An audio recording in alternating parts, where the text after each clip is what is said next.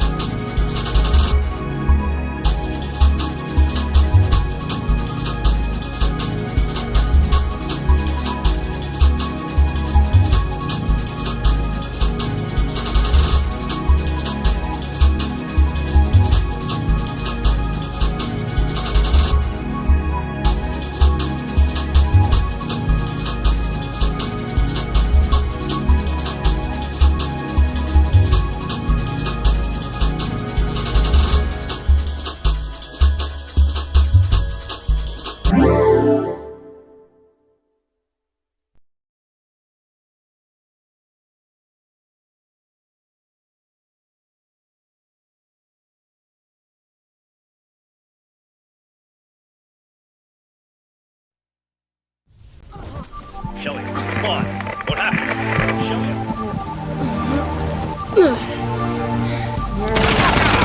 Who are these people?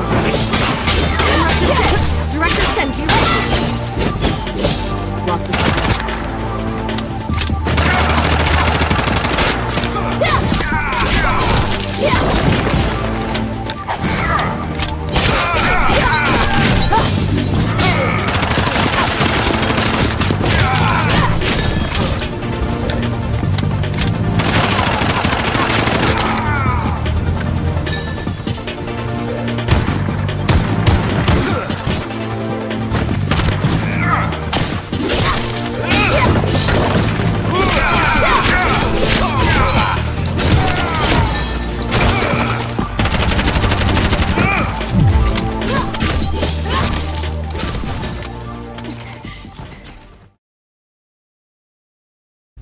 Makini presents Peak Gaming. Press start whenever you're ready.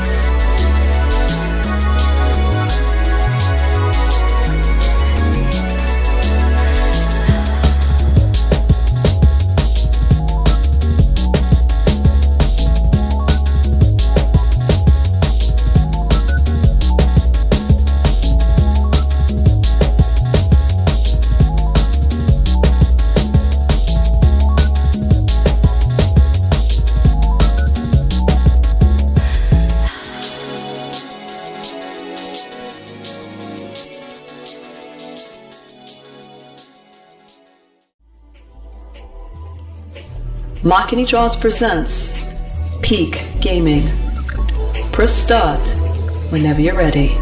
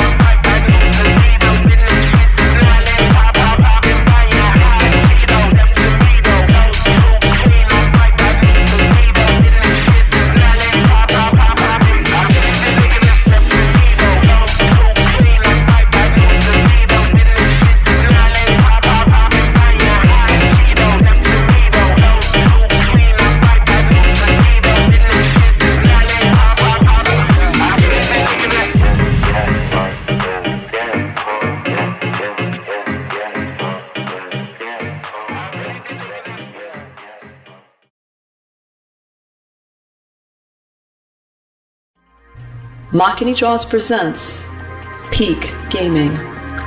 Press start whenever you're ready.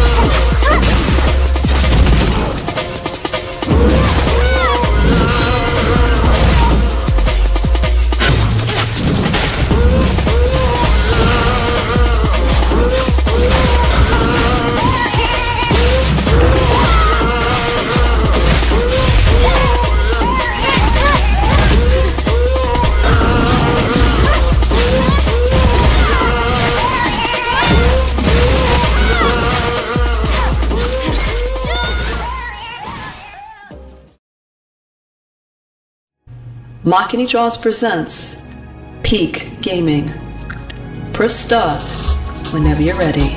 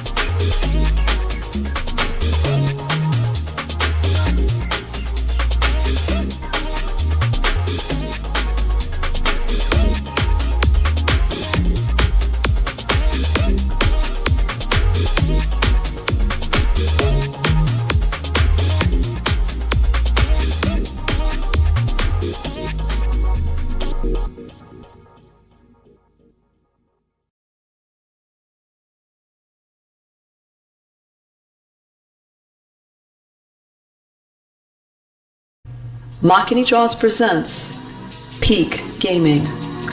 Press start whenever you're ready.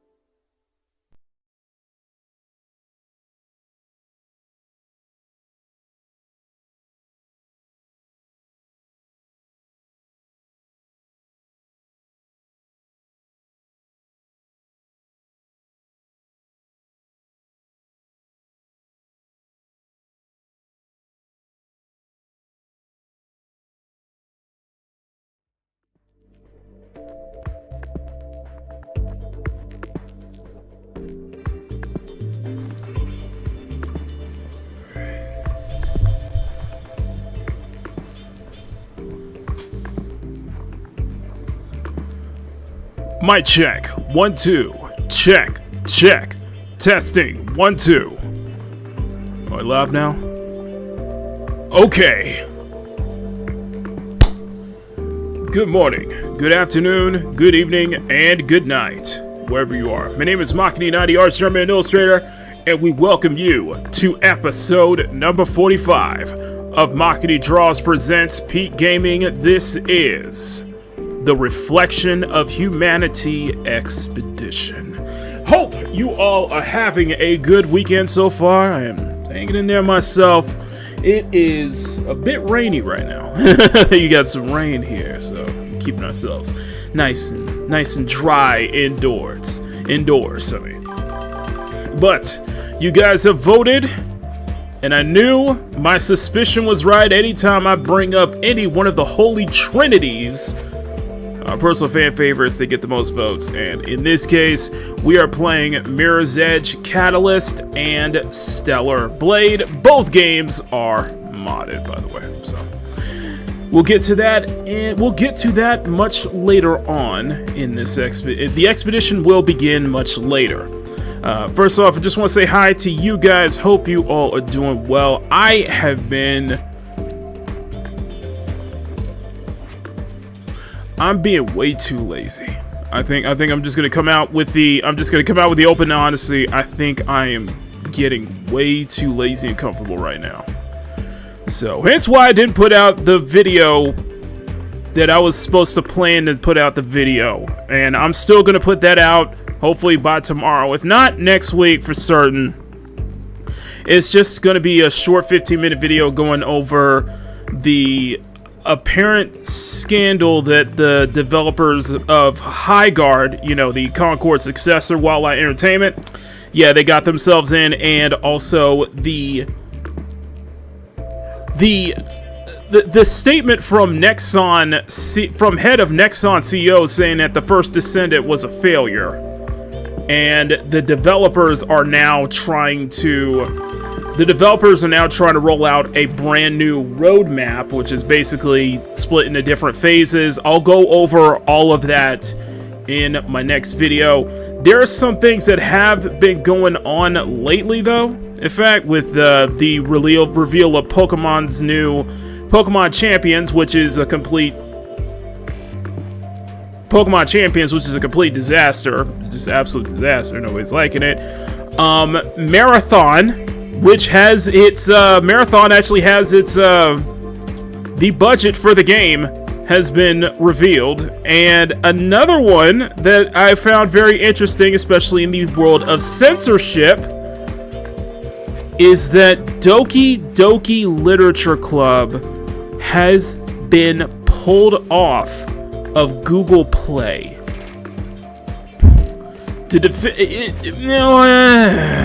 We'll see about that, because you got to keep in mind the First Descendants fan base is just as passionate as Marathon, and despite the limited player counts on Steam, and and they are committed to this roadmap, so we'll have to wait and see. Same goes for Marathon, but I do want to bring up some news here before we really get into the expedition. So, the first thing I want to get into is we'll say hi to everybody here. We're going to get into the Marathon news real quick. It won't take too long about this. I just found it to be very interesting.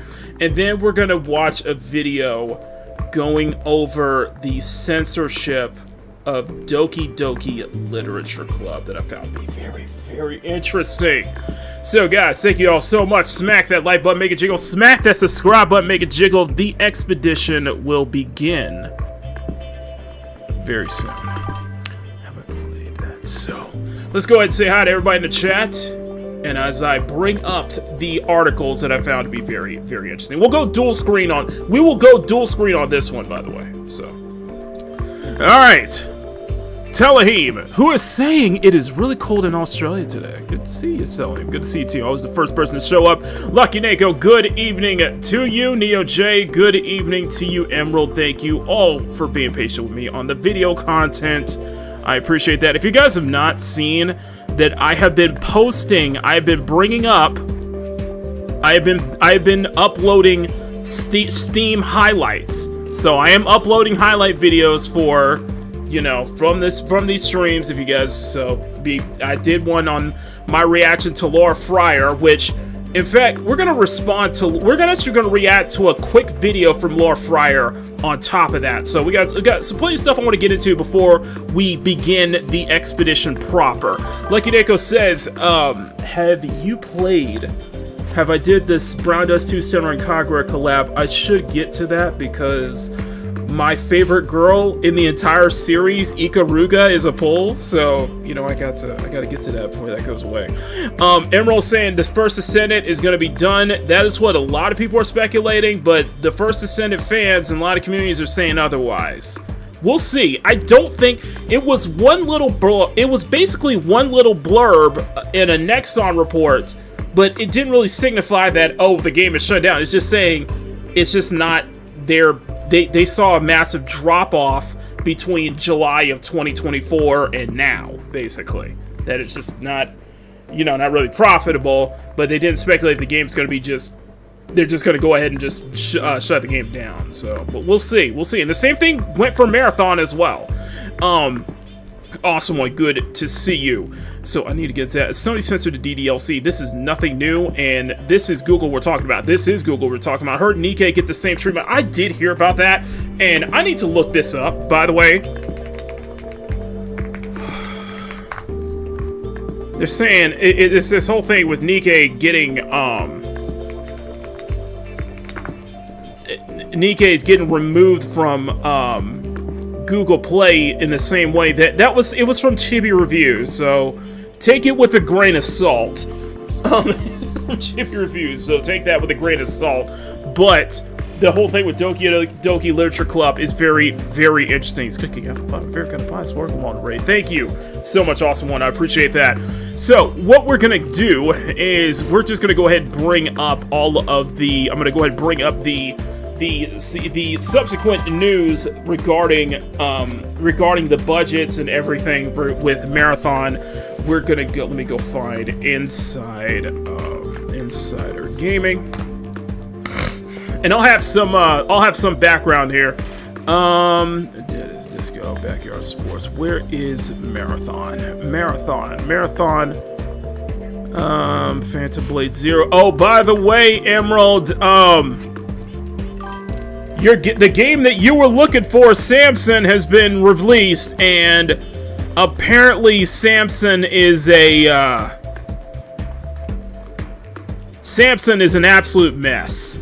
That is what I've been hearing. Samson is a buggy as hell mess, which I found very, very interesting about that. So, I'm gonna put up some I won't deter you from. I won't deter your eye. I won't deter your eyes from the whole from Marathon's art style. So I'm just gonna bring up the articles first, and then we'll just speak about it. So now, so this is the report. Marathon's budget is over 200 million. We said 250 million, but it's likely 300 million. That's what people are speculating. That is probably 350, 300 million or so, which people are saying that it goes in line with Concord's budget, and not including marketing as well. And speaking of which, if you guys want to bring this up, so since here come the early dislikes here. Here come the early dislikes. It is under 30K right now. 24,947, 25,000, 28K, 24-hour peak. I assume that by this week, the numbers will continue to dwindle. The numbers will continue to dwindle. I'm just saying, regardless if you like the game or not, this is not sustainable. With Sony invested so much money into Bungie, and especially into this game, yeah, it's just not sustainable here. But let's go ahead and get right into it. This is coming from Insider Gaming. Go ahead and check them out. Let me go ahead and bring this up. Let's see if I can bring this up to. Let's see if I can bring this up to full screen here. Can I go full screen? I cannot go full screen. Okay, so Marathon's development budget is over 200 million, says the report. Marathon's development budget was reportedly over 200 million. Bungie's newest extraction shooter has been available for just over a month. It can be played on all the current consoles via Steam. 70% of the player base is on Steam, by the way. 70%. And maintenance costs, and including maintenance costs and the upcoming content. The Forbes article, I think it's from Paul Tassi, also states that the majority of the, that was Paul Tassi, reporting the average playtime was 28 hours, so 22% of the players spending more than 50 hours, and about 70% racked up to more than 100 hours. Currently, the current player count is at 20K from its all-time peak, which is majorly down from its all-time peak of 88K, basically. You're probably the only streamer I watched who played Marathon for over an hour. I gave it the college try, and I did 4 hours. I gave it the college try and gave 4 hours of it, but that was pretty much about as much as you're gonna get from me. Christian, good to see you.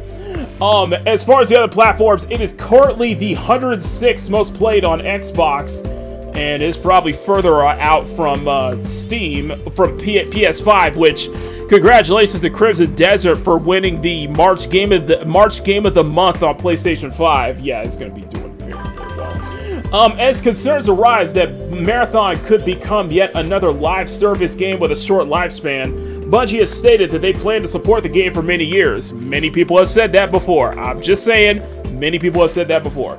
We are in it for the long haul with Marathon. We look forward to many years of steady improvements to every aspect of the game. Thank you for taking this journey with us, the development team said in a recent blog post.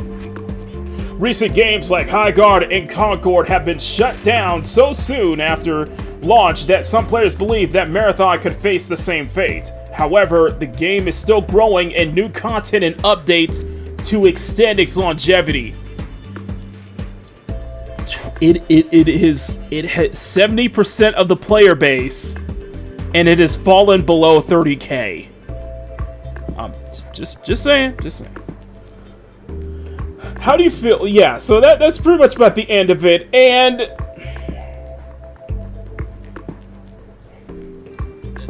people are like smashing. Other people are speculating that it's actually bigger than 250K, likely 300K, not including the marketing costs and such like that, especially what it costs to keep the servers up and making new content and things of that nature.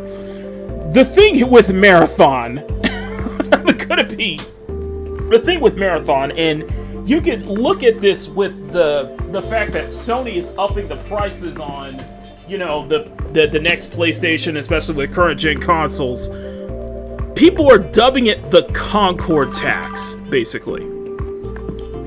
You for some reason I'm addicted to you. Take your risk. Okay, people are dubbing it the Concord tax because Sony invested 400 the budget was 400 million on Concord, and that was such an incredible disaster. And Sony is in this major live service push. You know, they keep dropping live service after live service after live service, and they keep getting canceled or shut down real quick. That's beside the point. The thing is, you can obviously tie to their direction to how why the prices are going up on PlayStation hardware. Because they got to recuperate those costs. They got to recuperate that budget. It's got to go somewhere. And the thing is, the thing is that we trace it back to Concord because that was such a big investment. That was such a big budget investment that became one of the biggest failures in video game history. And I don't think Sony has been able to like mentally recover from that. That's why they're still hitching their wagon on this live service push, when reality, it's just not sustainable for a platform that has been heavy.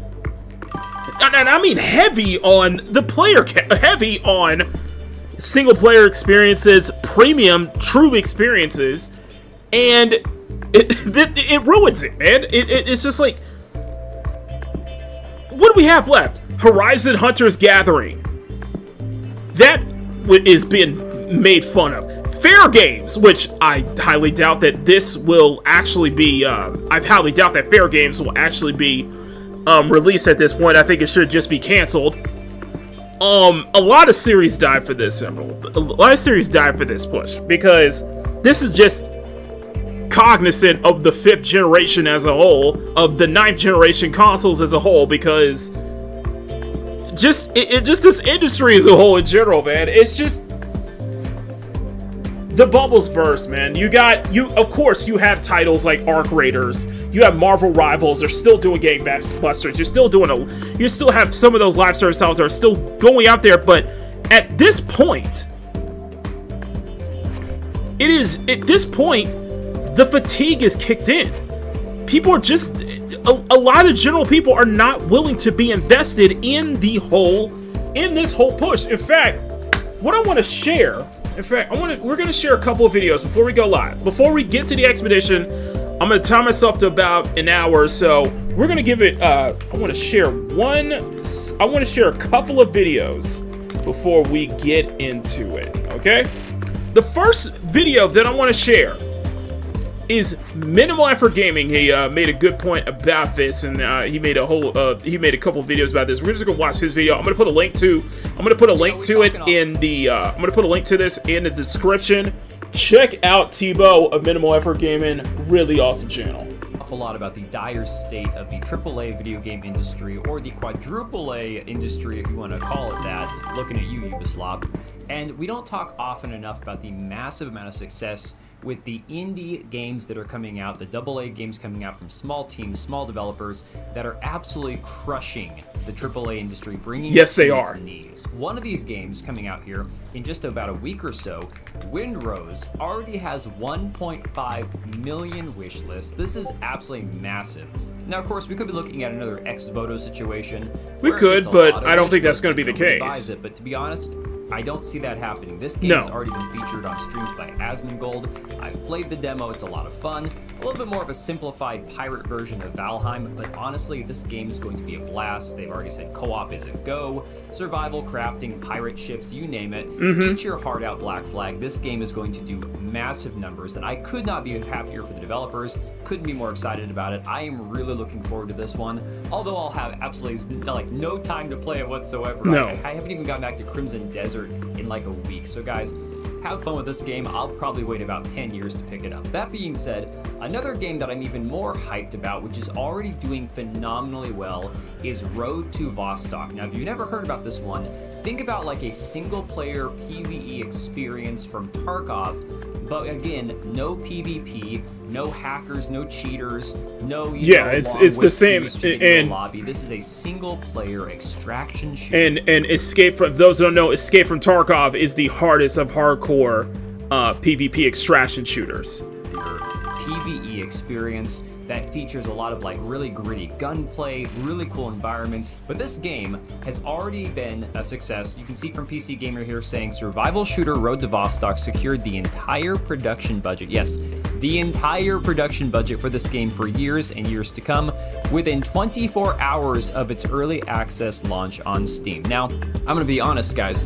Anytime I see that word early access, it makes me a little worried. Think about Samson, the game that just came out that for some weird reason people were all raving about, and they even said that they released it with flaws for a reason, so what? take that for what it is. However, it's this just ridiculous. Game seems It's to just be like a gem, an absolute blast. I've been hearing that Samson is just an absolute buggy mess at this point.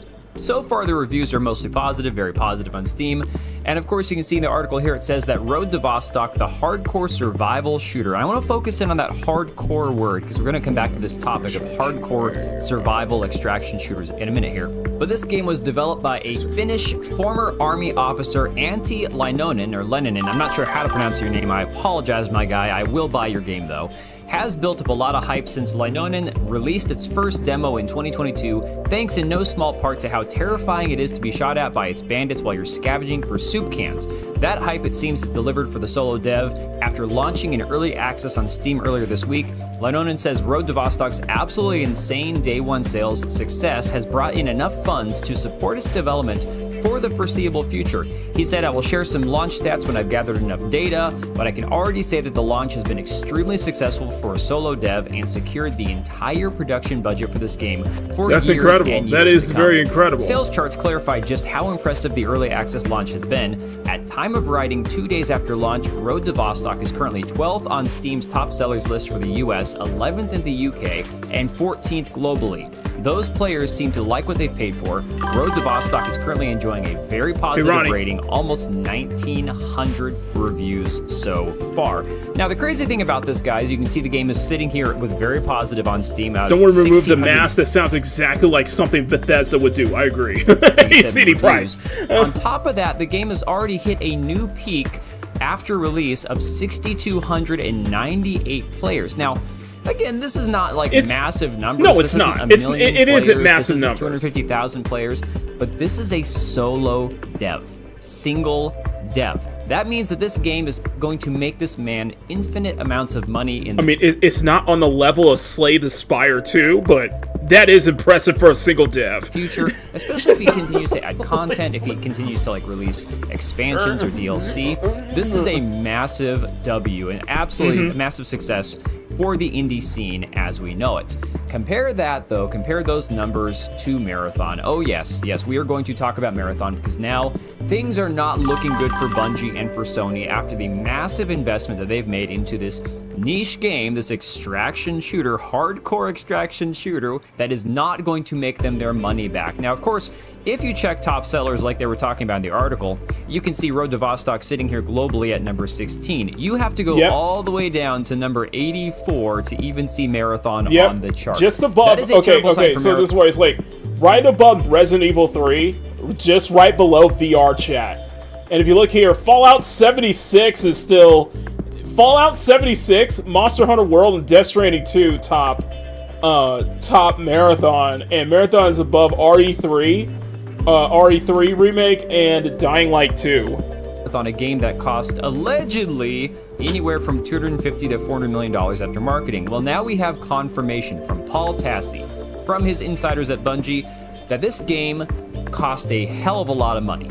So you can see right here, it says about 2 weeks ago, analyst firm Alinea estimated that Marathon had sold around 1.2 million copies across all platforms. I brought this up in a video. 1.2 million for a 1.2 million in sales, despite the 250 million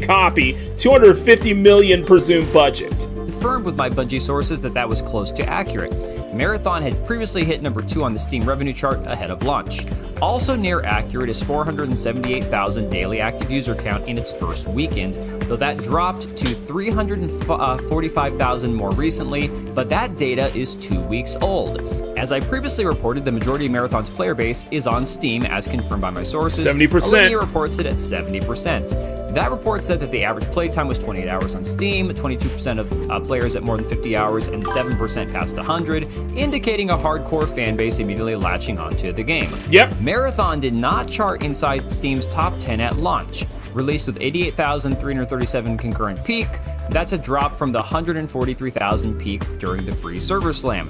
Since launch, just over a month ago, those peaks have dropped by 6. It is a drop from that 143K in the server slam the week prior. 58%, where the game most recently hit a 27,000 peak at the time of writing. Marathon's ultra in-game activity, Cryo Archive, which is a contentious topic, launched on Friday, March 20th.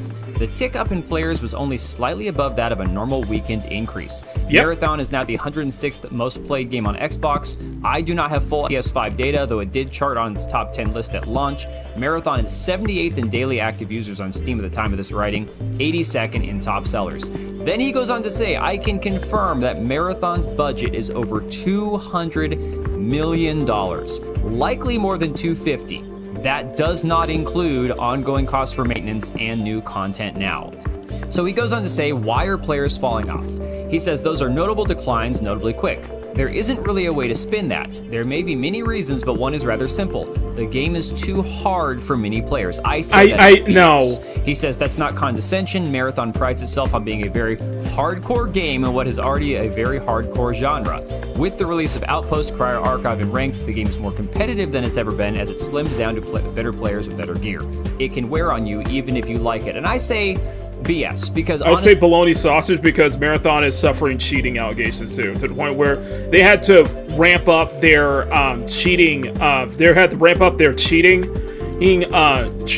security to where you could get permanently banned now.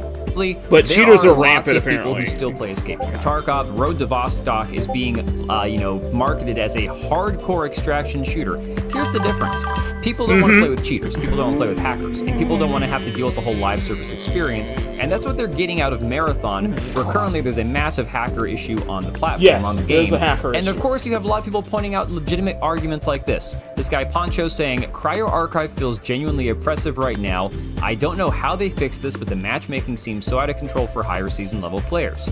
Yes, get good, it's in-game, etc., but these are the sorts of things that make the potentially long-term Marathon players and therefore customers fall off hard. Right now, it's just teams of hardcore players running around with the sole objective of stopping people from actually experiencing the vaults and then the compiler. I don't think the actual map and its AI need to be changed, but something about the matchmaking has to. They quit before the if mass they want to keep cheating, people yeah. hooked, they need to feel that the compiler kill is achievable, because right now it's miserable for many who aren't playing this game for 8 hours a day. No, I don't think a PvE version is the answer at all. Another person goes on and says, the hate campaign against this game is actually insane, saying it's one of the best extraction shooters on the market. Here's the problem. The Marathon, Most Marathon fans, people the who are Marathon shilling for this Defense game, people who are Force. stumping for this game as hard as they possibly can, don't understand that most people don't enjoy looking at it. Guys, that is a fact, okay? You can say it's because it's too hardcore. No. Okay, I want to read this from Tebow real quick. Possibly can. Don't understand that most people don't enjoy. Not playing a game because it's a visual mess in a niche genre from a scummy developer is not a quote-unquote hate campaign. Marathon is as annoying as they are dishonest. Ow. Looking at it. Guys, that is a Ow. fact, okay? You can say it's because it's too hardcore. You can say it's because it's in a niche genre. You can say it's because it's an extraction shooter. It's PvP. It's live service. All of these might play a small factor. But the biggest comment you'll see, and it's highly low RNG for keys. Yep. Yeah, I think it was like what point? Allowed to have this opinion. I think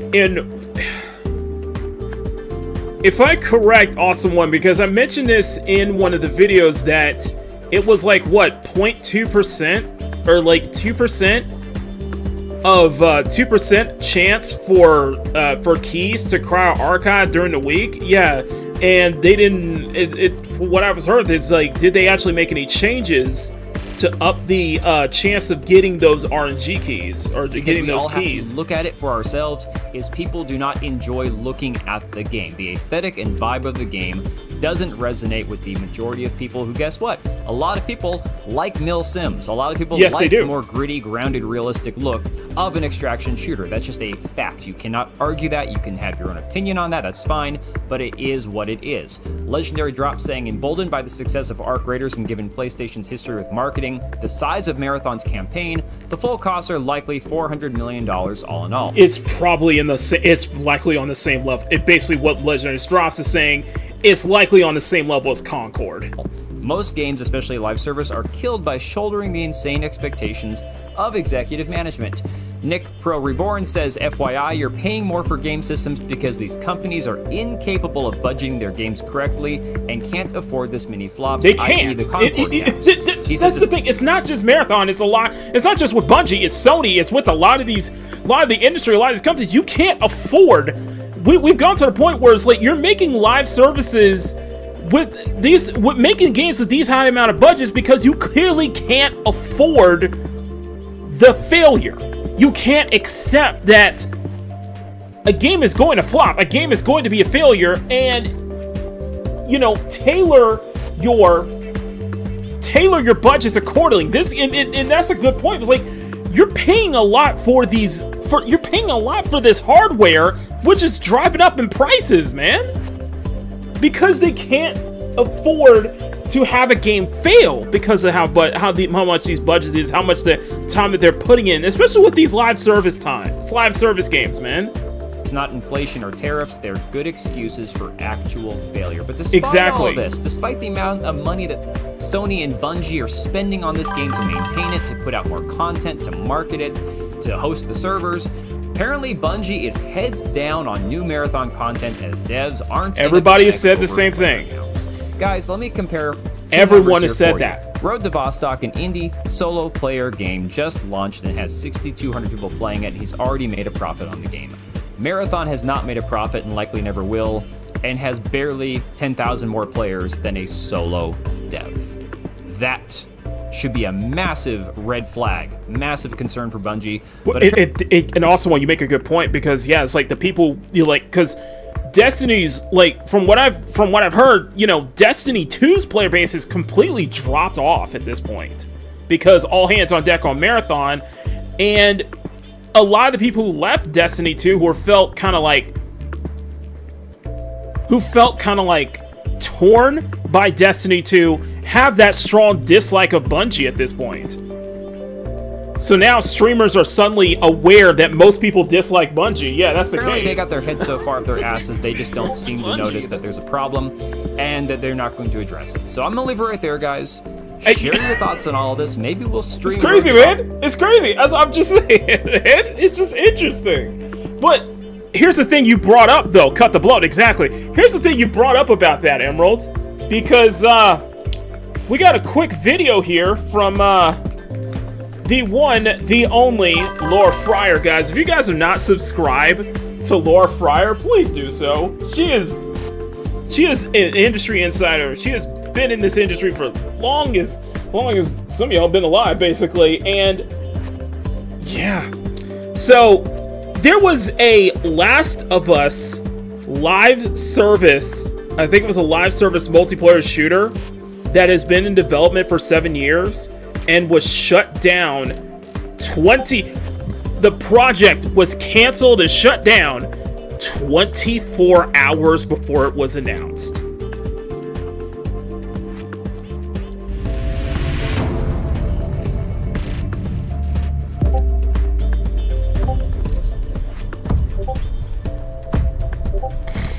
Spotted some uniforms around here.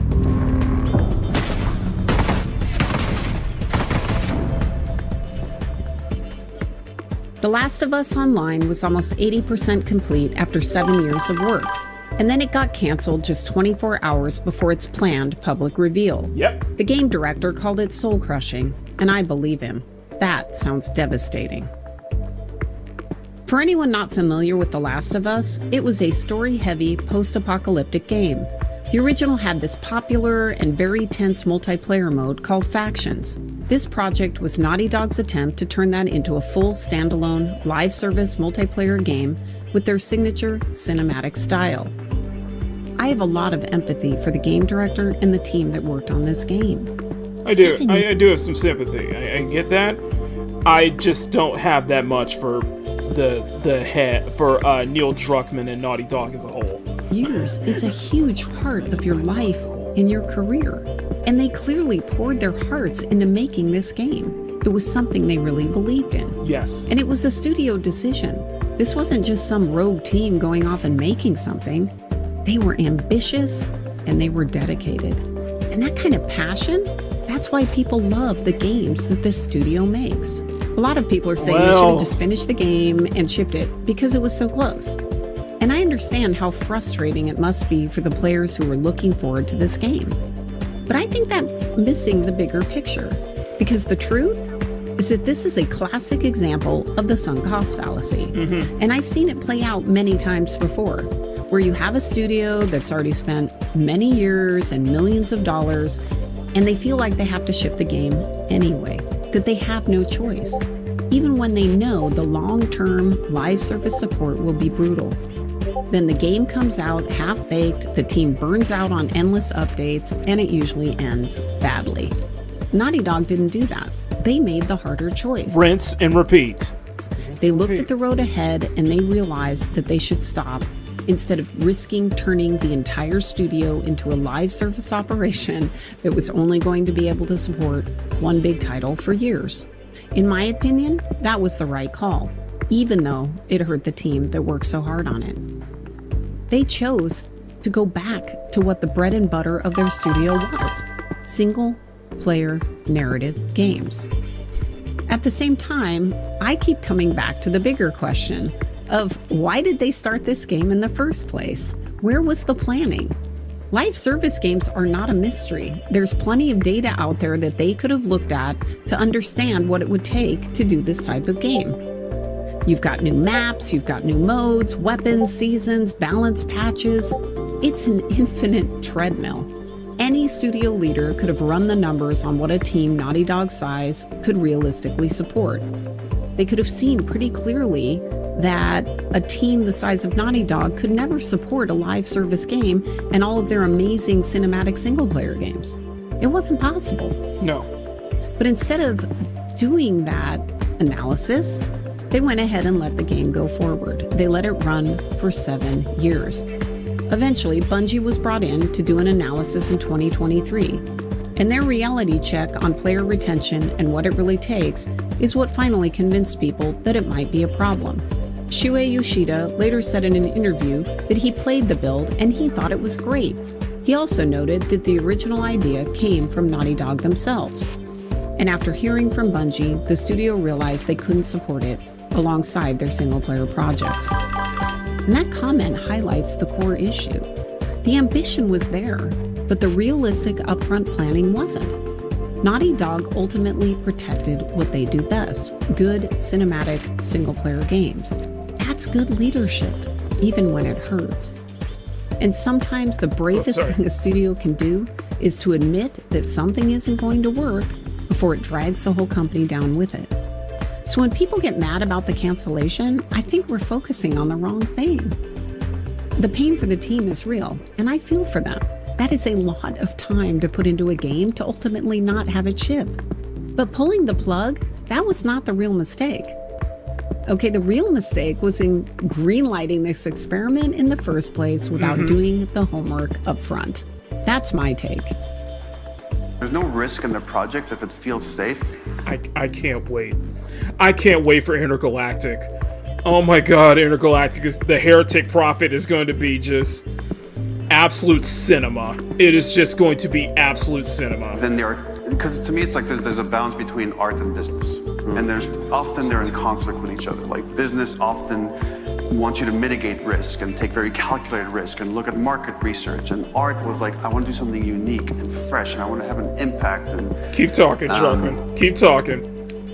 But you pretentious, talentless hack. You absolute hack. Keep talking. That's what I said. Intergalactic is going to be absolute cinema.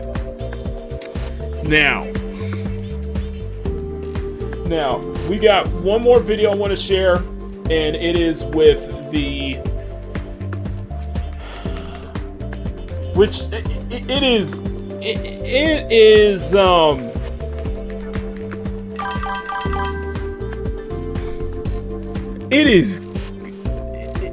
just absolute insanity what's going on right here, because out of nowhere this game got deleted. And no disrespect to Chibi Reviews, but this is it is absolute insanity here. It is absolute insanity here, and this is an old visual novel too that's already been censored on PlayStation.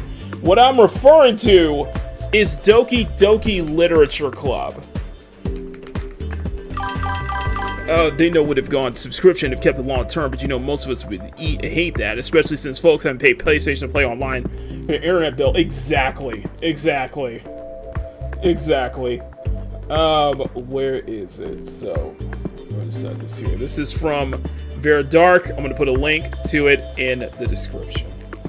It is always so sad to see creative freedom stifled, people not being able to make the entertainment that they want, even if it features heavy or adult themes. And now Doki Doki Literature Club has been removed from the Google Play Store. They've had to make a statement, and unfortunately, if you have followed this game over the years, this isn't the first time something like this has happened. No, it's not. I have a few different things to show off, but before I get into the topic, if you enjoy the content I create, check out the links in the description, join the community in my live streams, and consider supporting through Patreon or YouTube memberships. Now, we know that platforms like the PlayStation Store, Nintendo, Xbox, they are extremely inconsistent when it comes to the content they allow or the content that they ban. Look at what happens on Steam. One day, hentai and adult-themed content is perfectly fine, but the next day, suddenly, oh no, we can't have that. Steam. And I get that these... The whole thing with Steam and itch.io having to kowtow to to companies and organizations like Collective Shout to ban like adult content on their games when it's like all over the place. Platforms are worried about, first of all, regulations being slapped on them by certain places across the world that do not have creative freedom. No, but second of all, they want to protect their brand image, but at the same time, all you are doing are making yourselves look even worse than you already do. And then, unfortunately, the creators are backed into a position where they no longer want to create video games because they don't want to put years of work and time and effort into something and then they're being forced to censor it 5 days before release, or it has to be delayed so they can alter it. And if you do not know the situation surrounding DDLC, it has gotten banned in certain places and on certain platforms. Don't even bring up that sex scene, Awesome. Like, come on now. And it's all because of darker themes. So, it is a parody and subversion of visual novel dating sims. Yes. It proceeds as a dating game normally would, up until one of the girls hangs themselves. Players discover the girl's body, and then it seemingly resets to the first day, with that character missing as though they never existed. Two of the other girls then have their personality quirks exaggerated to extreme levels. One shows sign of extreme jealousness and possessiveness, while the other shows signs of self-harm and stalker behavior. So it devolves very quickly from a lighthearted, funny anime dating sim to something that touches upon very dark and horrific and mature themes. And I personally am somebody who says if it is properly rated and the content is legal, it is perfectly fine. And sure, there are plenty of games out there that are uncomfortable or that I personally wouldn't want to play and consume, but I wouldn't tell creators that they are not allowed to create it, as long as, again, it falls under those guidelines, and this game does. But because it is not, a super sanitized experience, or even an experience that is coming. Here's the thing: when it comes to the whole M-rated genre, of course, the whole M rating, even the M rating is like watered down, because a lot of times you'll focus heavy on blood and gore, but when it comes to suggestive themes or sexual themes, dark themes, that's a no-no nowadays. And it's like, this is an M-rated game. you know, you shouldn't have any restrictions on that, but it just seems to be the case where even that is being, you know, that is given the baby steps. Yeah, even that is given the protective sensitivity, I guess you could say. That whole wall of sensitivity being addressed to M-rated games where you pay what you pay. That if you're getting dark themes, it's a mature game.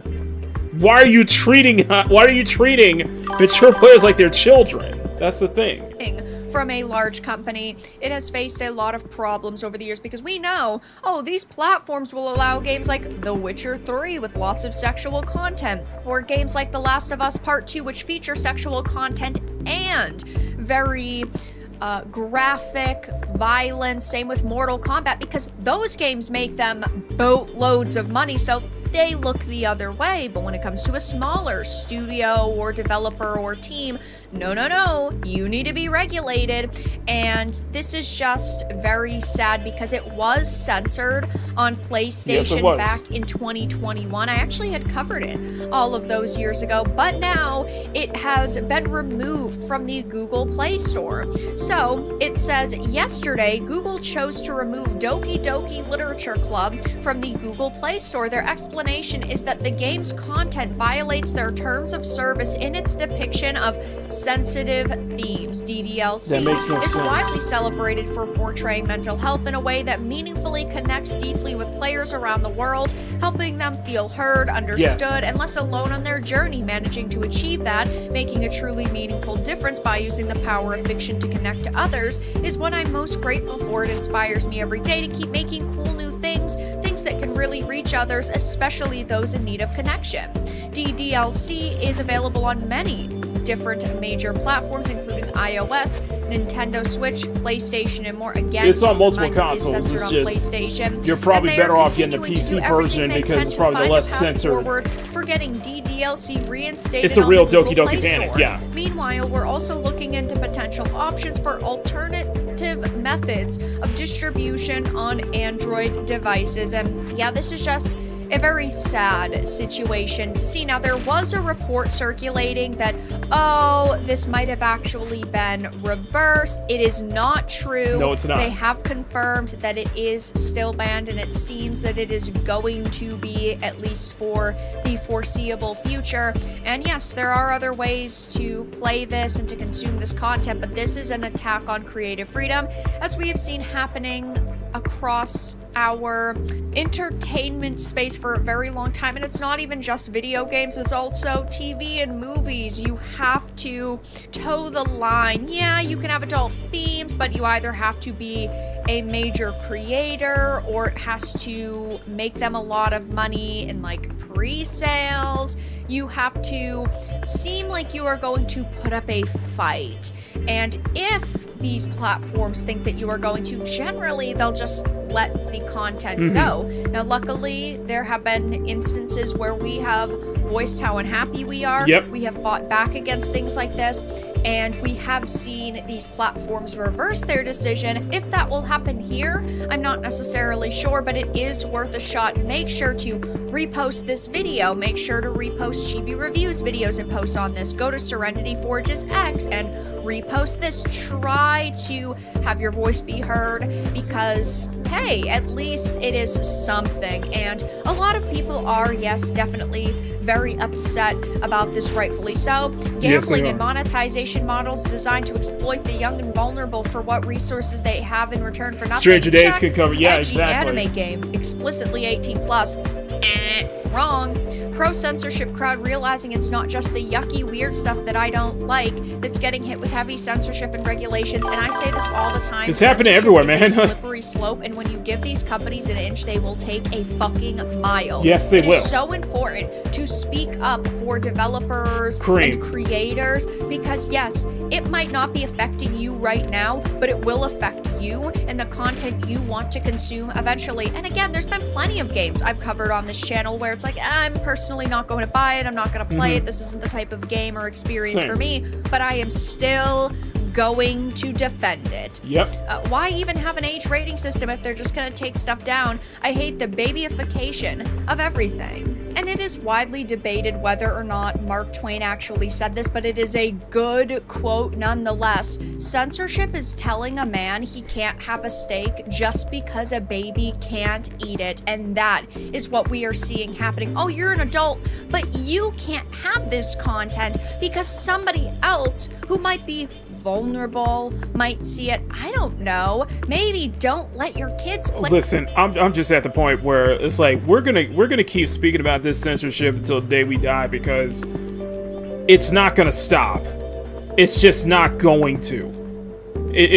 That's just kind of what it comes down to. It's just not going to ever stop. It's just this neutering, this watering down, especially for an M-rated game, is never going to stop at this point. So that's why a lot of people like cheaper reviews, like even myself and even you guys in the chat, are still about, you know, staying vigilant regardless, you know? This type of content and actually do your research as a parent, and platforms again should not be telling adults what they can and cannot consume. It's insane that they removed a proper and iconic game like DDLC, yet they allow pure adware slop games, actual backlinks to casinos and gambling sites hidden as games, and straight up 18+ content hidden as kids games. And yeah, Google has definitely had some problems, and a lot of platforms have these problems, but they at least could be consistent in a stance, and none of them actually are.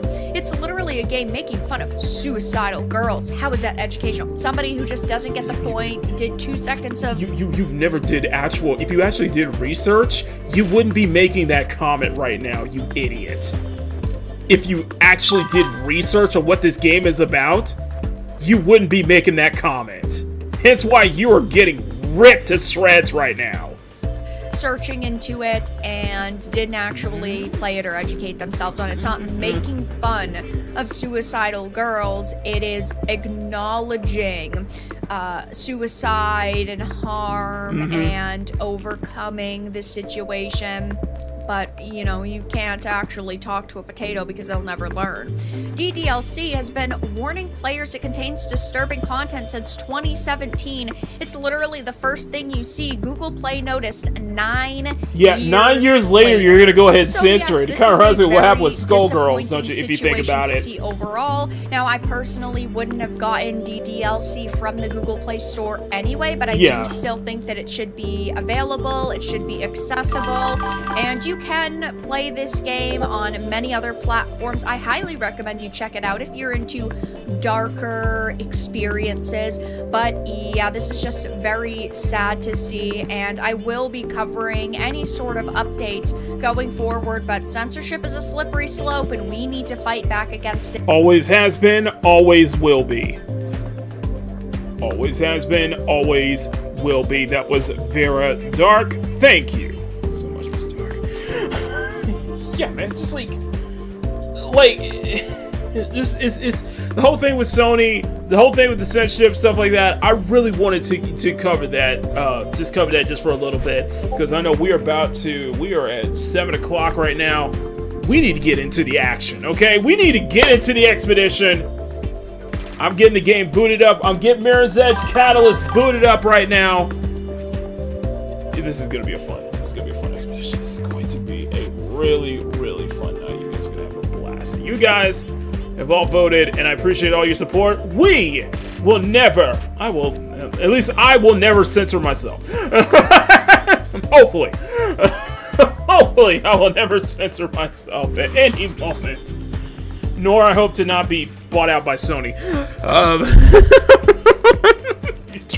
Trying to send a truckload of money my way. I don't think it's gonna be good. I don't think that's a good investment. No, man. Okay. This is gonna be good. This is going to be good as we bring up. Let me open up the EA app. So yeah. So tonight is the Reflection of Humanity Expedition with Mirror's Edge Catalyst and Stellar Blade. Both games are modded, obviously. I did drop some mods for Stellar Blade because why not? Why not? Speaking of which, as we load this up, as we're trying to wait for Mirror's Edge to load up here, yeah, Nexus Mods is in hot water again.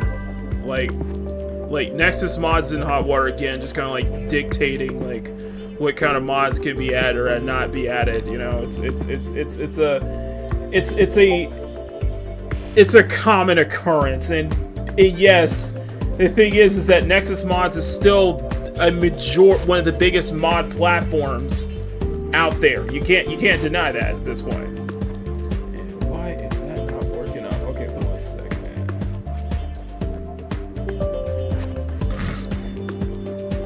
Why is that not? Where's Edge Catalyst? Okay, let me see if I can launch this again.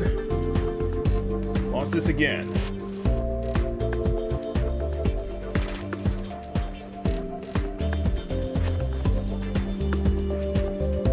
For this to load up. This is just it's just really interesting. I'm curious what mods you put on Mirror's Edge. There's an outfit mod that why does it activate your game? What are you talking about? I have this game already. What are you talking about?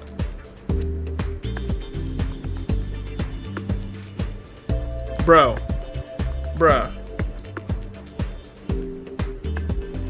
It's because is it offline? It's because I'm playing offline? Is that what it is?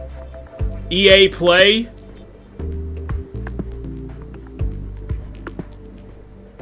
Okay, let me run this again. Basically just some graphic mods. There we go. There we go. There we go. It's EA Play, man. It's that freaking app, man. Okay, we are ready. We are ready, bro. Yes, bro, we are ready. Okay. So, will you allow me to switch over to my... Will you allow me to switch over to my new screen here? Let's switch over to my other screen, please. I highly doubt that will be the case. I highly doubt that will be the case here. Let's see. Come on, will you allow me to switch over to my other screen? Loading screen. Come on, loading screen. Come on, we're just waiting.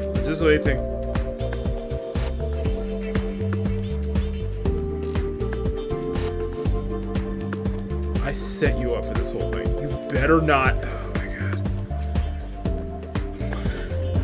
You play an EA game. Listen. You play an EA game on Steam, you're gonna have to open up EA Play. There's no other workaround with it. Yes, I know the game is shut down. I know online services is shut down. I know it. Can I please get to the game, please? Can we get to the game, please?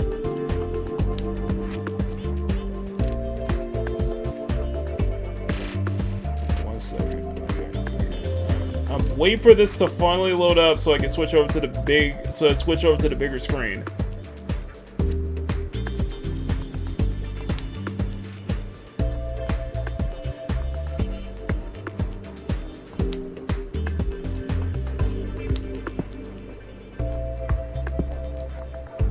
For it to, thank you.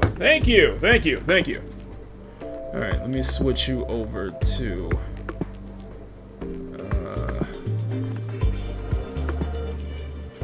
options. Let me switch you over to let me switch you over to the new monitor.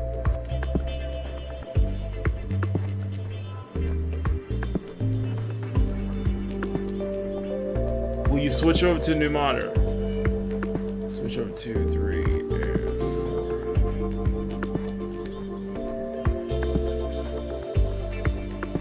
Oh, that's it. Okay. Thank you. Perfect. We're good to go. Ladies and gentlemen. We are good to go. Now, with that being said, let the expedition. Sorry for that wait, everyone. Let the expedition begin.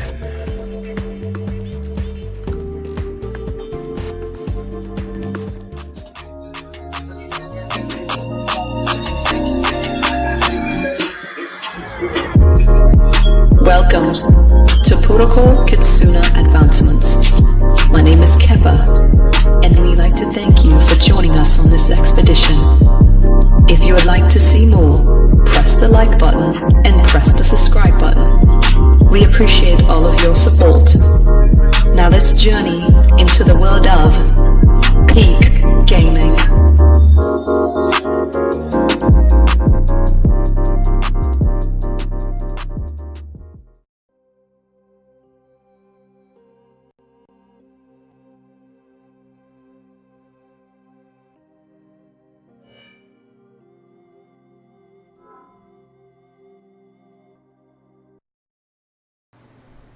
Okay, let me get to the main menu here because it is on the fritz right now. We're on the fritz right now. Where's my main? There you go. There you go. Okay, because we're on the fritz right now. Let's get the catalyst up and running, please. Please get it to... Where's catalyst? Why are you doing this to me? Why are you doing this to me? Okay. 1 second.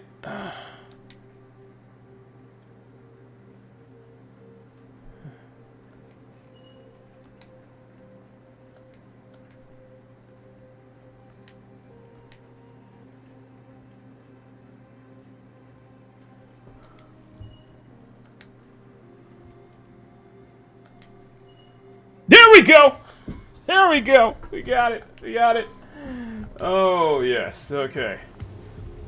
Okay, we got it. Okay. So, we are back on Catalyst.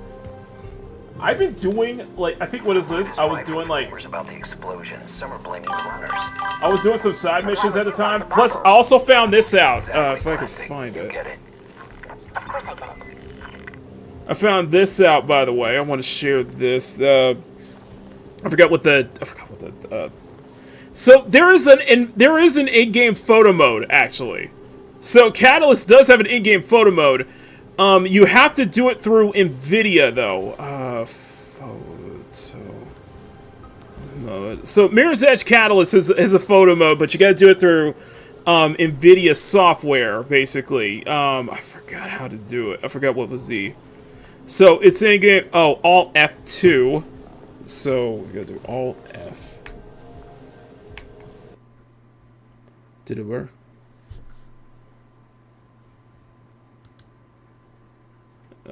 Did that work?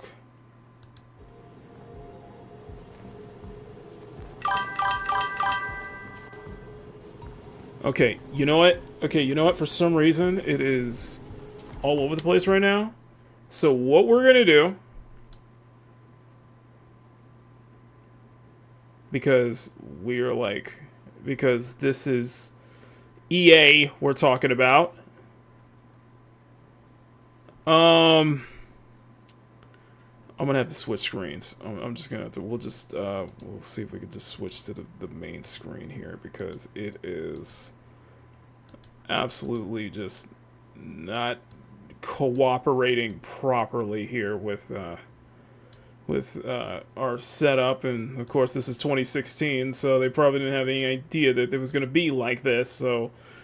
But it is what it is, so we'll just have to work with it. Sorry, everyone. Sorry, everyone.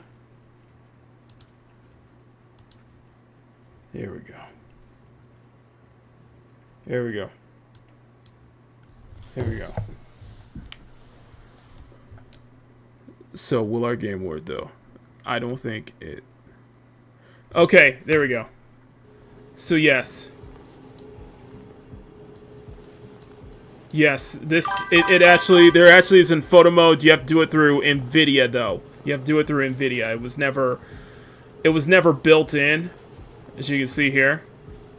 Whoa! Oh, we are way too in, let's see if we can, is there any way we can move it? Oh, there we go.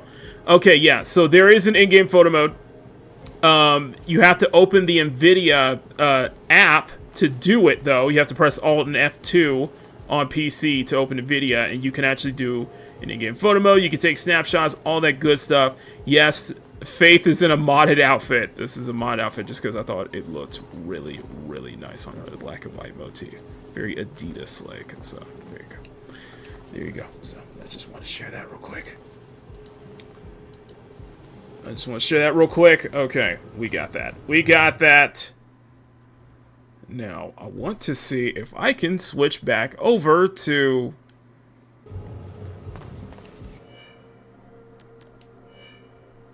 Switch back over to...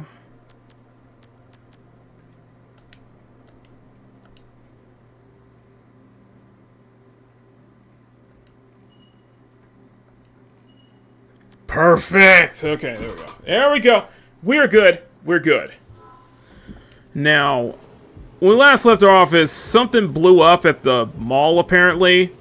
Yeah, the Bobble Mall up over there just, like, blew up. Something, the explosion blew up, so now we got to talk to Noah about it, so.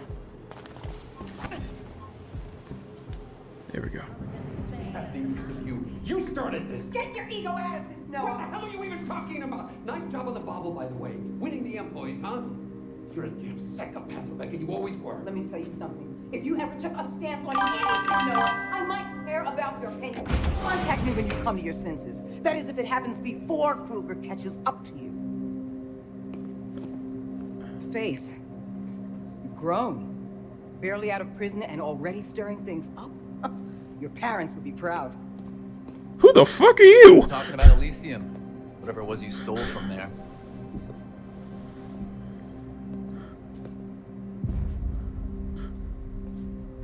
Who was that? Rebecca Thane. The leader of Black November.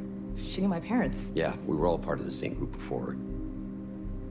Anyway, Rebecca was always a breed apart. She thinks she can change the world by blowing it up. Faith, she wanted the Omnistat drive. The blueprint on it. Why not give it to her? Because in her own way, she's as dangerous as Gabriel Kruger. That makes sense. Reflection is obviously more than the conglomerate will admit, and I have a feeling Rebecca should be kept away from it. Good, because I was going to offer it to Dogen.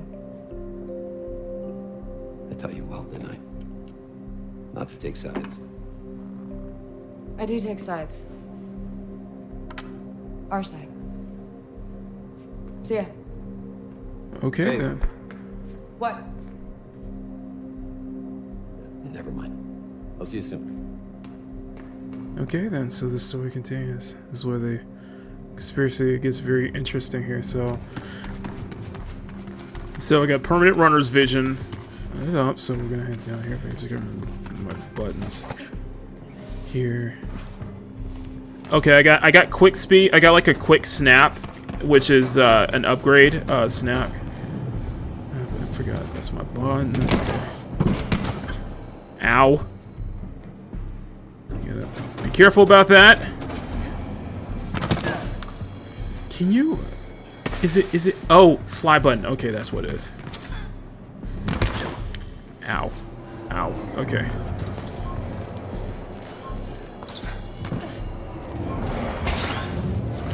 Whoa! There you go. That's how you travel, you know. Ah, here we go. I gotta work on that landing. I gotta work on that landing, basically.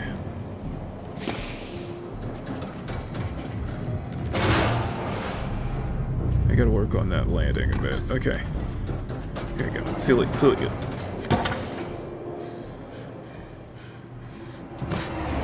There we go. There we go.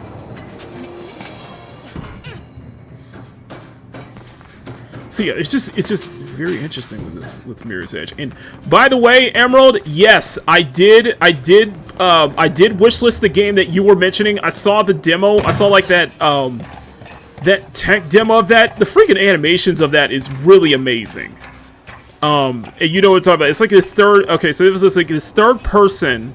It was basically a third person Mirror's Edge, and the animations are so incredibly fluid that I'm like, man, I would love it if Mirror's Edge was third person. Loved it if Mirror's Edge was third person. Loved it if this game was third person though. Tachyon Flow, thank you. That's what it was. Tachyon Flow, thank you. Yeah, I already wishlist the hell out of that one. I'm like, oh hell yes. which is very funny because I highly doubt a game like Tachyon Flow would show up on the indie games pass, basically. So there was a whole thing that apparently some company is trying to do some sort of like Xbox Game Pass like subscription service with indie games, and they got a monstrous amount of blowback for that because it's like with indie games, like nobody wants another subscription service, especially for indie games where, you know, we saw how Xbox Game Pass handled with that. That's not going to work when it comes to indie titles, though. Like, there was another game. Yeah, I saw Decembro's video like that. I need to look into that because apparently there was a whole issue stemming from that regarding with Mirror's Edge, and I was like, I copy some shit like that. But no, the thing is like nobody wants a indie games pass. Basically, I think that's a horrible idea. We usually, when it comes to indie games, because a lot of the indie games, especially the ones that I'm looking forward to, are pretty much cheap. It's a way to support the developers and such like that. A lot of games I support, it's very cheap. Oh, benefactor. Talk Dogen. Okay, there we go. No need. Let her in. Faith. To think you should humble me with a visit. I'm sorry, I should have come sooner. Far be it from me to judge. It's not like you owe me anything. Look, about that, I've got something to square my debt with. Don't be crude. I haven't seen you in 2 years and already you're talking about debt. Come. Uh-oh.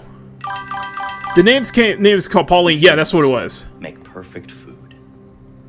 But perfection is boring. It's the imperfections that truly make something unique. And so I like to occasionally introduce a human touch. A little imperfection. You still have it. I thought... I'd get rid of it. I almost did. You made me very angry, Faith. One could almost say it's your specialty, considering the extent to which you've recently aggrieved Mr. Kruger. He is out for runner blood. Whatever it is you stole from him must be very valuable. It's the blueprint for reflection. Ah, then you have it with you. Not right now, but... Then we will discuss your debt when you do. In the meantime, I believe a show of good faith is in order. Pardon the pun. Anansi have been remiss with their payments. A little human touch should set them straight. All right, I get it. What do you need? Go to the Anansi Emporium. I will update you along the way.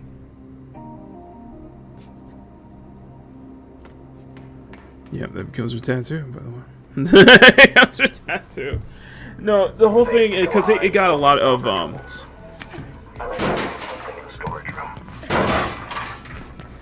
Oh, what is this? Oh, we got Magro pull-up. Oh, okay. Okay. Okay. It should help you reach the top of Anansi. Handle with care. Interesting. Interesting.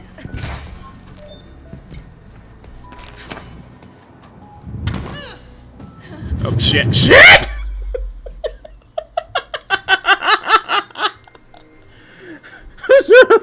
Okay. It's not cheap. It's affordable. But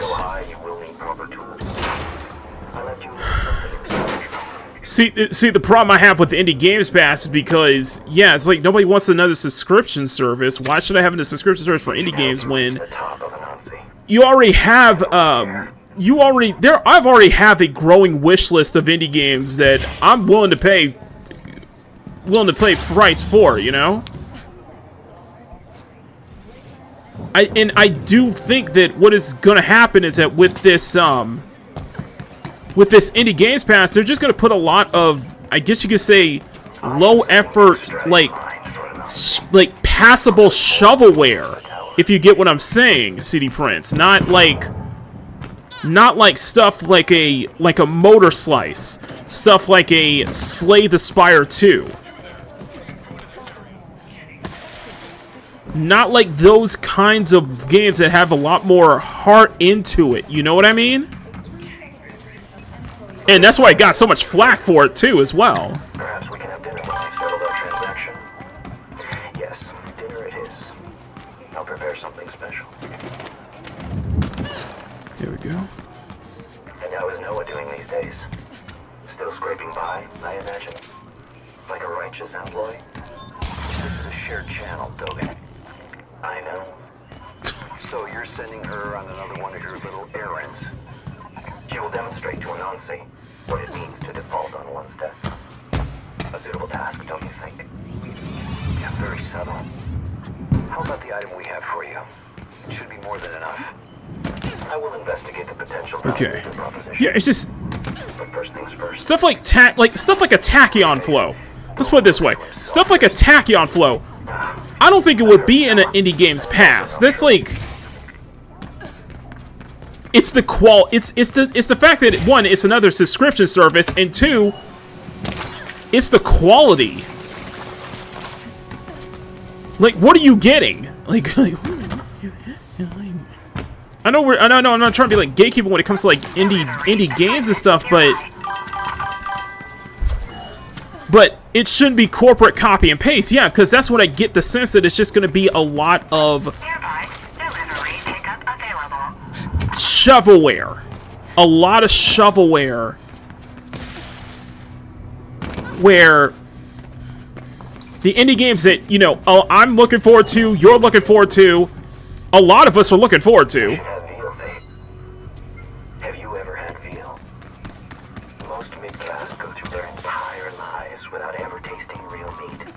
Or perhaps you're a vegetarian. I make an exquisite risotto. Or maybe we'll have duck. I'm expecting a shipment from Cascadia Prime any day now. Oh, and you're not invited, Noah. I'd rather have dinner with Gabriel Kruger. Okay, you finally faced Dogen, the crime czar of glass, and meeting went all things considering he still has the pattern drawing made by your mother. He can still own for the past mistakes, but Dogen definitely seemed intrigued by the reflection blueprint, and he might be willing to exchange it for both your depth and the drawing. While he investigates further, he wants you to do a job for him. The Anansi Corporation has drawn his ire, and you are to teach them a lesson. Almost there, Dogen. I'd rather just pay for the games individually, especially on GOG. I agree. And we're good. For now. The two what? A giant counterweight intended to make the building safe for earthquakes and hurricanes. But not from me. It will be our instrument of destruction. Does Anansi really deserve this? Are you having second thoughts, Faith? Anansi's not exactly a force for good. Every day, low-caste are dying in the Greyland factories, producing toothpicks and diapers for the midcast here in the city. Do this for them. It's not for me.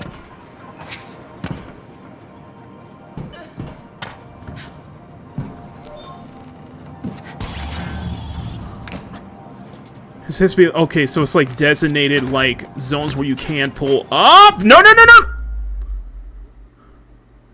So it's got to be like designated zones where you can actually pull up from. Basically, that's very interesting. Yeah, it's just. Almost there, Dogen. Excellent. Go to the top. Release the tuned mass damper, and we're good. For now. The tuned what? A giant counterweight intended to make the building safe for earthquakes and hurricanes. But not from me. It will be our instrument of destruction. Does Anansi really deserve this? Are you having second thoughts, Faith? Anansi's not exactly a force for good. Every day, low-caste are dying in the Greyland factories, producing toothpicks and diapers for the midcast here in the city. Do this for them, if not for me. There we go. There we go. Yeah, it's getting a lot of.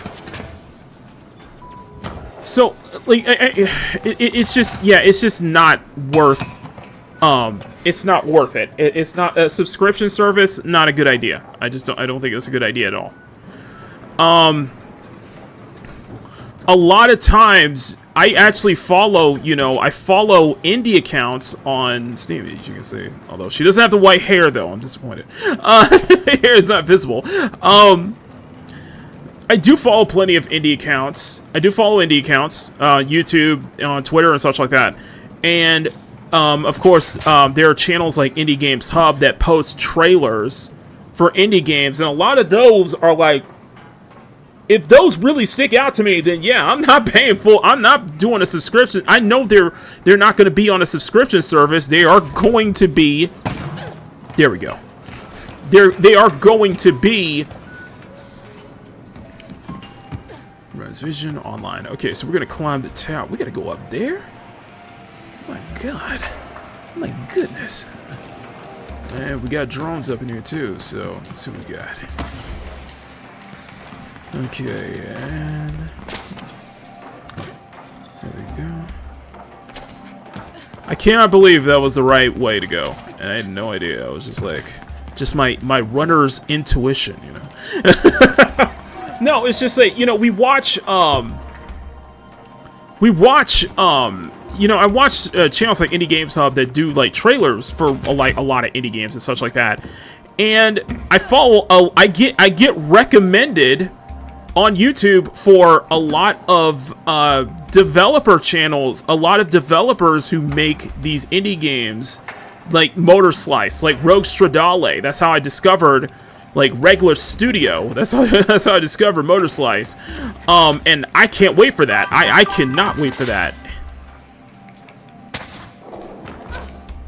That works. That works. That's about it. So what does Henry say about the situation? I haven't been able to get a hold of him for 2 days. If Dogan is involved, don't count on ever talking to him again. What am I supposed to do? I'm scared.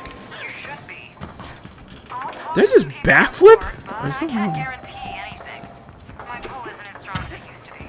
And your recent endeavors haven't exactly helped.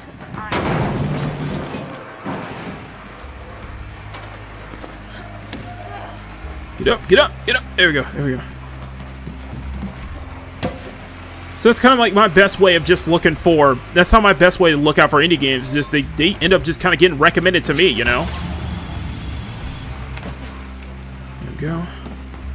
So we gotta get to the top of this tower. This thing's here. That's a big place, man.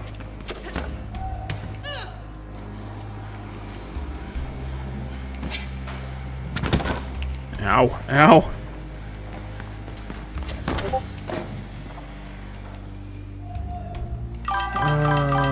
Let's see, let's see.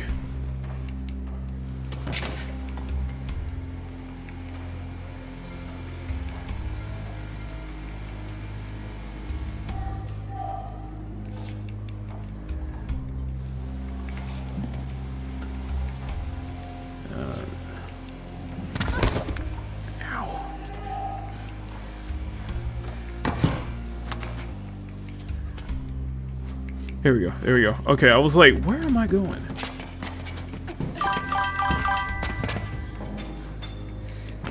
Oh, there we go, okay. I'm guessing that mass tuner thing will cause some serious damage. You're guessing right. And what about the employees here? What about them? Just what I thought. I'm getting them out, Dogan. The fire alarm should do it. Whatever. If you ask them nicely, I'm sure they'll leave obediently. Can I not go that way? Oh, go on, okay. Here we go, there we go. Keep that momentum, keep that momentum! Woo! Now, because now I'm thinking about it, it's like give me a Mirror's Edge with like that kind of that smooth animation of Tachyon flow, make it entirely third person.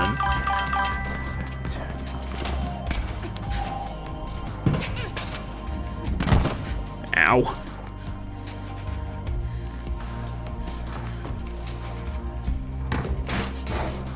You know what I mean?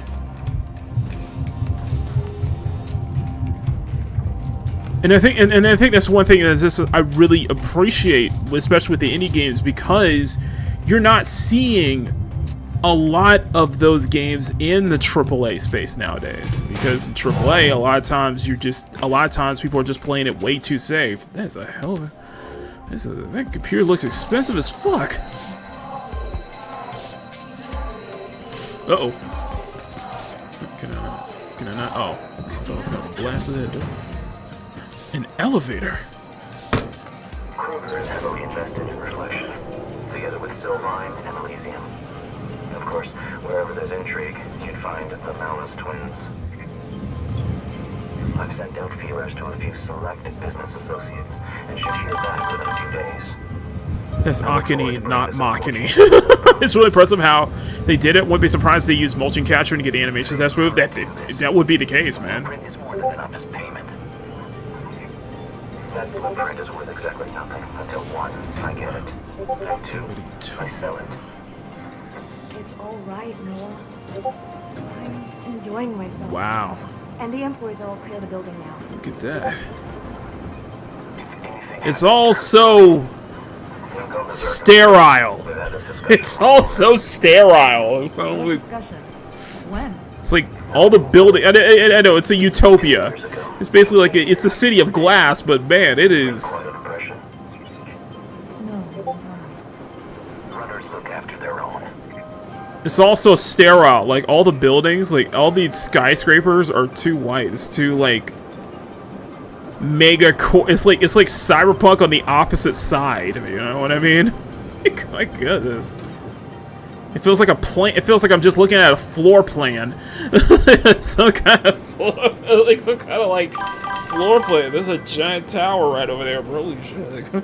Like even you're not even seeing like waves and stuff along the water. It's like also it's also sterile. You know, it's also conforming. Sir, don't disrespect Skate Online art. No, this is better looking. Anyway. This is better looking. Only because it's dice. Get up, get up. Oh god. I did that, what was it? I did that free weekend. I did that whole, like, beta test, like, open beta for Skate. And I was just, whoa. That is a long ass way down. Oh boy! Ah! It's like, whoa, that's a long ass way down.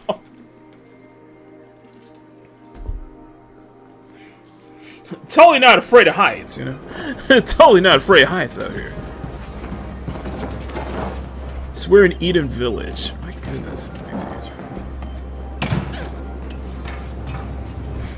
But yeah, so we gotta go all the way up. All the way. Whoa.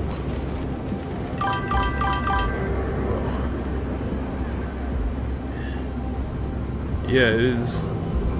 It feels like Wipeout. It's that, you know what it is? Yeah, it's like the 20. It's like it didn't feel like Skate. It just felt too sterile. Like it felt too safe. It felt too inclusive, I guess. It was a very inclusive approach. Where's the damper tuner thing? It should be right in front of you. That? Why didn't you just say that it's a crazy huge pendulum?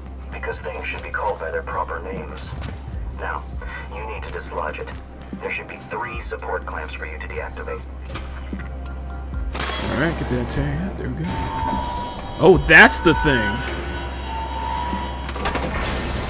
Whoop.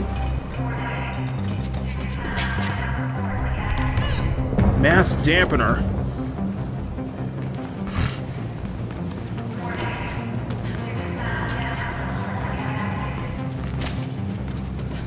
Okay.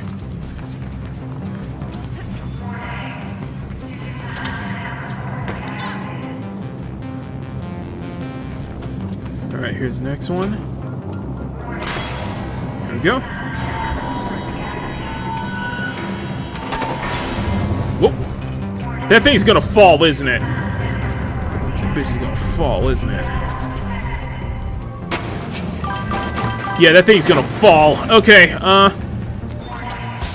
get up! Yep, there we go.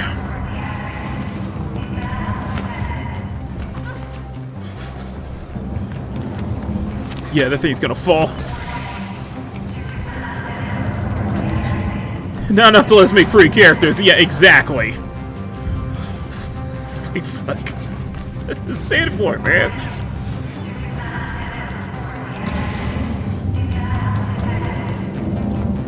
And that thing's gonna fall in 3, 2, 1.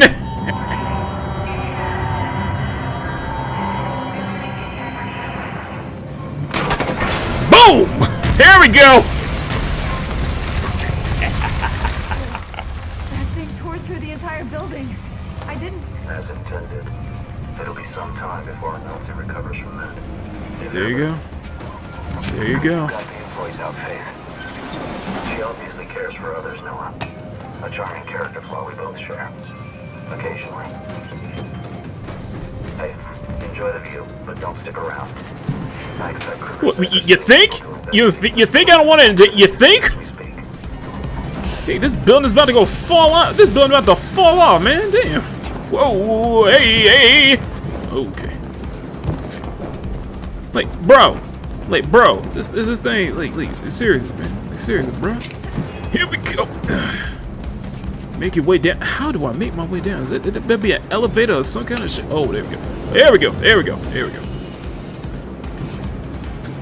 I guess we can't take an elevator down, can we?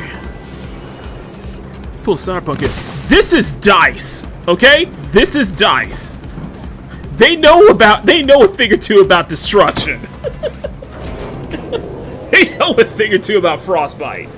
Even when the Frostbite doesn't work on them, you know?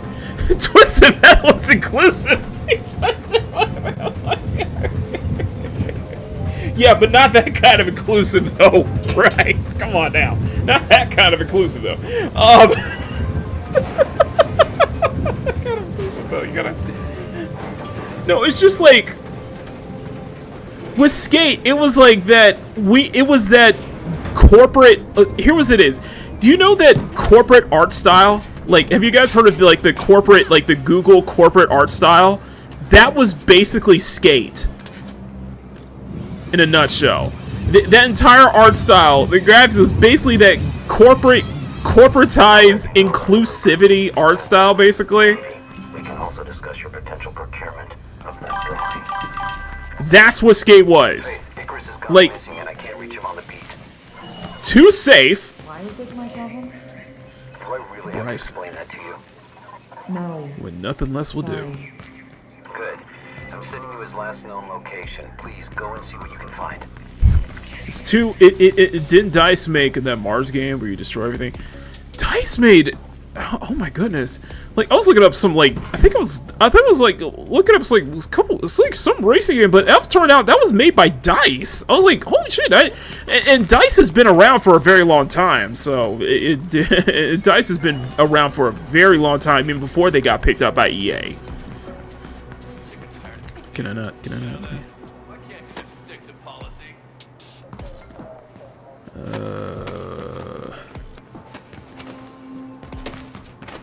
But even for 10 years old, this game's still. Wait, I couldn't make that landing? Ugly Fortnite, yeah. It's very corporate Memphis. Ooh, yeah, corporate Memphis. Like a lot of those, you know. Can I make? Oh, there we go. See? Ooh, see that? That's right, baby. That's right. See? Take the leap of faith. Oh, you know what? I could have just made that jump there. You know what? I could have just made that jump there.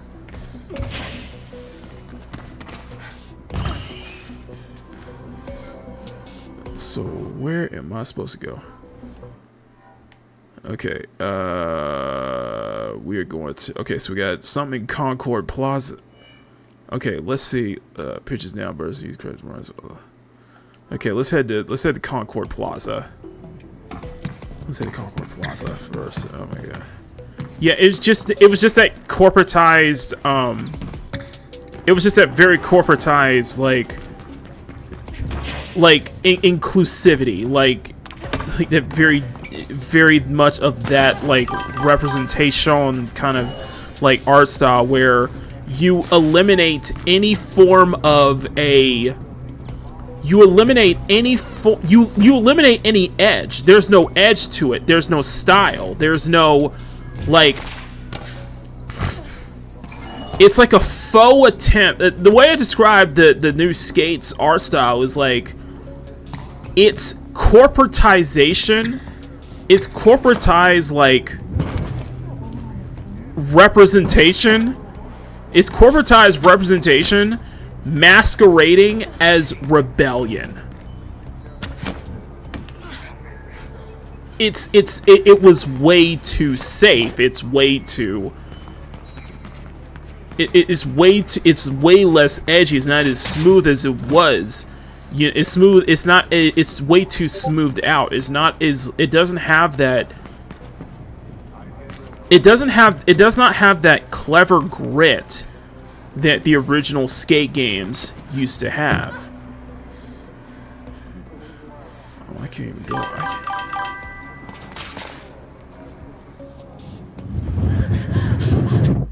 Damn it. That's what I'm saying. DICE made a Mercenaries game. Yeah.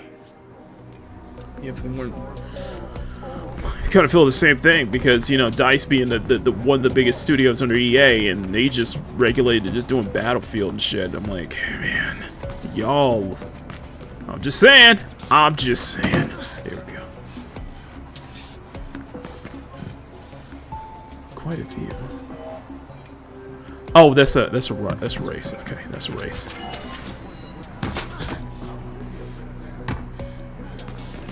Here.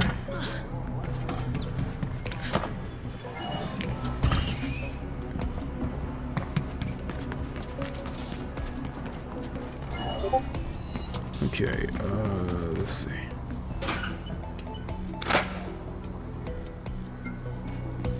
Electronic part, okay. So we're still in, I think we're still in Eden Village. So we gotta find. Like you could say this follows that 2010s, like Mirror's Edge follows that 2010s minimalism, that 2010s like sterile, like corporatized minimalism, but that had a style to it. It had an identity. The way I see with Skate is that there's no identity. There's no real identity that what I get from there.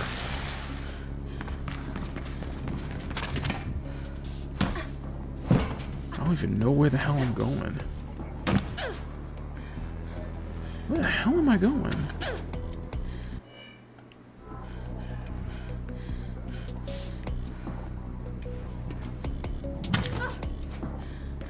I don't even know where the hell I'm going. I can't go there. Okay, I can't go there.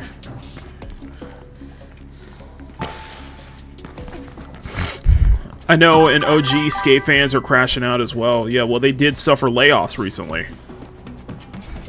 They did suffer layoffs. Who else suffered recent layoffs is Eidos Montreal. Which, at this point, like, with Eidos Montreal, it's basically become a support studio. You can't, really, you've been relegated to a support studio. Like, you used to kind of, like, take the reins of, like, the Tomb Raider, like, I think them and Crystal Dynamics, you know, part of the, you know, the Survivor trilogy, the rebooted Tomb Raider trilogy, but when your biggest mistake, your biggest flaw, the thing with Eidos Montreal is that was the team behind that live service Marvel's Avengers, which was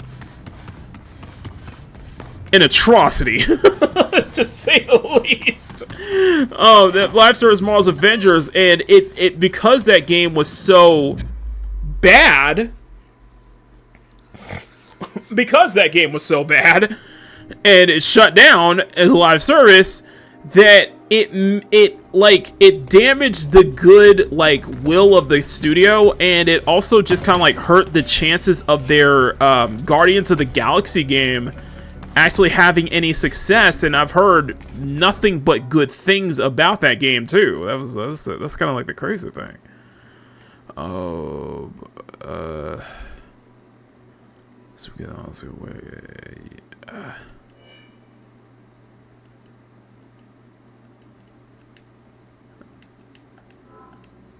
okay, set that waypoint. I can't go up there, so let's try up here. You know what I mean? Idol's mistake was they spoke first. You know, Idol's mistake was that Marvel's Avengers, basically. And they suffer more layoffs, and it's just because I think they're helping out with the Crystal Dynamics on the 2 new Tomb Raider games, and I'm like, fuck, it's no, there's no hope. I was trying to be nice. I remember I was trying to be nice when I saw the Tomb Raider the Game Awards, but even I went off on that. Yeah, what the hell?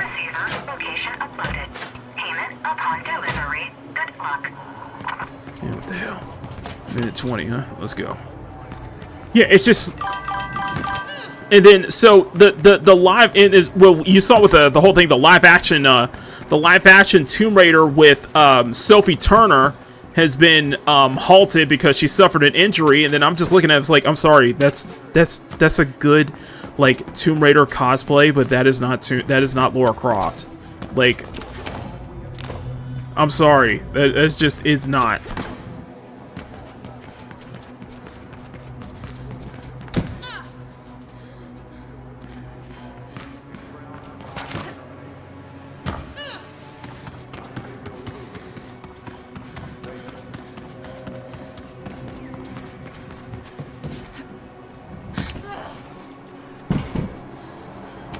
There's just not a good Lara Croft. I'm sorry.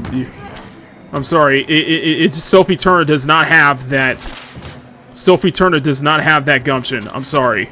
And it's not just the tits. It's just everything. It just looks like a good Tomb Raider cosplay. That's it.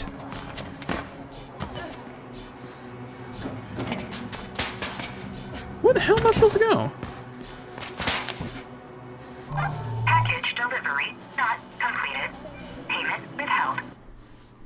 I'll try again. And it just looks like a cosplay. This doesn't look like actual Lara Croft. It doesn't feel like Lara Croft. Just wear a griddle. Yeah, just wear a girdle on your chest, girls, for a new Tomb Raider cosplay. Yeah, exactly. Remember back when Angelina Jolie said, oh, fuck. Remember Angelina Jolie said that she basically had to stuff her bra in just so she could play the part? If you can't even do that, and this is supposed to be a new kind of take on Lara Croft from that writer Phoebe Waller-Bridge, Fleabag, and L3337, and Indiana Jones, it's everything about this live-action Tomb Raider is going to be a mess.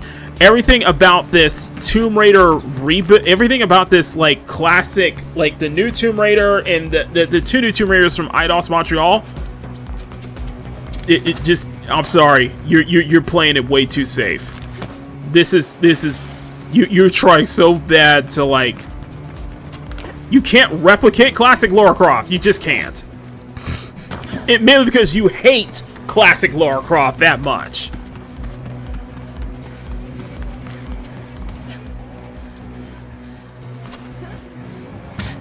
So you tried to rewrite and repurpose Tomb Raider, and and that's not what fans want. I'm sorry. Really? You didn't take the damn zip line? Really? Oh my god. Okay, we're fine. We're fine. We're fine. Should you be so inclined, there is a delivery pickup available near your current position. Okay, let's try this again. Delivery service thanks you for your participation in this assignment. The proper destination for the package you just appropriated has been uploaded to your B-Link. A payment of sufficient script awaits release upon successful completion.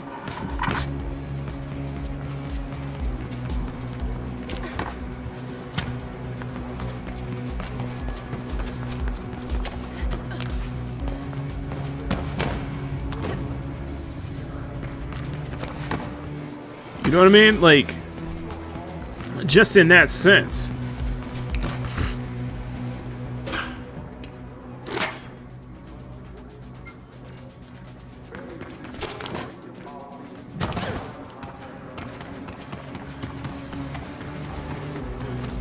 Which is just really does make me wish this game did have a dedicated photo mode, but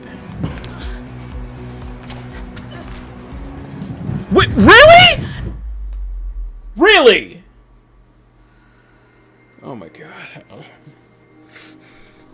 Just, like, yeah, it's just, I don't know, man. It just, I don't know what this freaking, I don't know what this freaking is. But it just, everything going on in the West right now, I'm just like, I cannot think of a single, like, I understand next month we got Horizon 6. Like, I understand that next month we have Horizon 6, but even with Horizon 6, I'm just like, it looks good. It looks good, but I think something feels like it lacks the, I guess the word I'm looking for is lacking the sauce.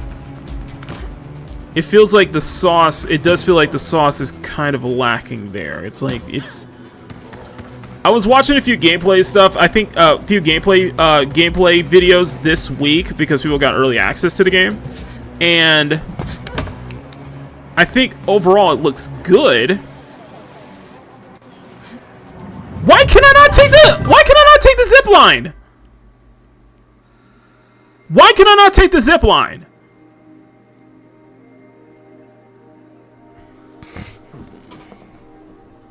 Like, it's not letting me take the damn zip line. Like, it's not letting me take the damn zip line, basically. Like, Package, destination, registered, payment,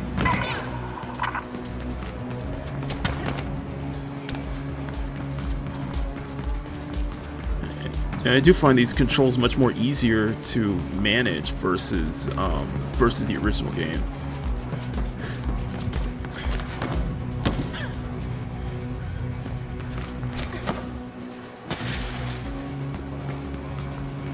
I haven't seen it, but I've seen it on my homepage. So, Horizon 6 map is pretty good. I'm gonna give it that. Horizon 6 map is pretty good. You have, they trade in biomes for actual environments. You have an excellent Tokyo city map. It's the largest they've done, and it's actually pretty damn detailed. They did a really good job with that. It feels like an urban sprawl. The mountain ranges and everything else looks fantastic. Why?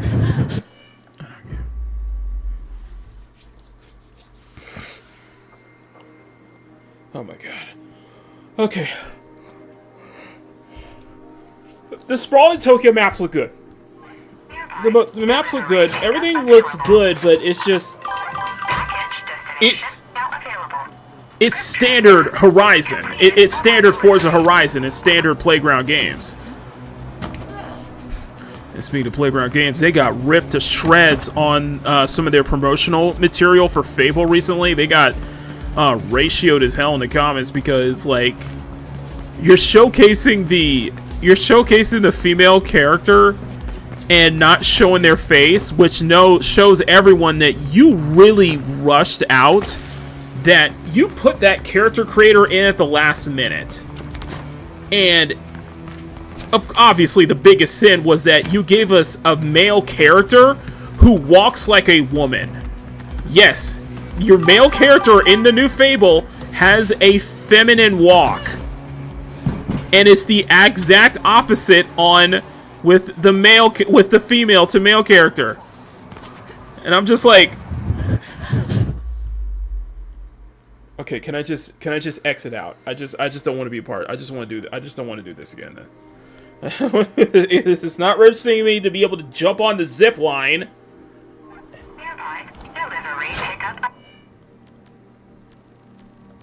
Abort. Just abort. available. Thank you. We're using the automated package. Okay. We do need. Be so inclined. There is a delivery pickup available near your current position. No. Okay. Okay, let's, where the hell are we? We're still a long way from Naruto. Oh, we gotta go there, okay. Activities, yeah. She's Boy George back. like for real. Like, and also let's add on to the fact that, you know, Playground Games, the developers of this new Fable, doesn't believe that you can be truly evil or good and evil. The concept of good and evil is non-existent, so you can't really be evil, basically. So there really is no good and evil in Fable unless you're a landlord, apparently. So, and even then, as a landlord, you just have your people, the people you evict. If you're a landlord, the people will just say that you're mean. That's it. Like, this is what I'm talking about. This is exactly what I'm talking about when I'm saying there's no sauce, there's no edge. Like, it's played way, you're playing it way too safe, and it's too neutered. I'm sorry. You like, the fuck is this?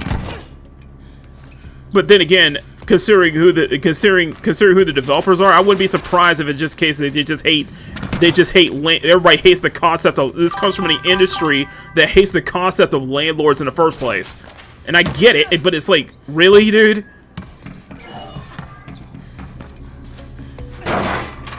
Like, really? Like, get the fuck out, man. Seriously. Okay.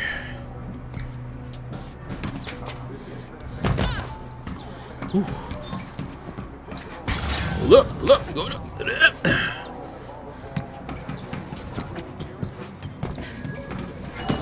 There we go.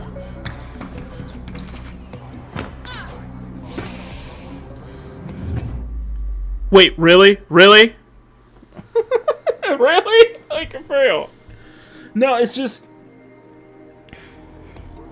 The reason I'm bringing so much of this up right now is just like, there really is no... Like, for the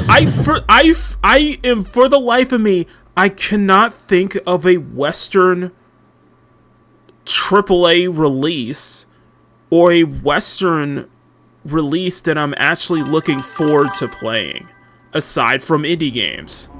Aside from the indie games, there really is no, like, really big Western AAA release that I'm actually looking forward to this year. You know? Yeah, way too many times, man. Okay. Do you guys feel the same way, or is it am I just kind of the outlier? Because that's just from what I'm getting here.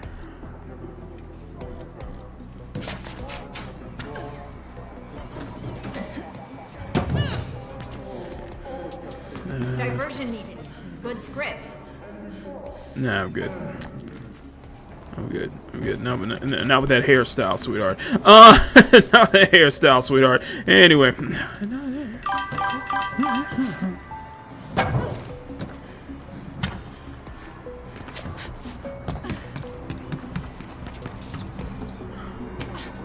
Can we actually hit the...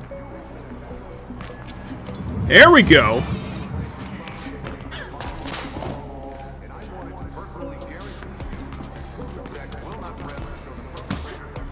I've got no cash for new. It's like, it's not I don't have no cash for new. It's just, there's nothing from the West. There really is nothing from the West that, especially in the AAA, the big budget AAA sense, that I'm legitimately excited for. that I'm legitimately looking forward to. I'm tuned out. I'm tuned out of this shit, man.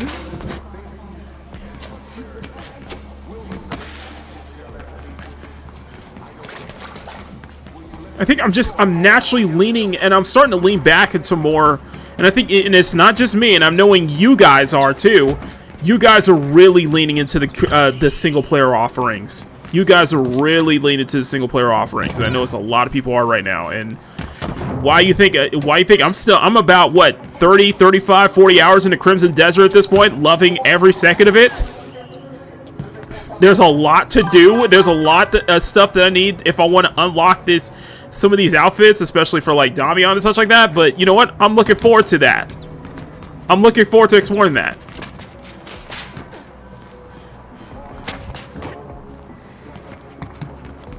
Like this is the thing. Like, I've done 3 videos basically breaking down how Crimson Desert basically just exposed the entire Western AAA industry, the Western gaming industry at this point, by simply existing.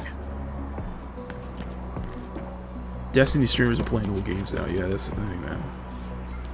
Oh, we are supposed to go down there. Okay. Why are you still hanging out here, sweetheart?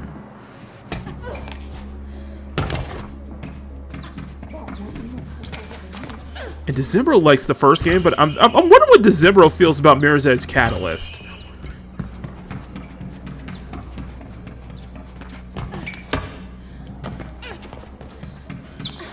You know what? I feel like we need to. I feel like I want to watch that video from Dezembro just because I'm very curious on like that whole situation he's talking about with everybody's like copy of Mirror's Edge and shit. Now I'm very curious about that right now. As I load up Destiny, you say that as you load up Destiny. I did sign up for the playtest of NBA The Run. I did see some street legends there. Some of the street legends there, but just kind of like, just we'll see. I like that Awesome One says that as he loads up Destiny 2 right now.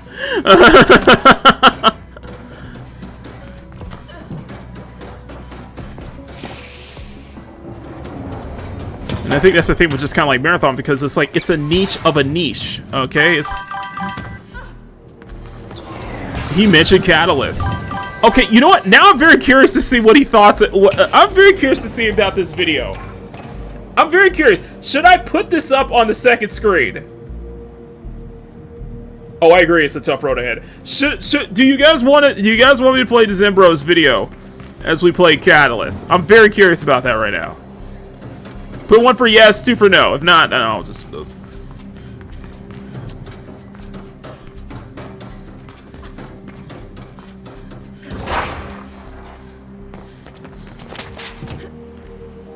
Yes, you guys want to put a yes? Okay. If anybody else we can put up Dezembro's video as we traverse through Catalyst, because I'm very curious of what his thoughts about this right now are.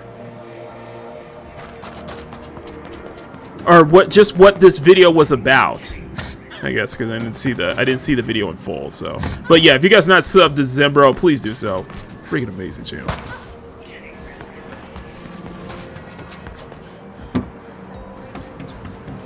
Yes, 1. Okay, we gotta get more than 1-1, man. We gotta get more than. Oh shit!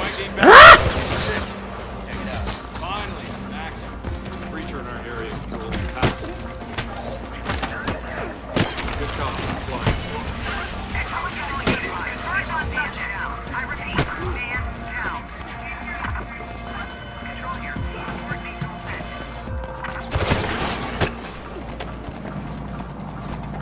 Might have backup. Watch.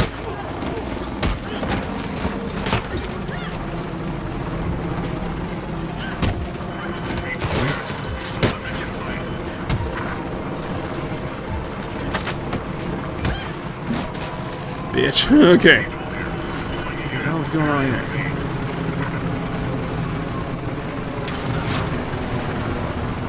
I thought she was going to talk about this week. To be honest. Talk about what?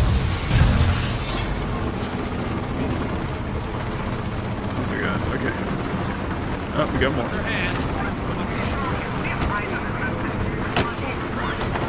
I can knock him off the window. I'm not gonna knock him out the yeah, we could do that.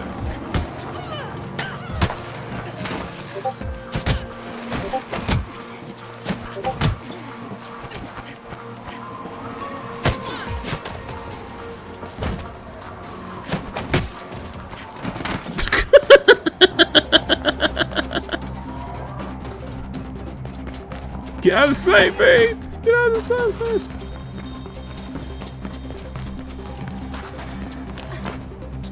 Get out of sight, babe! There we go.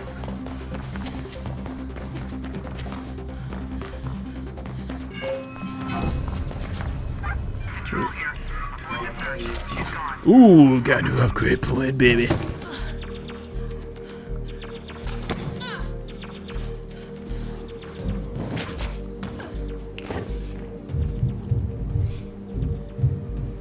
If you guys want me to put on the Zembro video, in the meantime, just put one in the chat. Emerald's got one. I'm sure you guys. Oh, here he is. Bitches down. Burma used to be a runner. Now he's a conglomerate. Cascade under commentary. He's got real bastard. Hey, what's the beat? You tell me, girl.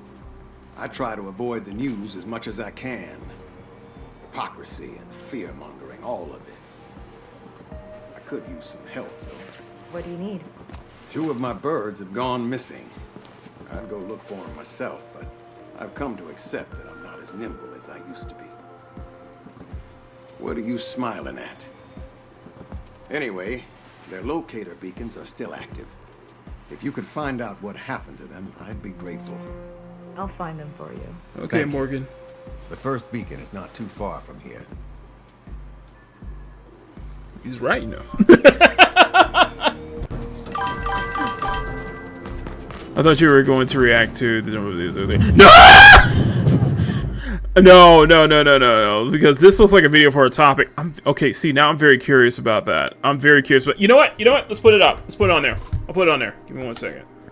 Give me 1 second. I'm gonna put that damn. Okay, let me get Decembro's video because I'm very I am really curious about this right now. We're gonna dual screen this bad boy. Dual screen this bad boy. I do not have the where is we need to switch this over. I need to switch over my screens real quick. Game screen no, dual window 1. And I want to switch over to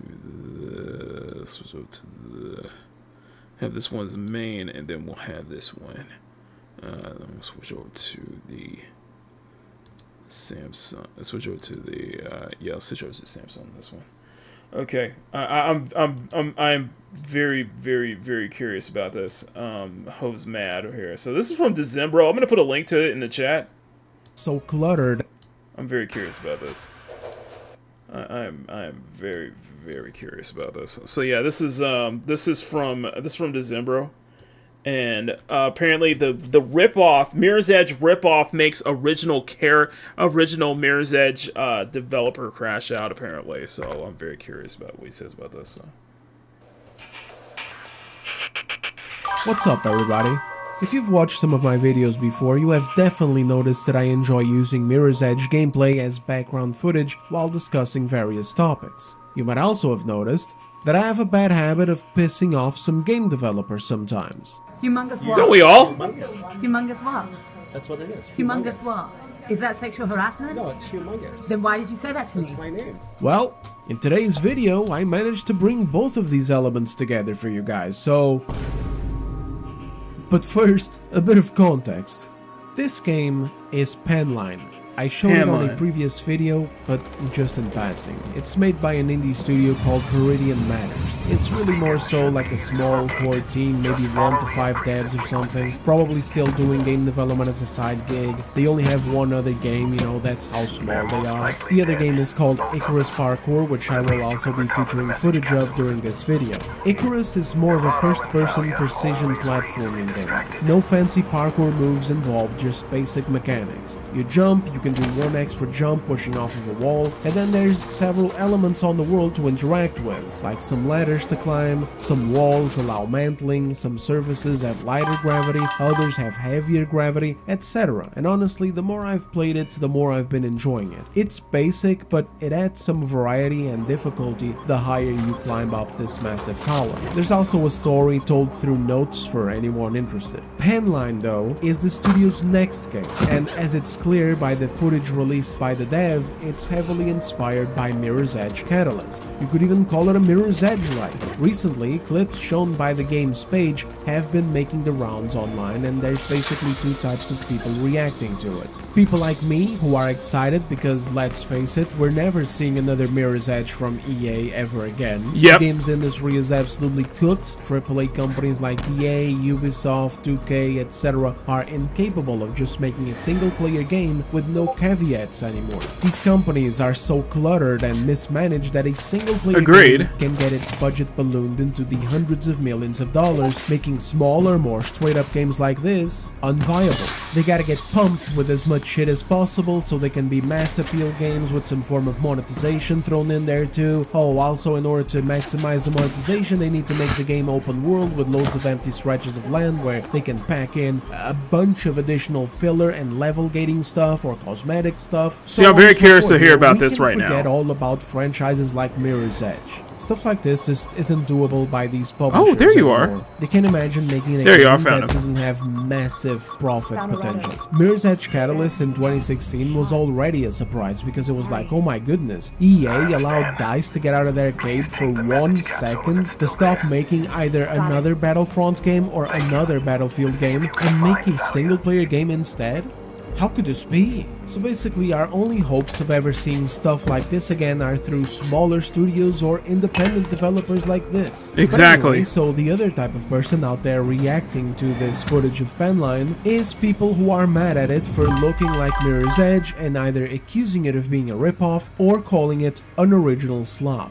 I pretty much just ignore this. Like, at the end of the day, social media is social media. Opinions are like buttholes. Wait, what are you- Everyone has one. And usually people are more abrasive on it too, so until I saw the industry attacking Penline, kind of like how PC Gamer called Tainted Grail The Fall of Avalon, which is a great indie RPG, and Elder Scrolls Wannabe, that I didn't really want to bother with talking about it. But lo and behold, we actually did get a veteran developer in the games industry come out and call Penline a crazy ripoff of Mirror's Edge's shit. That's his words, by the way, not even mine. And honestly, at this point, given what we've seen over the past few months, it's only a matter of time until some game journals take this opportunity to make articles about it too, because if there's something else you may also have learned from watching various videos of mine, it's that game journalists are always ready to undermine and dunk on promising indie games, smaller studio games that do things that they don't like, such as attractive female characters, or You wanna know why?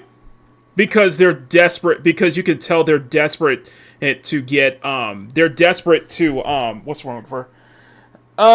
Yeah, their jobs are on the line. And they need a headline. That's basically why. That is just basically why, sorry. Games from the Eastern market, all just to protect their little corporate interests over here in the Western AAA business. So let's dive right in there. So this post came from David Goldfarb, an industry veteran, saying that Penline is some crazy ripoff of Mirror's Edge's shit. Jesus fucking Christ, as someone who worked on it for a little while, I can't decide if I'm impressed at their desire to be sued by EA or not. And boy oh boy do I have some... That's such a bitch statement. I'm sorry. That is such a bitch statement to say. I'm sorry. Continue. Words. Many more words than the ones that I wrote as a reply and that got him mad at me. My reply wasn't even that bad, man. I swear, guys, I was totally being a good boy. Why the fuck you lying? Really, I only said, why would he get sued by EA? Does EA own Blue Skies and clean Yeah. Does EA own? Do they also own the concept and mechanics of free running or parkour? Oh yeah, parkour. Exactly. I'm sorry. Does ownership over mechanics is bad enough, but this is even more pathetic, especially while targeting an independent developer's second game that is filling a market demand that you ignore. Also, you own Metal Hellsinger. By the same standards, why shouldn't you get sued by Bethesda for ripping off Doom? Exactly. Oh, what, because you added a rhythm-based feature to the combat? Well, look at that. The zip lines in Penline are yellow instead of red, and they make a sound. Yeah, pretty much. Are you happy yet, or should the developer add rust and garbage to the environment too? David Goldfarb's reply was swift and brutal, guys. Dude, please shut the f up and get out of my feed. Man, bro got mad for so little, and it was immediately too. Like, he responded to that within a minute or two of me posting it. Ooh, that's a hose mad, basically. Used to the potential reality that some developers out there are starting to know who I am or something like that, because I have no idea why he was so hostile right off the get-go. Understand that he didn't even have time to look me up. Like, he didn't have time to go on my profile, check some videos, or 1986, check Nick, the good to see link you. to my YouTube channel and basically be like, oh, this is one of those YouTubers or whatever. Like, he didn't have time for that. Dude, I posted it, and almost immediately after, there was a notification right there telling me to shut the f up and get off his feed. He doesn't even know the rest of the stuff that I wrote in my comment, but ended up deleting because I didn't want to sound like an asshole or dump a bunch of additional details and information that people usually don't want to waste time reading, which I'll definitely bring up during this video though. Some other guy popped in too, you know, someone wasn't even a follower of mine, mind you, just a dude, popped up and said, when you make retarded claims on social media, you're going to get called out on it. Do better. David Goldfarb got mad again. Take your 18 followers and ignorance and exit stage left. But alright, okay, enough of this veteran developer's comments. Besides, he ended up locking comments to only specific accounts shortly after this anyway, so I guess he exited stage left. Let's get to the meat of the video though. Yeah, what's going on? Alright. You guys know I really like Mirror's Edge, so I will admit a bit of bias when it comes to this whole thing because yeah, I 100% want this game to be a thing and to come out. I've been waiting to play more Mirror's Edge since 10 years now. The only reprieve that I've gotten are the Dying Light games, which also have first-person parkour gameplay the way that Mirror's Edge does, but everything looks like garbage because, you know, it's a post-apocalypse. But my defense of this game isn't unique. No, I see what you're saying, because like yeah, you could probably find other first-person parkour games, like a Dying Light or Mirror's Edge, but I think with what I would want is just another game that has that same, that is a parkour, a free-running parkour game that has that same style, that has that same clean, corporatized but very much style like Mirror's Edge, has those aesthetics, because despite how sterile like everything looks in Catalyst, that's kind of the idea. I actually love that though. You know, I love that. I do like that. That's very pleasant to me. When I'm playing Catalyst right now, I get the I tell myself, I was like, it feels like we don't see a clean, like a very clean, minimalistic, like aesthetics. We don't see these kind of aesthetics that often. You know, these kind of like clean cityscapes. It's kind of like these, it's kind of like these almost utopian looking cityscapes and such like that. We don't see those that often, in my humble opinion. That's kind of how the same thing I felt about, you know, with Screamer and such like that. Is that, you know, it's not that I want another arcade racer. With Screamer, it's I want another Ridge Racer. I want an arcade racer that carries that style, that atmosphere of a Ridge Racer. And I think Screamer is it's definitely there. You know what I mean? Maybe they have the capsule. But what I'm saying is, I think in that sense that when I play Catalyst, it's like I would like another Mirror's Edge like game. I think another Mirror's Edge like game that captures that atmosphere, that captures that very clean art style, that very clean and urban art style too. I would like something like that. But for me, I would like a third person. I would like a third person Mirror's Edge. Now I need to train 2 new birds. You know what I mean? I guess that's what I'm saying.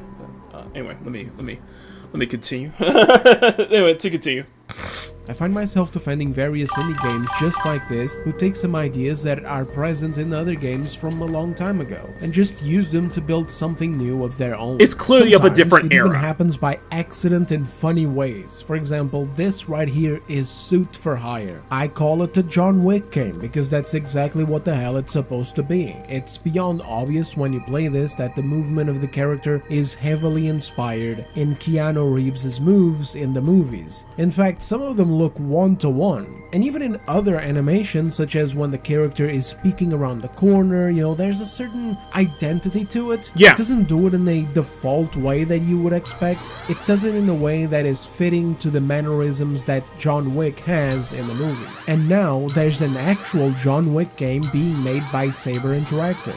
Bet money that if this indie game, Suit for Hire, came after the John Wick game, it would get called a ripoff. Hell, I bet some people are already calling it a ripoff of John Wick anyway, or of Hotline Miami. Would you like to know another John Wick game that I'm looking forward to, that I am hearing will get an announcement on a release date?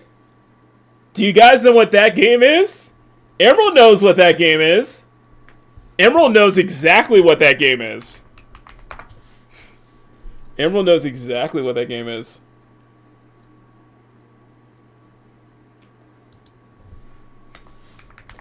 It's basically another John Wick. You know, everyone knows exactly what that game is. They know, yep, Spine. So they've been dropping a lot of shorts. So Spine drops a lot of shorts pretty much on the daily.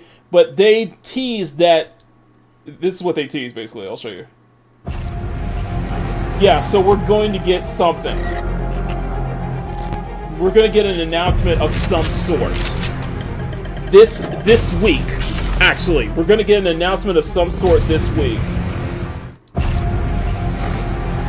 So, between the 13th through the 19th, we're supposed to get some sort of announcement from Spine, and I'm hoping that it is a release, a confirmed release date. Because, hell yeah, I'm into this. I am definitely into this one. I've wishlisted Spine a long ass time ago. Sorry. Anyway, let's go back to continue. I've wishlisted Spine a long ass time ago, and I think if you guys really want to, you guys need to do so the same. You guys need to do the same. I'm just saying. Anyway, I just want to get back to the Zimbros. I just want to get back to Zimbros video real quick. These companies are what is so cluttered and mismanaged that a single-player game can get its budget ballooned into the hundreds of millions of dollars. There we go. Sorry, I wanted to share that. Hotline Miami, since you yeah, can please play let it there be a from a release date. top-down I'm hoping view. there's a release It's date for actually the Spine. original view for the game, but then the developer added third person, and thank God he did, because Oh, yeah. in my opinion, it is the best way to play this game. Yes. So regardless, this shit happens very often in indie circles, because a lot of indie games out there are being created based on inspiration from games that the indie devs played growing up, or at any other given time. Even in the AAA side of the industry, inspiration and borrowing of aesthetics and game mechanics Exactly. happens. Remember Shadow of Mordor? Yep. Very clearly took from games like Assassin's Creed, and the combat was straight up the Batman Arkham system. Yep. Dante's Inferno is a fantastic hack and slash game that is obviously inspired in the original God of War games. You could call that a ripoff too, but you play that game and there's literally no reason why it shouldn't exist or why it should be shamed for existing. Lies of P is another highly regarded game. It's obviously borrowing from things like Bloodborne and It's the same thing. Like it's the same thing when it came to like the accusations against Crimson Desert, because it's taken from Zelda, Tears of the Kingdom, and all these other games, and I'm like, yeah, because those systems do work. You know, there are systems in this industry, in these games, that actually do work. So why not? You know, why not? Why not take it and make it something of your own? That's what that's what Pearl Abyss did. They took these what's it called? They took these systems, they took these elements from other games and made it work with them, adding their own flavor to it. Like, even I mentioned, I think it wasn't in the last video, but it was in the video before that, that in this day and age, you're going to be hard-pressed to find a truly original idea for a game. Like, a truly original game idea. Because because I think at this point, we've seen everything. You know, we've seen everything. You know, we've seen all kinds of things. And that's not a bad thing. I mean, hell, if EA's not going to give us a Mirror's Edge, then fuck, we'll do it ourselves. That's what I see from this. So whoever this original Mirror's Edge developer, like, dude, this is just hose mad. That's what it is. It's just hose mad. Oh, hold on a second. Uh-oh.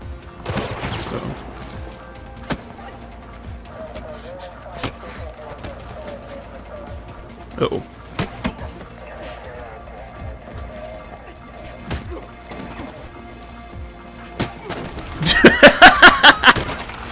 Bitch. Ah! Oh no.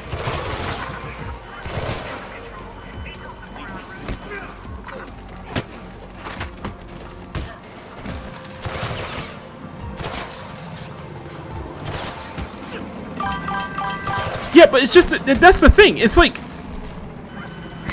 this thing, like, yes, it's going to be done before, and pretty much everything's been done before. That's not a,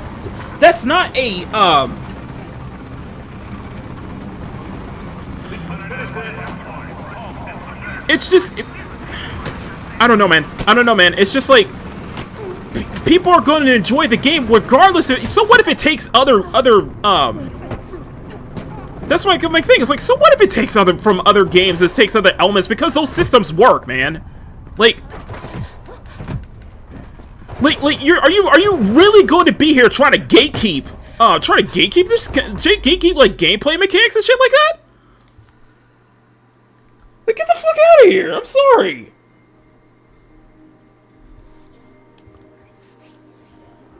Like seriously. Sorry, that's what I'm hearing. That's just kind of this hearing is right. What we're hearing right now. It's like, okay, Tokyo, but if it works, then it's exist. Is the Victorian setting exclusively only usable by Bloodborne? Obviously not. Remember how many games Witcher 3 influenced as well? How many games the Resident Evil games also influenced? Especially Resident Evil 4. Do I even need to talk about Demon Souls? Or yes! Dark Souls, which took off so hard that it spawned an entire genre that is so saturated right now that some people have even coined the term Souls fatigue. And how could we forget last year's Expedition 33 and its obvious inspiration and even UI similarities from Persona? A similar argument has also been had recently in regards to Crimson Desert, that the game borrows a lot of mechanics and concepts from a bunch of other games. Some work, others feel a bit bloaty, but the game still managed to carve its own identity. Some people get bent out of shape and complain about it in ways that don't even make sense. The Black Hokage, for example, was going on about it just a week or two ago, because of the character switching mechanic from GTA 5, when in reality, first of all, it's not even GTA 5 that created it, and also, I mean, come on. It's character switching. It's as character basic switching, as dude. walking, Like, running, or jumping in a video game. If you got multiple characters, why would you not have a character switching feature in your game?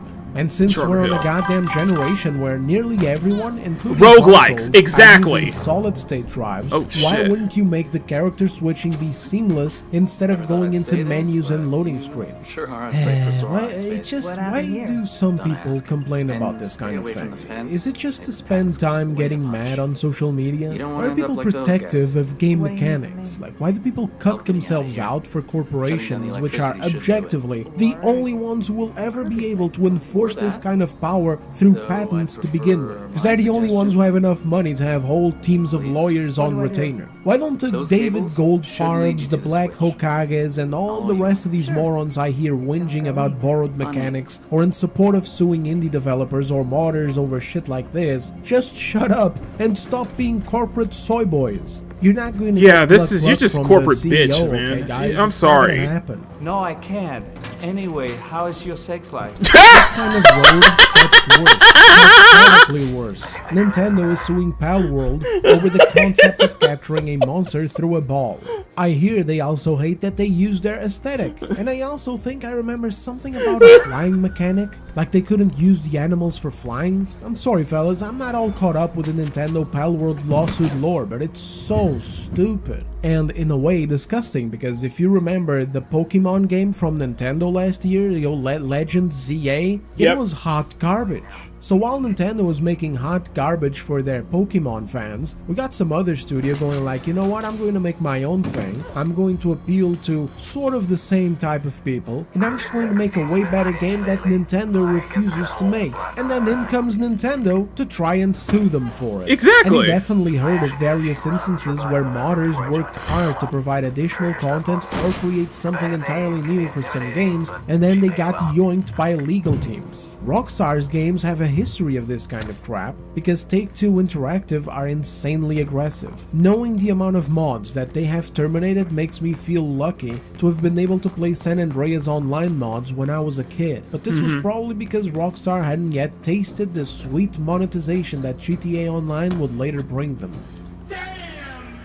Activision sent a cease and desist order to take down a mod that a team had been working on for a while, trying to make Call of Duty Modern Warfare 2's remaster be playable online with servers.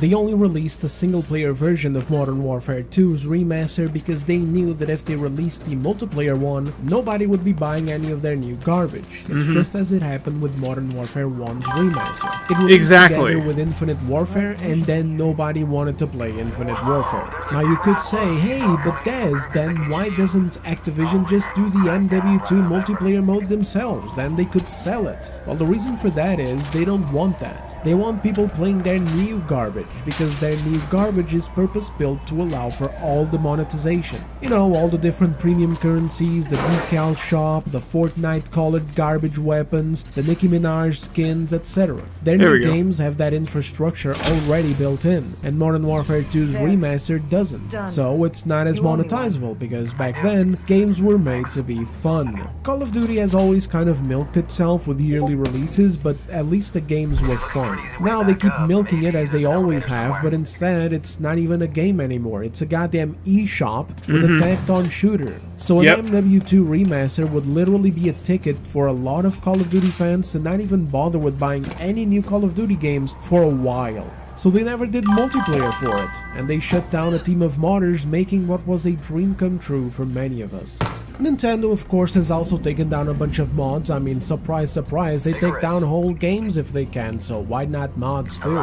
Moving on from mods though, you guys remember Warner Brother Games patenting the Nemesis system from the Shadow of Mordor games? That system was so awesome, and now we're never gonna see it again because, again, as I said at the intro of this video, the AAA industry is cooked. It's mismanaged to all hell. WB Games is in an abysmal state, and last year they shut down Monolith Productions. So, in other words, the studio behind— Sorry, hang on a second. We got an interesting thing going on here. Let me go into the main screen real quick. Sorry. Bully had about online recently got taken down after 2 weeks. Yeah, exactly. Who grew in the script games buying microtransactions? Yeah, that's the thing. I wanted to see what is going on here. Hang on. No, there's just something interesting here. I was very curious. There. Damn it! Go faster! Uh-oh. So we freed Icarus, and now something's happened to Noah.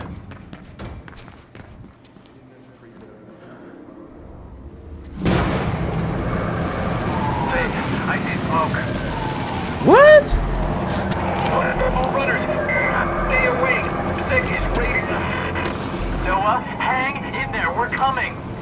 Oh, there. Oh, our base got. Our safe house got. Our safe house got raided by Kruger Sack. Damn it! I never thought they'd go this far. We have to hurry. We're on our way, Noah. We're on our way, Chris.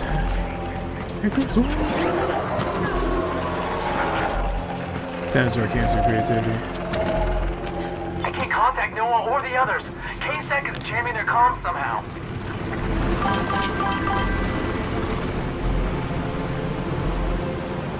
Oh shit. Where is it? Faith, I hear gunfire. We gotta move faster.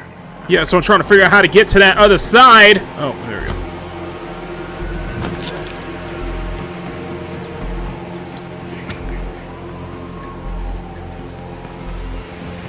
Damn it, I knew this would happen sooner or later, but no one refused to listen. Okay, so this is just like what happened with Merc in the first game.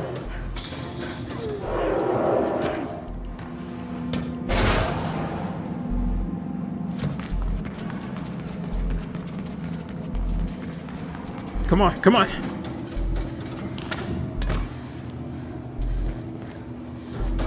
Oh shit. Oh shit. Noah! Noah! Faith, we gotta hurry. I'm at the lair. Yeah, I'm but nearby. Still several VTOLs hovering about. The beat is quiet. Too quiet. Figures? Everyone's gone. There's lots of K-Sec outside. Faith, I see body bags.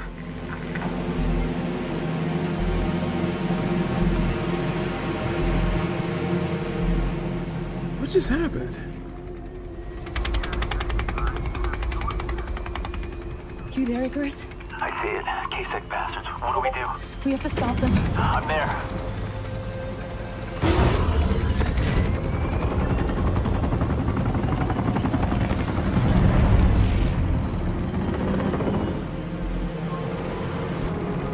Oh shit.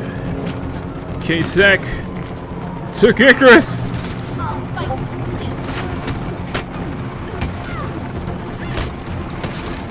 Bitch!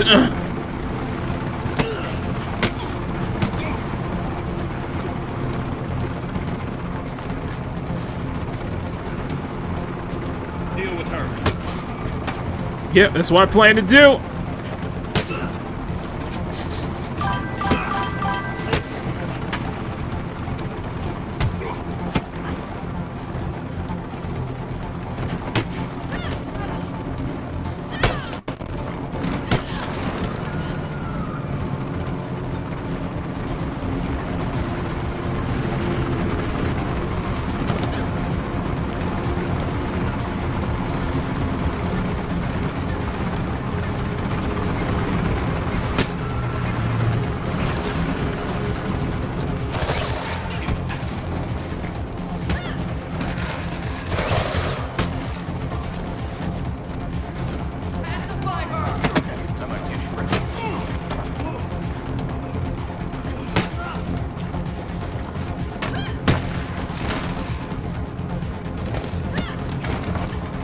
Okay, there we go.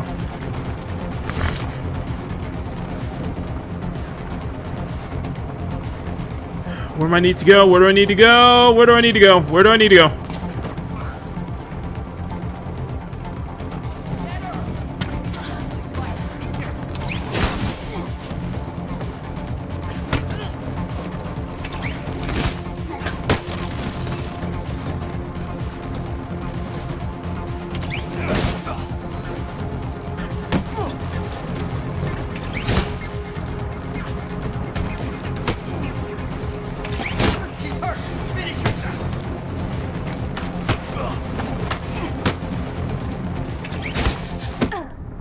Oh shit.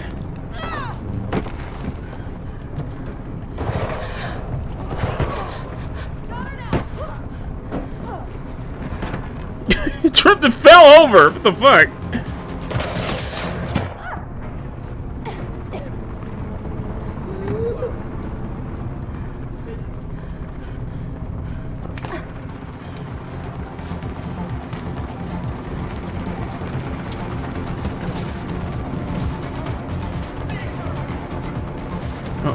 We got 2 more guys there.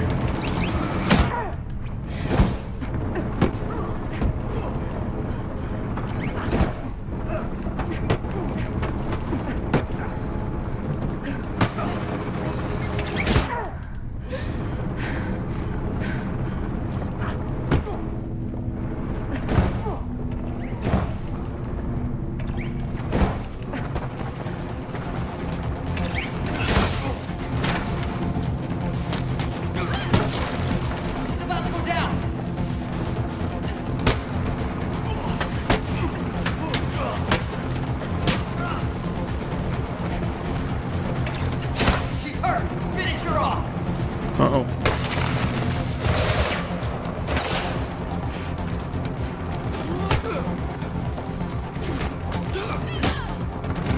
Bitch, okay.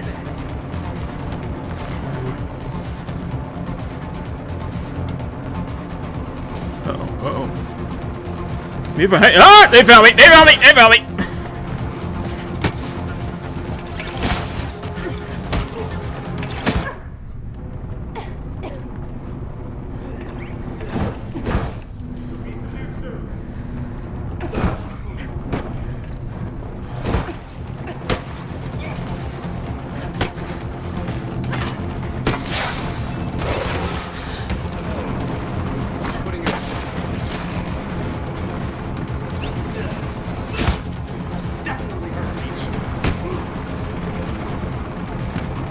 Over there. You missed!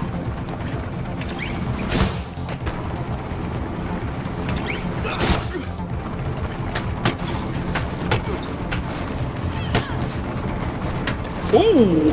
Ooh! Stomp on his face, but there you go. I think that should have been enough. Okay, where do we go? Where are we going? Who snitched? Somebody snitched, exactly. Somebody snitched. Oh, shit. Okay, we got an enforcer. We got an enforcer. Oh, shit. They brought the big guy out there.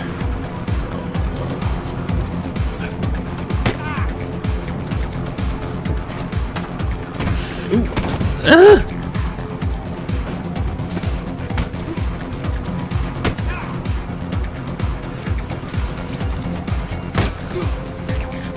Treat like the fight. Treat like the boxing matches of Cyberpunk.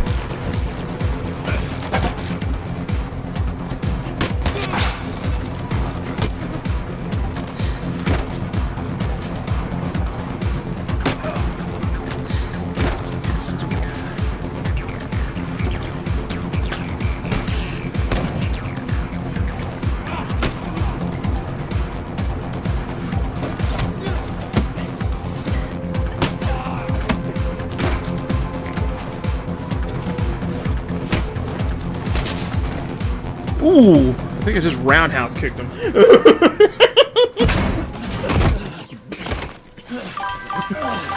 I figured we could ask some questions. I don't know anything. What did you do to our friends? Our orders were to capture them, but they resisted. What did you do? We had to shoot. They wouldn't submit, especially the old guy. Oh god, they got Noah. Run, I'll meet you later. It's a drone. It's a drone. It's a drone. Stay out of its range long enough and it'll give up. Just don't get zapped.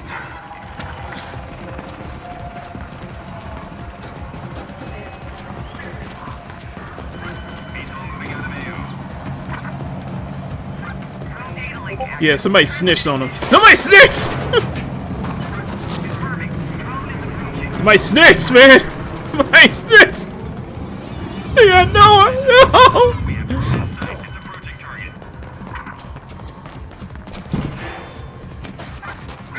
Stay out of sight! Stay out of sight!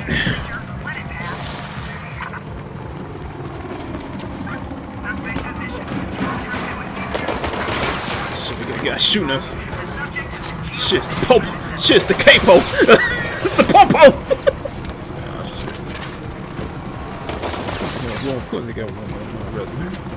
That's what happens when you don't pay your taxes, bro. Hey, that's the drone. Hey, what's up? You need the construction crane in downtown South, and I'll explain. Yeah, what's up, man? Yo, what's up, bro? What's up? We got no kid, no this shit, man.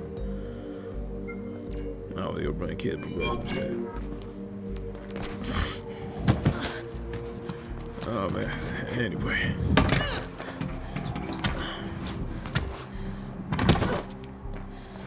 Yeah. They got Noah. They got Noah. Oh my god. Oh my god. Anyway. Okay, sorry. Where were we? Okay, let's go back to Dezembro's video because we're gonna need to move over to Stellar Blade real soon. So, all right, there we go.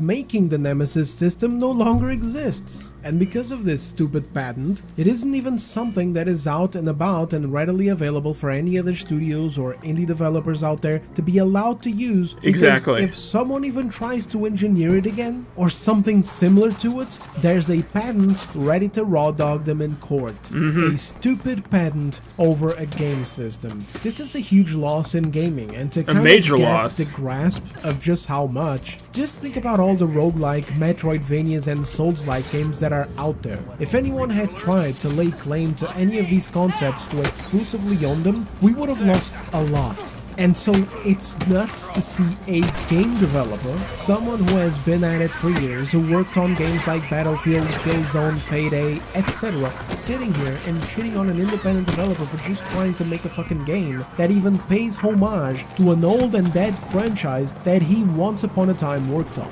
Also, something to note actually, I mean it's a bit petty, but I don't care, he was petty first, guys, okay? He did it first, I'm only gonna do it now. I owe him some pettiness back. He wasn't even at the studio when Mirror's Edge Catalyst was being made, he left in 2012. So when he says he worked on it, he's talking about the original from 2009, which doesn't even look at all like Penline. So either this guy is really just that stupid and he's legitimately trying to lay claim to the concept of parkour and free running in a video game belonging to EA because of Mirror's Edge, or I don't know what he's whinging about because the 2009 original game is aesthetically different than Catalyst, and of course, than Penline. Which brings us to the aesthetics part of the video. So I love the look of Mirror's Edge Catalyst. I do too. I love the look of the original even more. In fact, I think the original. I actually like the original better. Off in the future and piss off David Goldfarb even more. I like the aesthetics of the original better. I do. From 2009. There's something special about how it looks. Catalyst was much more futuristic, much more alien to our world, to a point where sometimes it even is annoying because of the coherence with the setting. The original game, on the other hand, has an insanely perfect mix between... It's very sterile. It's very sterile. Where the original Mirror's Edge was leaning more towards the early 2000s style of cleanliness, that Gen X soft club vibes that I always like to talk about. The early I totally agree with Dezembro on this one.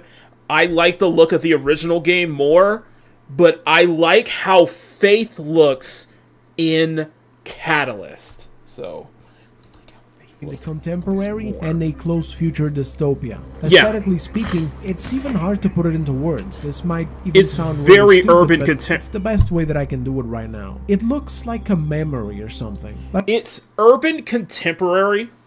It's still urban contemporary before it became corporate minimalism. It's still that urban contemporary flavor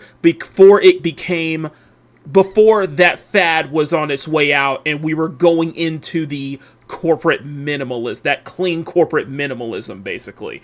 Catalyst is basically the catalyst of that aesthetic, basically. Of that aesthetic. Like when I think back to memories of mine growing up, they look like the way that Mirror's Edge looks like. You get what I'm saying? Like when I think back to the apartment I used to live at, you know, the apartment buildings that I used to go down and play in the patio of, I remember it at a first glance in a clean, minimalistic, dreamlike way. But in reality, it's very it was dreamlike. a shithole. The exterior walls were dirty, there were tiles missing, the patio outside where the cars parked was full of cracks, there was weeds growing, there was a goddamn swamp nearby. Even the windows weren't picture-perfect glass, they were darker because apparently in the late 90s it was fashionable for a while in Portugal for buildings to be built with darkened glass windows. So when I grew up, there was a bunch of that shit everywhere. But does that stop my brain from remembering it in a clean, dreamlike state? Nope. Look. Just look at that. Let me try to explain it in a different way, okay?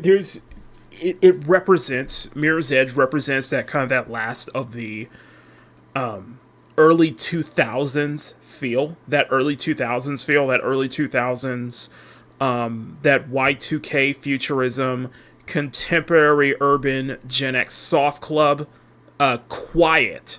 I think the best term to look for is quiet futurism, like quiet minimalism as well.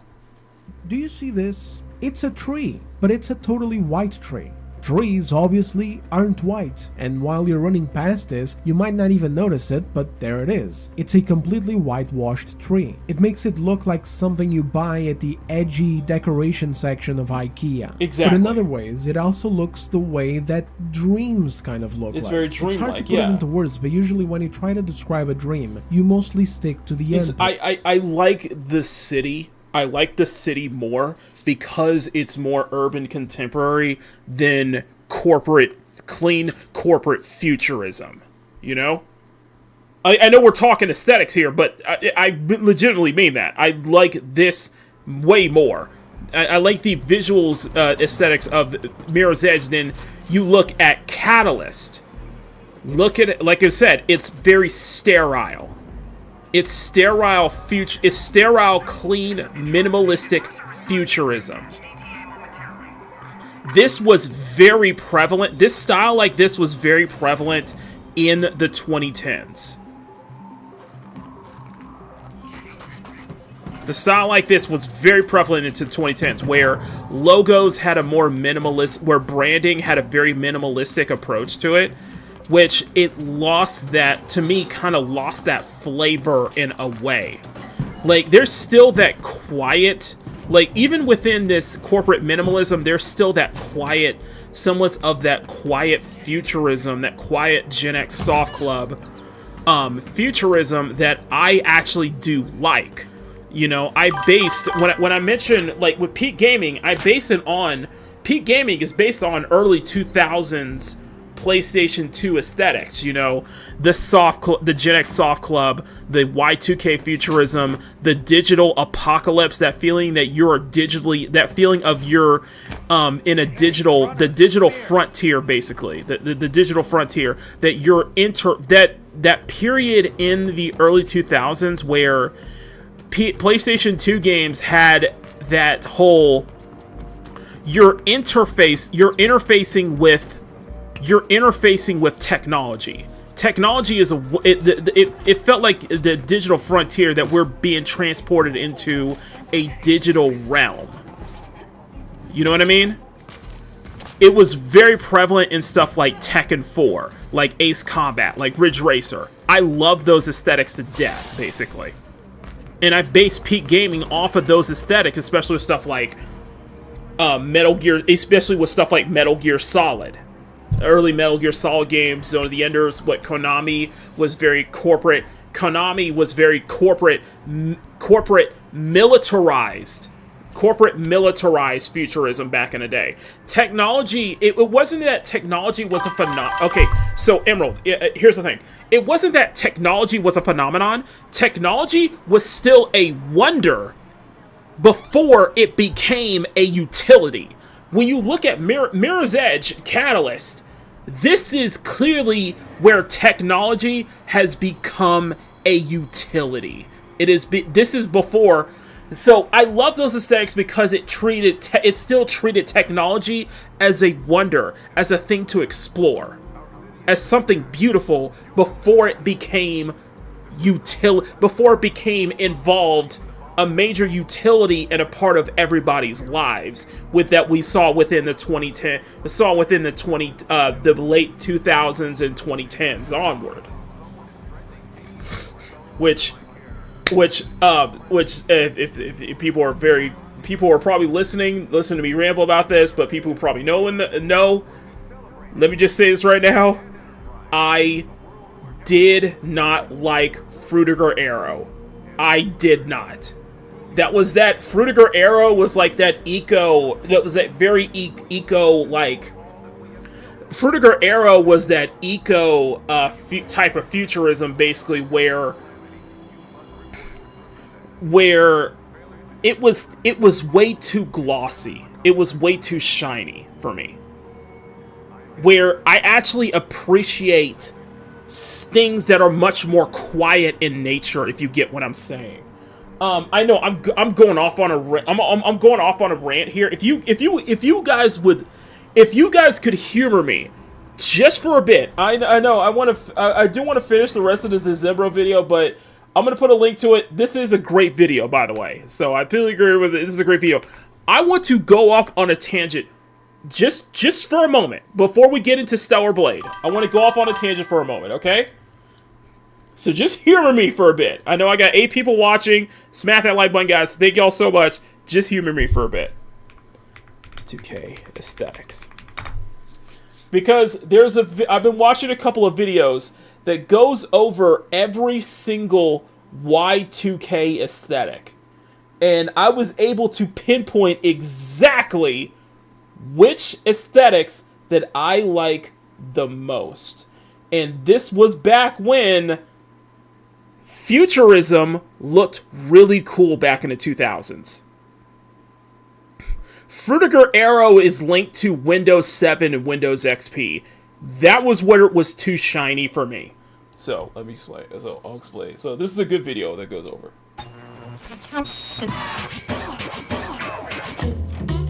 The year 2000 was approaching. As the internet would start to take over and computers would get more and more powerful, this wave of sudden changes to the world people used to live in sparked both excitement and uncertainty about what was coming next. Y2K futurism is a phenomenon that became a part of the whole generation, as people were trying to look into the future and predict how it will possibly look. A lot of PS2 games mimic this kind of aesthetic, and I love it. I absolutely love everything about that. That's from Tekken 5, by the way. It inspired a whole era of entertainment media, giving birth to a whole bunch of content with each one trying to capture that same vision of tomorrow. But within this broad Y2K movement, eventually some smaller aesthetics would emerge, surely borrowing something from the initial movement, yet evolving and providing a whole new vision. Today, we'll take a look into some aesthetics like these that you may or may not be familiar with. Some of them are more popular than the others. They may have even become the face of their whole respective era, but no matter how big or small, each one of these— What does he mention in the video? What did the Zembro mention in the video, Emerald? I'm just very curious. I'm just very curious. It shows just how diverse the design and aesthetics were back then, and that's pretty interesting to look at.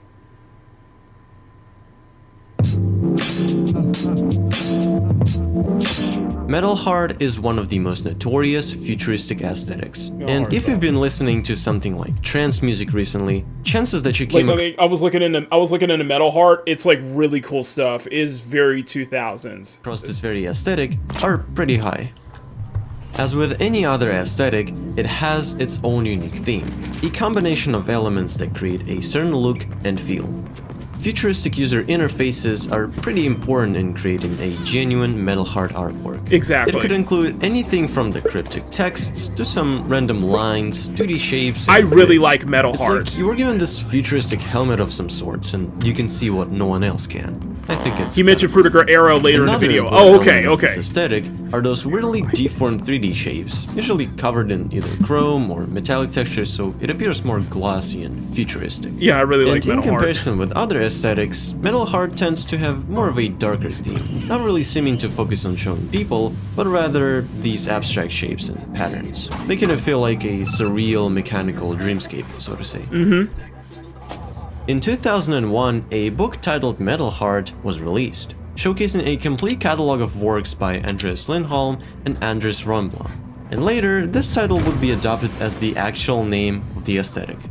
It was also a time when people all over the internet were upset. If I could, I would like to learn how to do, make Metal Heart, art and such like that, because I could totally see like the layouts, like with the layouts of Peak Gaming, like you notice this futuristic layout, but it has that cool blues. That's where it's taken from Y2K. It's meant to invoke that Y2K aesthetic. Like the whole thing with Peak Gaming invokes that entire aesthetic. Like for example, when we get to the main menu, like you're gonna hear me geek out to this for a bit. Okay, so just hear me out. But the menus obviously is meant to invoke that Y2K PS2 aesthetic.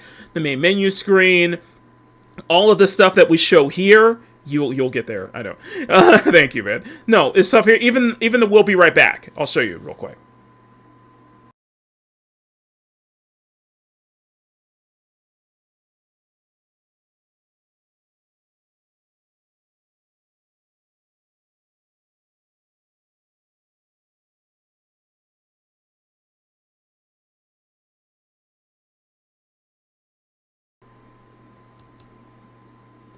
It's that quiet futurism that I have been adoring recently. You know? Sorry. Obsessed with user customization. And as you would expect, I have not watched Metal Rebel Heart would Taxi. become a very popular aesthetic to go and customize their operating system with. Not only that, but different websites and forums would also incorporate that.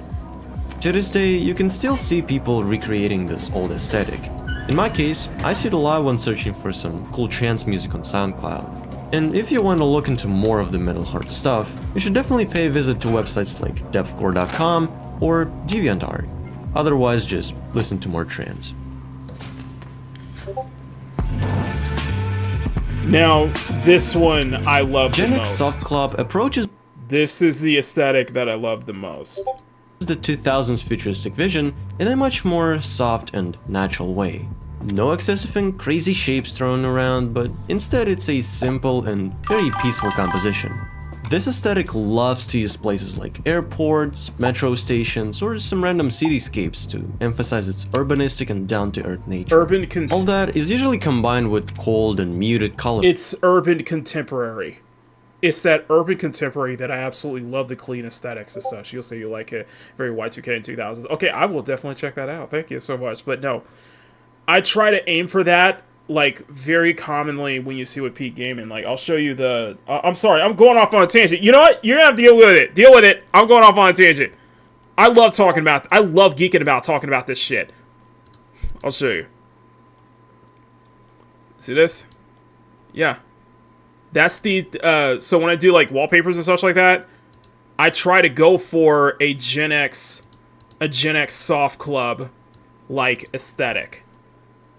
Very quiet. Very, very atmospheric. Yet very alive. Simple very just simplistic. When you see the, where is it? My thumbnails. Like, I'll show you the thumbnails real quick.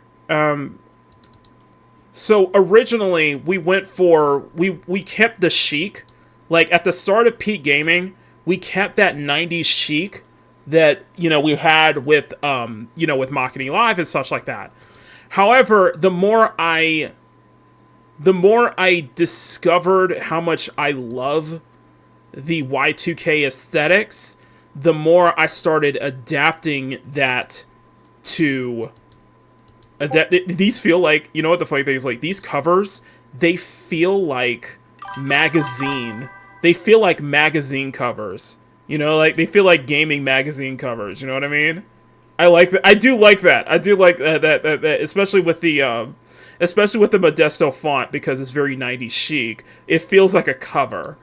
Like, absolutely cover. I love these kind of stuff. I love this kind of stuff. 2000s era too. I love the, and you create like some like really, like, I feel like with this, like, you create like some striking imagery as like your thumbnail, you know.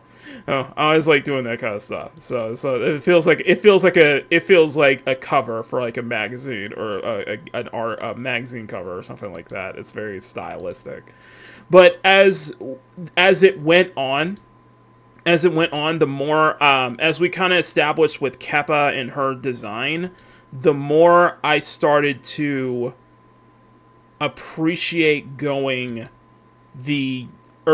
for more of the early 2000s feel. It's like, I still kept it, but you're going to see as it transitions over, as we transition over, I started recontextualizing it, but the reason I'm sharing this is because this was the approach that I do with peak gaming as a whole. I do this with this Gen X it's supposed to be a Gen X soft club, early 2000s aesthetic that I do with everything within the peak gaming brand. And so you see how much I genuinely care about this, about how I present this content.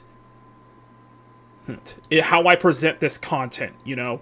I love this aesthetic so much. You know, I love this early 2000s feel.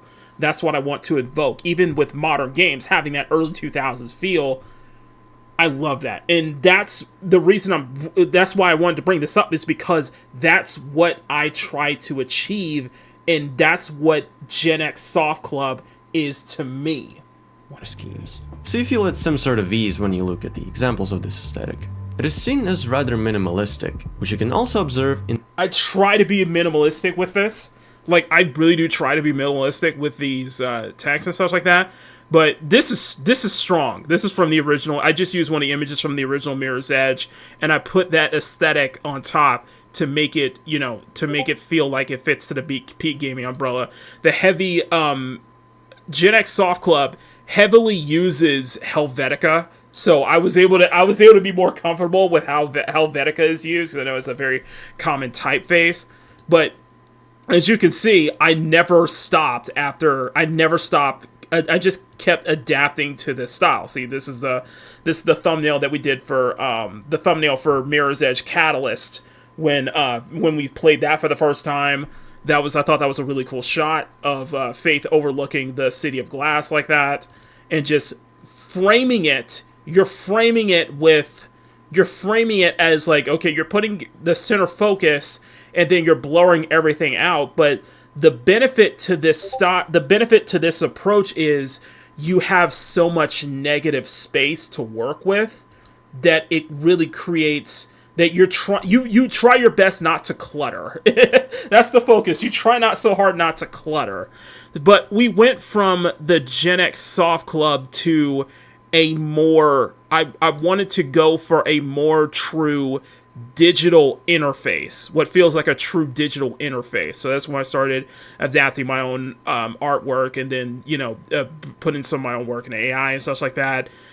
And I started putting little things here, so that's why stuff can stand out. It still keeps that soft club futurism, but now it feels like an early 2000s digital the thumbnails feel like an early 2000s digital interface, because that's the atmosphere, that's the kind of style it is. And because you have so much negative space to work with, because it creates so much negative space as well, this is, I love it. And that's why I'm sharing it, is because it stems from Gen X Soft Club. That's why I try to go for that exact approach. This is the current. We'll get to Stellar Blade. We're gonna get to Stellar Blade in a little bit, but this is the current thumbnail for Peak Gaming. So, but yeah. But yeah, just giving that early 2000s PlayStation 2 atmosphere, that early 2000s gaming atmosphere. So the usage of text. It's very limited and simple, with Helvetica font being pretty much the face of this whole movement. Things also can get really blurry and dynamic, as you can see here. Really fits the album's and band's name, doesn't it? As the list of important elements comes to an end, I also should mention that Gen X Soft Club can exist in a form of photography as well, without any additional graphics. Actually, Gen X Soft Club is being brought back. I found one of the websites that I found did a whole section called Gen Z Soft Club. So yeah, they're trying to bring this aesthetic back. And you know what? I'm all for it. Bring the early 2000s aesthetics back, you know? Just photos that most of the time are seemingly shot on film. Sorry, I had to geek out there for a second. I will leave a link for the board that contains a lot of examples for this aesthetic, so if you think that's your cup of tea, feel free to go down into the description and explore.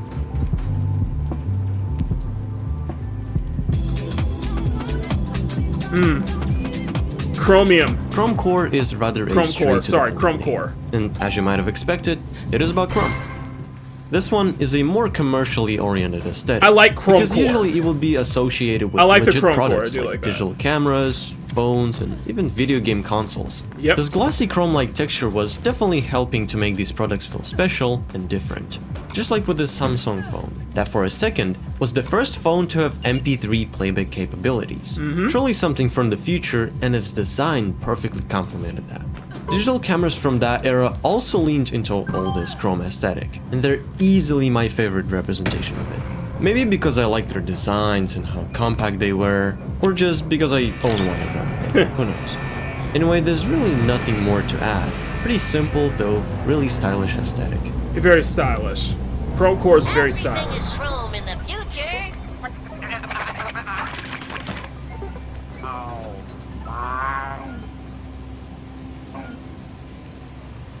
Here we go. Here we go. Frutiger Arrow. Probably the most popular style of the 2000s and early 2010s is Frutiger Arrow. I bet a lot of you watching. Okay, first off, I want to answer Emerald's question. Xbox was that very industrialized, like Y2K futurism. It was very industrial, militarized Y2K futurism. I just wanted to share that. It's a very unique, though. This video, begin your computer journey with either Windows Vista or Windows 7. Yep. That's how I personally remember this one, and that's what I truly resonate with. At the time of its peak, it didn't really have a specific name, apart from being partially known as Web 2.0 Gloss. But it wasn't really a problem since most, if not all the tech companies, were proudly... It's just, my thing with Frutiger Arrow was that everything was too glossy. Like, everything had that gloss sheen, and it's just like, I don't know, it just didn't resonate with me as much as, say, like a Gen X Soft Club or just Y2K futurism, you know? Incorporating it. So what is it even about? Frutiger Arrow leans toward making things feel more organic and welcoming in a way. Yeah, it's organic. To achieve that, it adopts both technology and nature as its main themes. It focuses on turning interfaces as user-friendly and intuitive as possible. In 2006, Windows Arrow would be introduced as a brand new design language, completely changing the outlook of two new operating systems, Windows Vista and Windows 7. Yep. They became more transparent, in a sense of literally being glass-like. Yep, something that would also be a key element of Frutiger Arrow. Actually, the reason why it's called that way on the internet is because of this very design language and a typeface designer by the name of Adrian Frutiger. Adrian Frutiger. Frutiger's font, sharing the same name, would actually be an inspiration for a Microsoft font called Sego. And after Windows Vista came out, it became its new official font, paired with all of these new design choices. Speaking of those, let's talk about how detailed and realistic the style was. The way that icons looked like their actual real-life counterparts, and all of that falls under the concept of skeuomorphism. It's the practice that was really popular back in the day, and it focused on making the elements feel familiar by imitating their realistic look and texture. A perfect example of this would... Yeah, the first generation, like, iPhones, the first generation, I would say the first generation smartphones were all about this aesthetic. Be the early versions of iOS. Everything appears so glossy and a little bit overdone, which is not a bad thing, just looks really interesting in contrast with the more flat look we're used to right now. Frutiger Arrow also loves to incorporate natural imagery. Everything now, like you look at the aesthetics now, everything is so flat.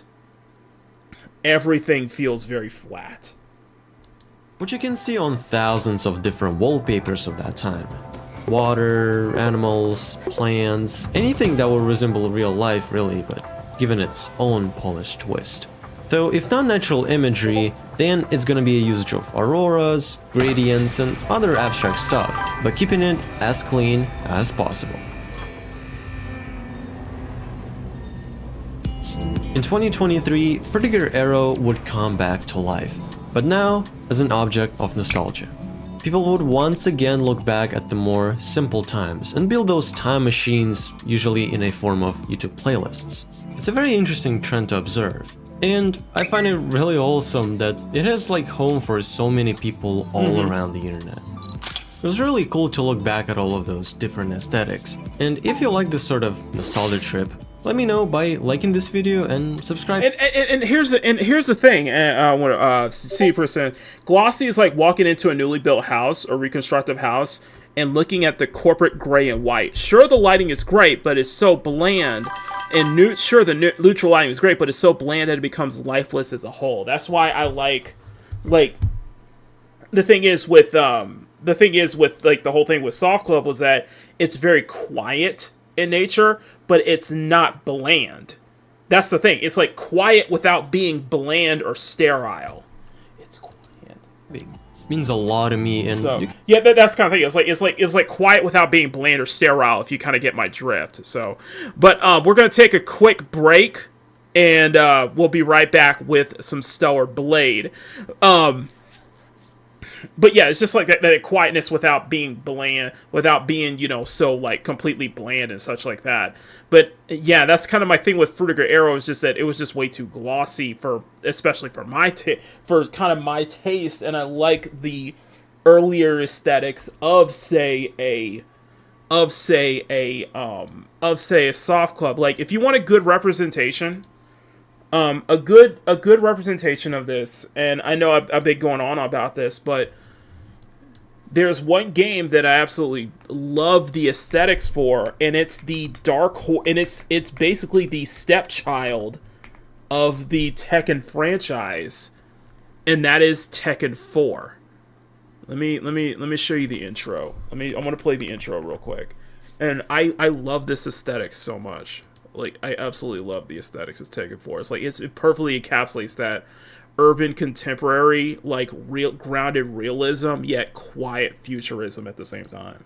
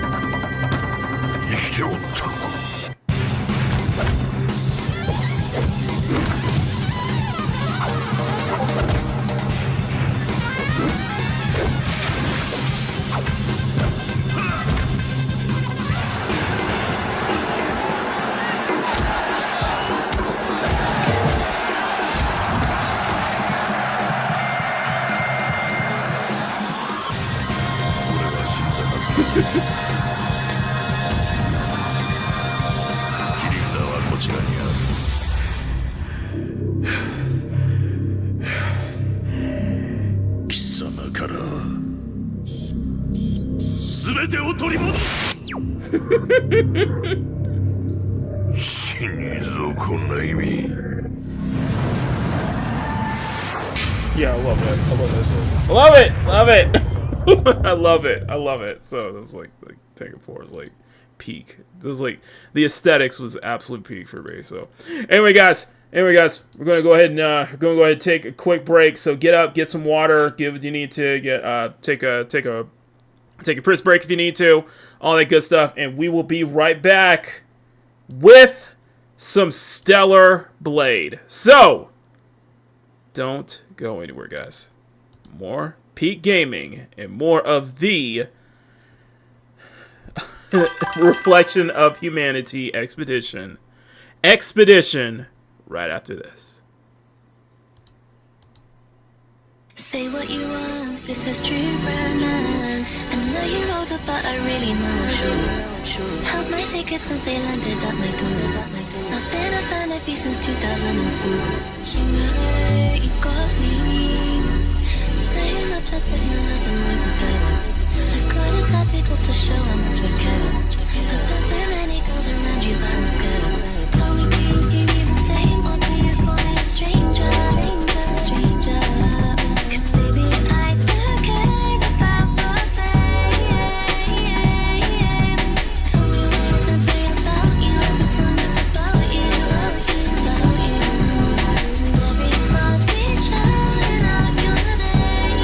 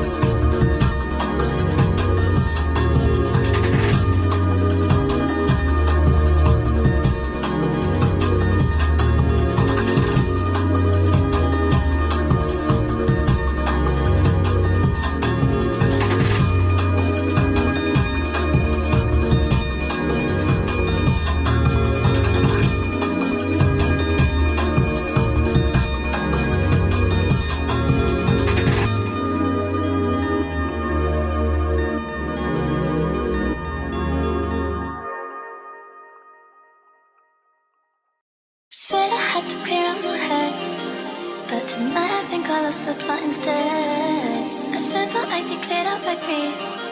To the walls, I know they listen to me. My teachers always called it a shame. They say I don't have passion, they say as I did a few years before. They don't see the light there anymore. They call it sad, but they're the outside looking in. I mean, they can't understand when we all cover up everything. And then I take to my heart and sent all my friends finally. It was not what I thought, cause they're not there anymore. I called my dad, he told me there's no room for me down at the house that we had. And we were living as a group, now that my family's gone, I'm used as far as I can see. I said I love me, I'm sure, but they're not there anymore.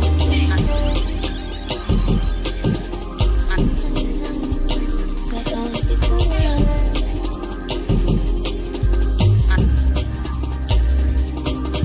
They're making them and have their own say. And never would have done something this way. And now I have to cover them with things. They don't know the problems that I bring.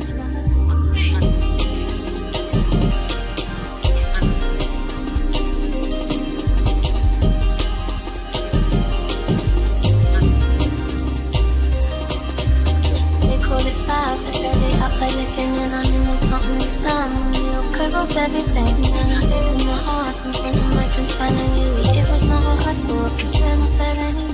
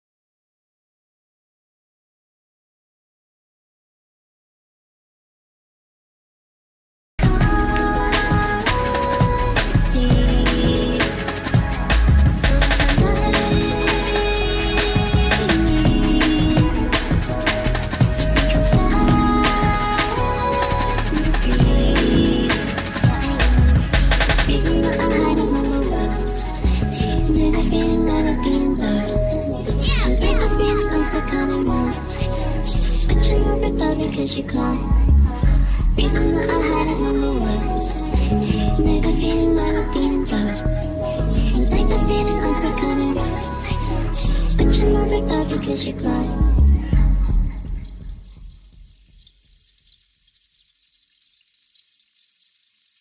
When you wipe your tears, do you wipe them just for me?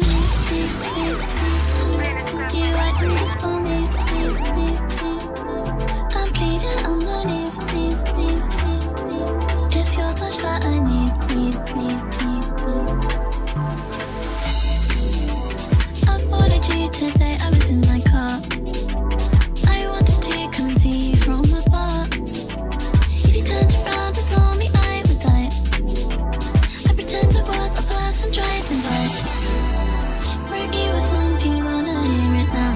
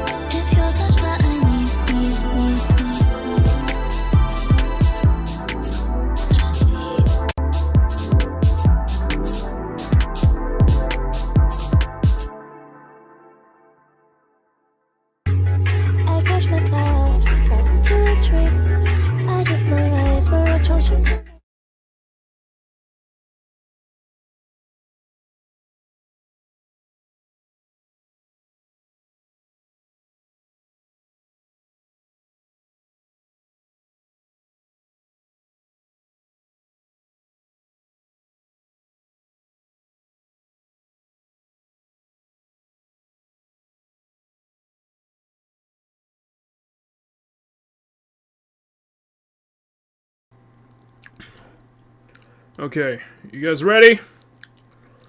It's time for the pièce de resistance, baby. This is the main event in some ways, but it is time for the Stellar Blade. You guys have voted. We will get some Stellar Blade so far. I don't even remember where I was last time on Stellar Blade. I don't even remember. I think we're in Matrix 11. I think we're in Matrix 11. I think.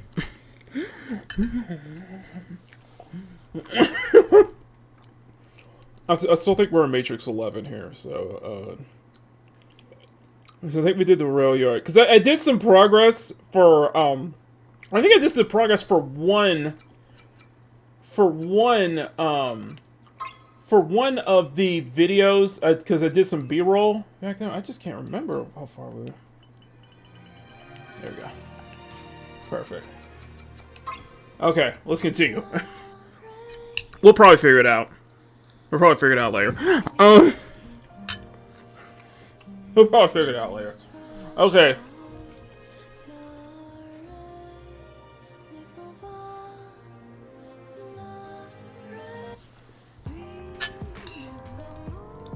Where are we? We are... Oh, okay. We're in the underwater. Okay, now I know where we are. Okay. So we just clacked the boss, basically, for this one. No. I think it was, Oops, sorry.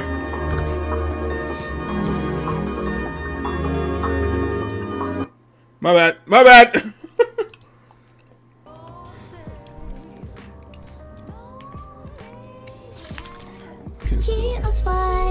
Why is it? Ah! What are you doing? Okay, so we got what's her name? We got what's her name's attire from what you call it?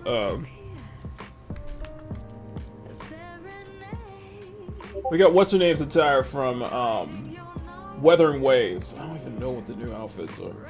Alright, I probably I downloaded like a couple of new mods. But I can't remember which ones they were. We might just stick with, oh yeah, that carbon look for... I got this new Raven skin. It's like a... in pattern though. What else? No. Oh, I can't say that. Okay.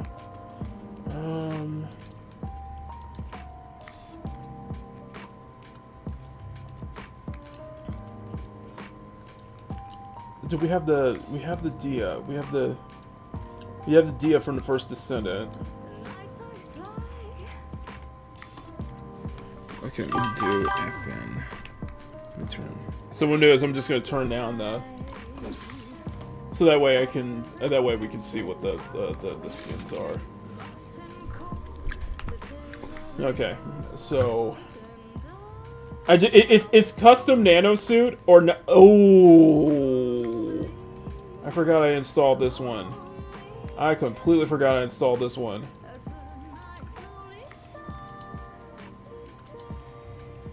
Oh yeah, we're sticking with this one. Do we have? Oh, there's no color configuration. Okay, no problem.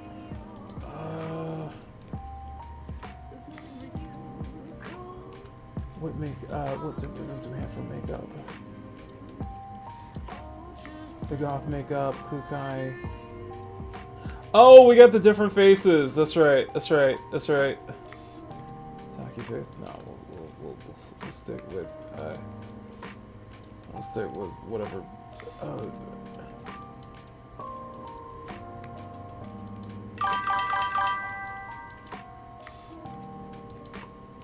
We'll just stick with default that you've had then. And the hair has been, and the hair is back. Okay. Yeah, we'll just stick with default. One more. Let me take a look. One more. I gotta hit N. To open the custom nanosuit system.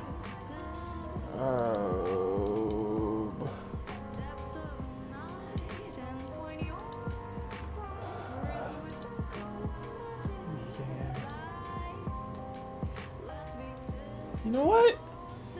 Let's stick with it. Let's stick with this one. Stick with this one. Let's stick with the Ravens. Let's stick with Raven. Let's do,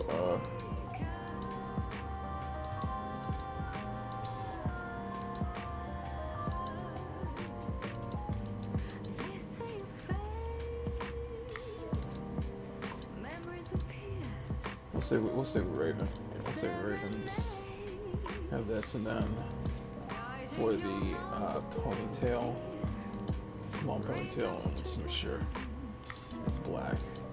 It's black. Everything over it's there.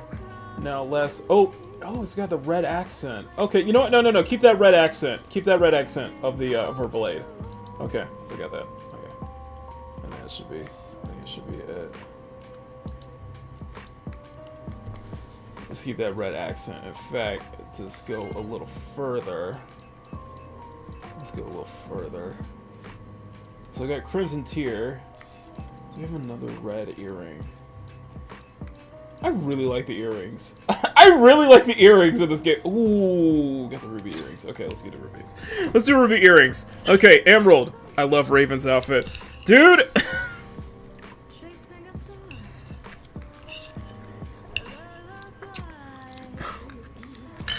Alright, there we go. There we go. That's one of the things that I do like about the First Descendant, is a lot of their outfits becomes mods in other games. A lot of the First Descendant outfits end up becoming mods in other games.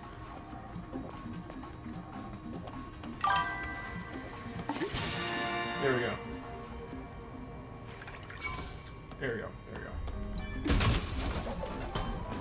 Plus, I'm playing this on the big screen, so I can get that solid 60. So I can get that, you know, solid 60 that I desperate. But this is the one where it's like we gotta go into water, so. Yes. Yep. See, now it's got y'all's attention. See, once the moment we turn on Stellar Blade, now it gets everybody's attention. So I'm on my third playthrough on PC, since we're trying to 100% get all the outfits.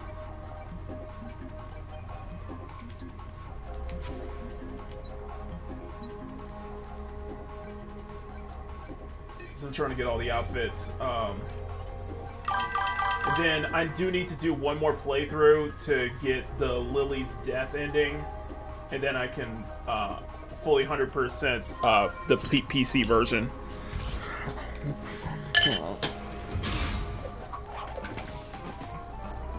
Alright.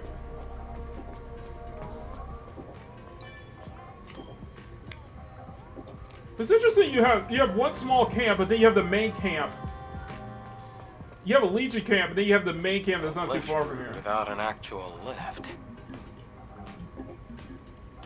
Oh, here we go. What? Oh, nothing. It just has bad news written all over it. And it's underwater. Damn, it's been flooded with water. Again? Yes, again. No. So, Emerald, I will believe it when I see it. That whole thing what Chibi was saying about Nikkei getting banned and getting banned off the Google Play Store. I'll believe it when I see it. It makes too much damn money. I'm sorry, Nikkei makes way too much damn money. I haven't even done any of these. Oh god, when's the last time I played Nikkei? I gotta get back into it at some point, man. There are 3 gates, and a bunch of other things. First, I gotta refresh on Stellar Blade here.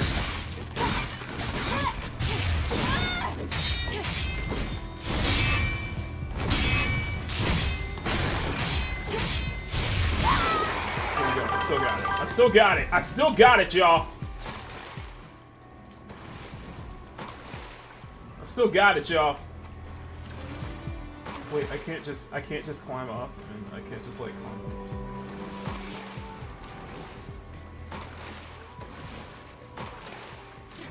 That's one thing I'm doing, so it's like, it really...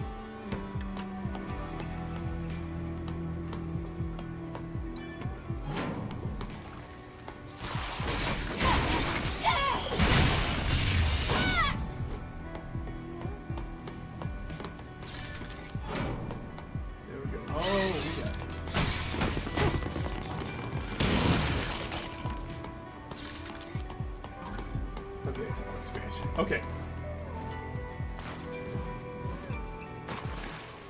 Got what massive BP? I'd be surprised.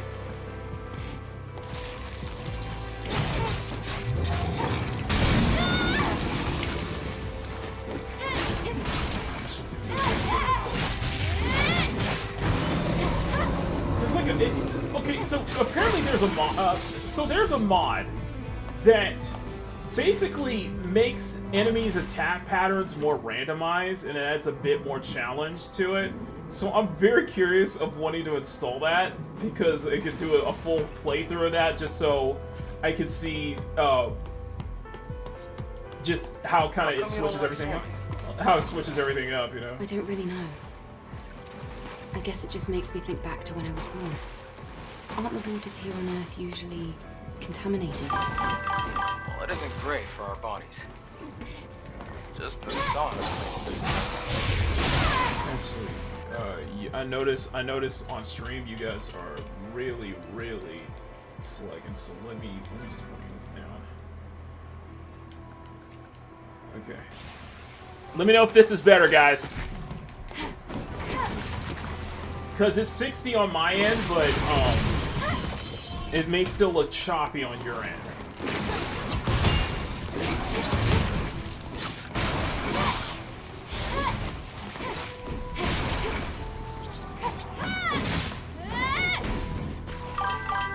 It may still... let me know if it still looks choppy.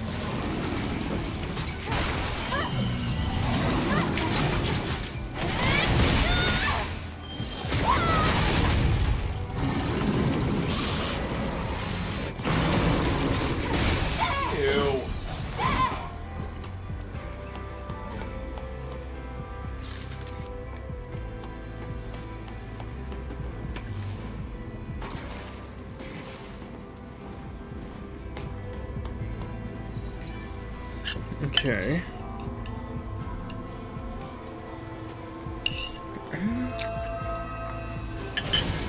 I think I should be maxed. Yeah, I'm maxed. I'm maxed. Yeah, I'm completely maxed out. Okay.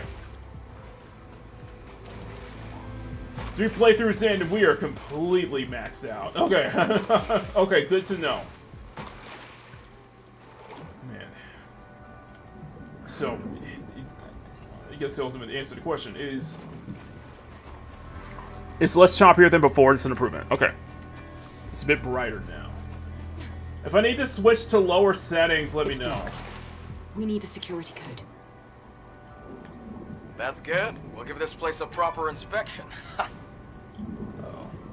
You seem to be enjoying this. A little too much, Adam. Didn't you notice during your scan? This is storage for valuables.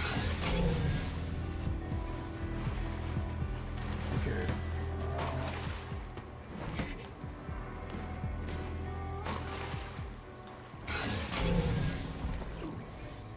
We got another one here. It's really pretty funny. We didn't like underwater TV. Found it. Now let's go. And yes, by the way, this is the same Rebecca Hanson who voices Damian, who voices Damien in Crimson Desert. I was like, this kind of work, a thorough search is the yes, bare I am trying to spend more time with like Damien in Crimson Desert, like survival right now. Okay. Oh man,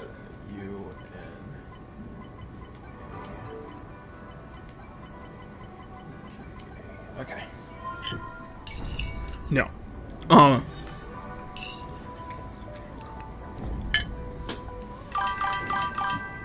Now, am I hyped for... Now, obviously, yes, I will be first front and center for Stellar Blade sequel.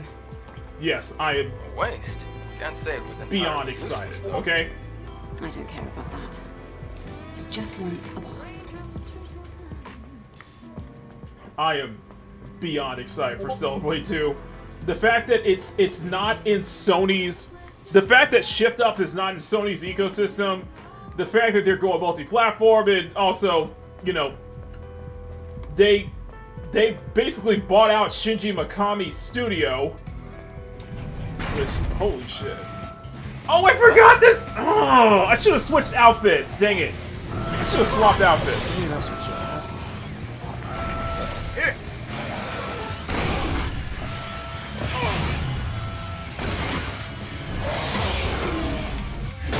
There we go. You switch to the proper outfits just because the camera angles are like upskirt shots, so. Roger.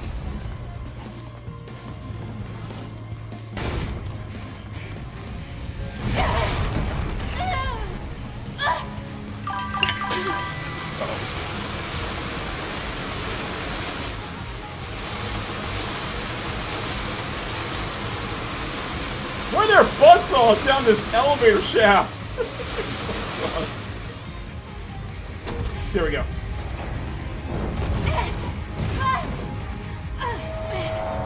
You alright? No.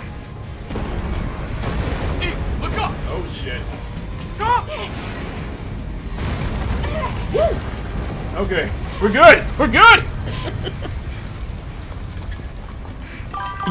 Yeah, I am excited for Shift Up's future. It's like, oh. Wow. Gotta love a challenge. Yeah, I do love challenge. No, it's just with Shift Up's future, like Shift Up has basically became like the one studio and publisher that I'm just like, okay, I'm a fan. Like, I'm legitimately a Shift Up fan at this point. I told you that this is what, my third playthrough on PC, but I think this is like my 10th playthrough overall of Stellar Blade.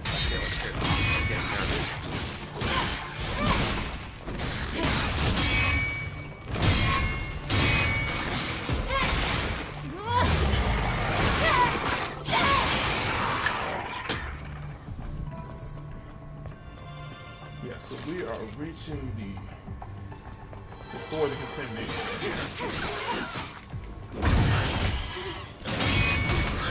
No, because I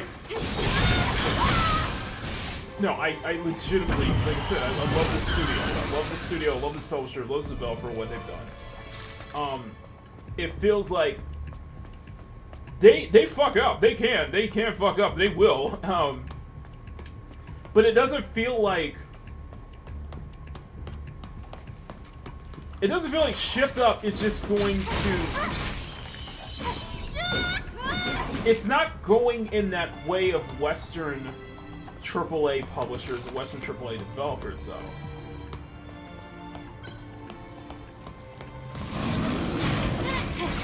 That's why I said, like, okay, I get that you painted Stellar Blade as basically this hero for the anti-woke.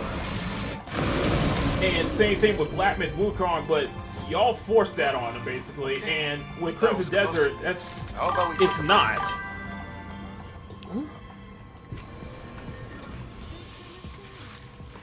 That I love this section of music, I do too. Very close to the Alpha signal. We might have It looks like the Alpha Natiba is just up these stairs. Okay, we may have to... let me switch full screen, let me see if that will... Hey, look at this. See if this will be a little bit better. This is a second day of Blue Squad legacy. Let's check it out. I'm very curious how the story of Stellar Blade 2 is going to go, though. Wait, hold on a minute.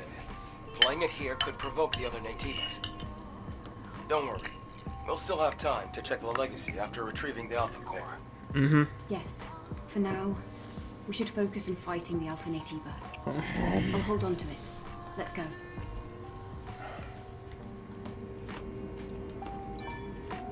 Do we have a tumble expansion module? We do. Yes, we do. Okay. Okay, we are pretty much good to go on everything. Yeah, we're good to go. All right, we are good to go. Let's begin.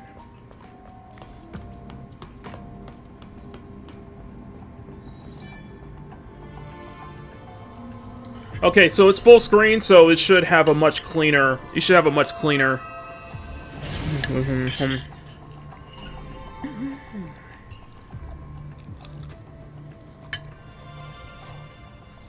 I want more Raven. Yes, I think we all do want more Raven. I think keeping her alive This is an ancient is a water good thing purification because system. Raven can come back. This is the source of the contamination. Yes. Yeah, the shipped up learned their lesson with Denuvo, thank Yes. God. We're finally here. Now, if only Pearl Abyss could do the same. Now, if Pearl Abyss could just get rid of a Denuvo, then yes. Then I will get Crimson Desert on PC. Otherwise, I'm sticking to PS5. Look, there's something hanging in the air. Looks like a human. I think they're alive. Symbolic. What should we do? We have to save them from the contaminant. What's that noise? No way.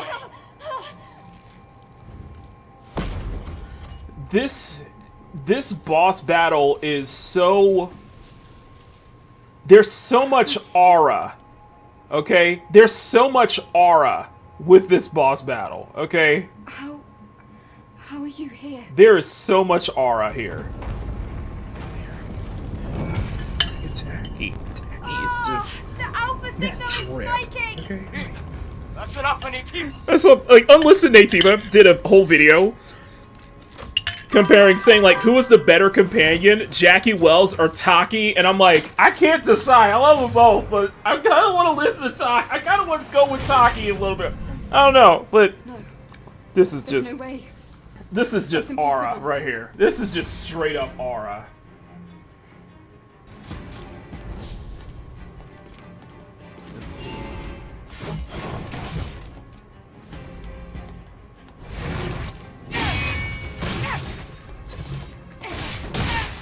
Plus, this OST for Taki is fucking amazing.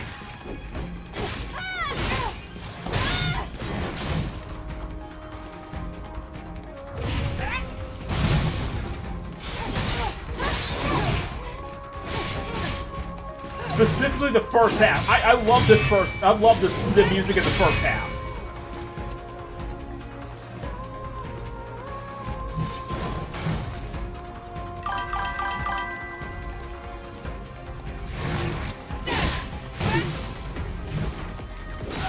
Yeah, pay attention to the fight.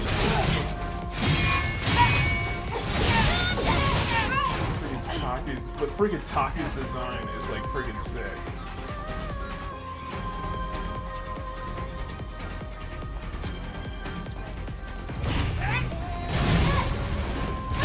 There we go. Come on. Like angel vibes, baby. Oh, it never gets old. I'm sorry. I've done like 10 playthroughs of this damn game. It never gets old to me. I never get tired of stuff like this.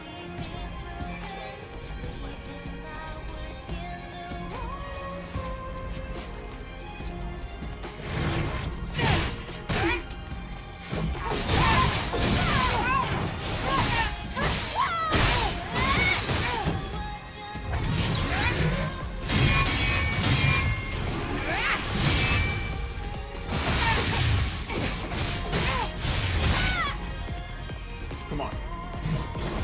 Come on.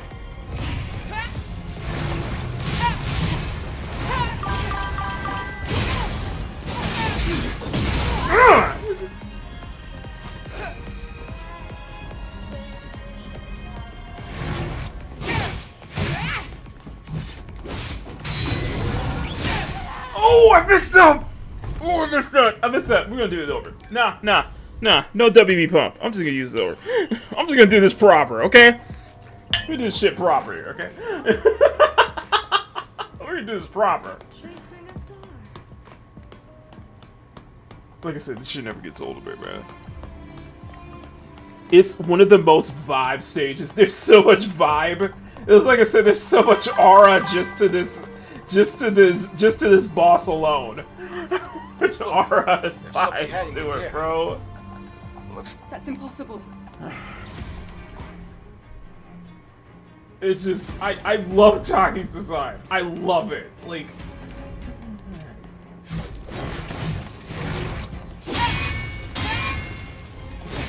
it's just like, there's so many, like, I think it was just with Stellar Blade, it's just like, there's not one single thing I don't love about this game. There's so many things I love. Absolutely love every single moment, man.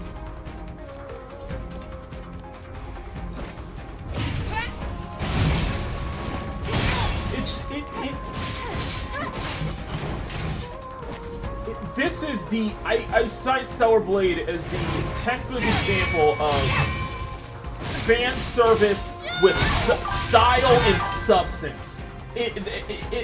I mean genuine style and substance.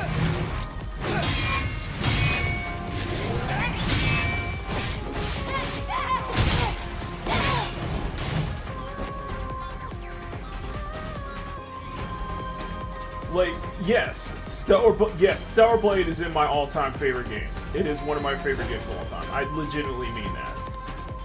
Because I wouldn't be doing so many playthroughs of this if I didn't love this game.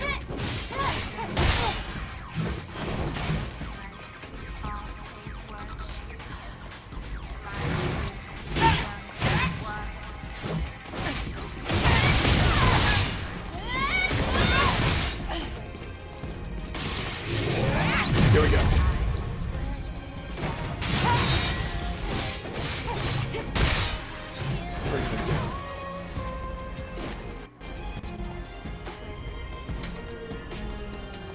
Yes.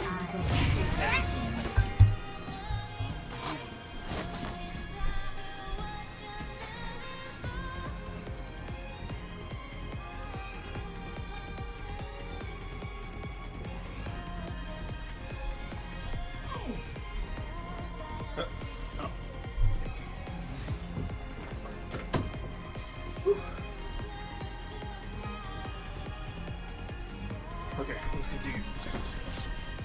Sorry, okay, let's continue.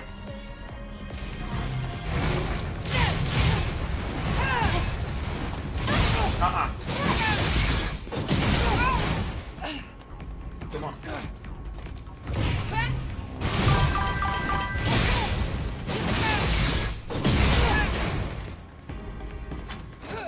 Oh, thank you, man. I mean that. Like I said, I subscribe to like Unlisted Tiva because he went deep into Stellar Blade's lore, and there were so many things that I didn't realize that they were doing that I absolutely adore. So.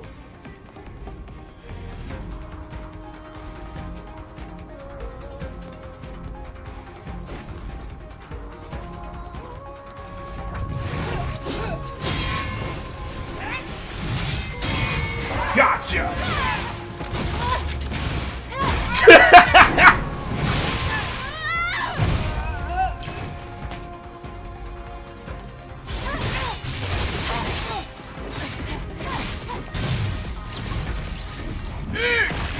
And then here comes the second half. Here comes the second half.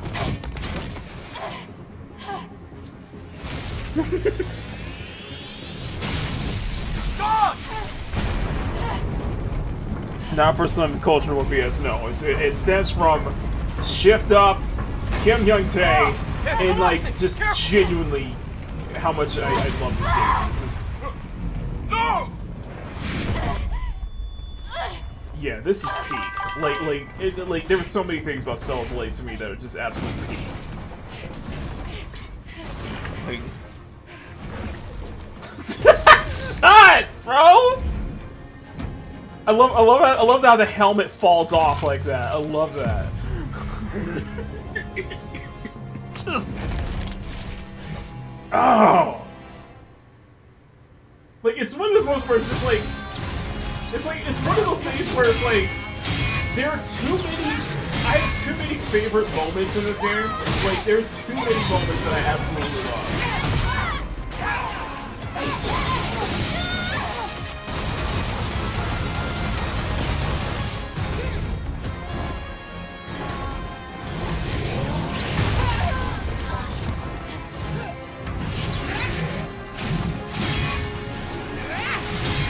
two can play that game.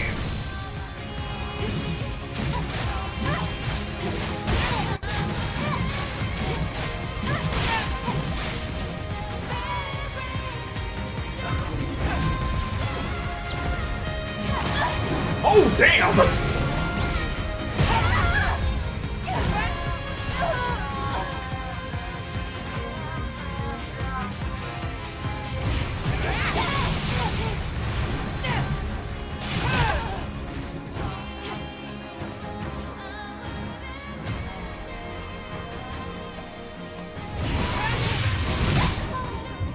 What? See, I gotta stop messing around. I gotta stop messing around, okay? Why did I do that? Why did I do that?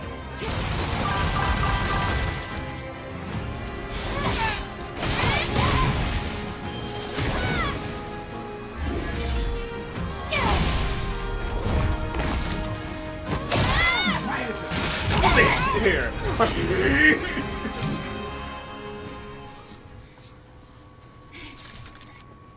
Mirror match. No, Raven is a mirror match. Yes. Raven is basically a mirror match. If you think about it, it's basically a mirror match. And that's why so many people have struggled fighting Raven, especially on hard mode, because she is basically a mirror match. And Raven's my favorite boss fight in this game too.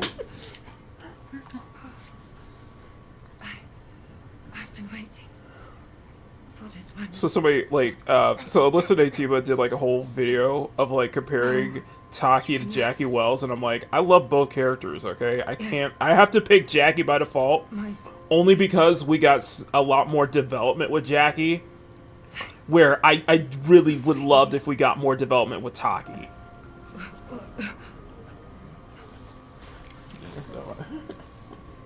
I have a favor to ask of you. Better than Man and Scarlet.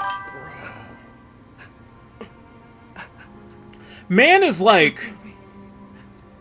Man's like Stellar Blade's version of Adam Smasher, basically.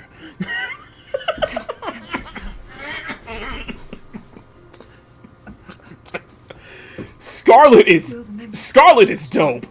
Okay, don't get me wrong. Scarlet is dope, and I would have loved it if Shipped Up did a second, like, Nikkei DLC, just so I could get more Nikkei skins. Like, seriously. Second Nikkei DLC. I would love more Nikkei content. I'm sorry. Crossover content. But, in case you guys don't know, PUBG is the first game to cross over with Stellar Blade.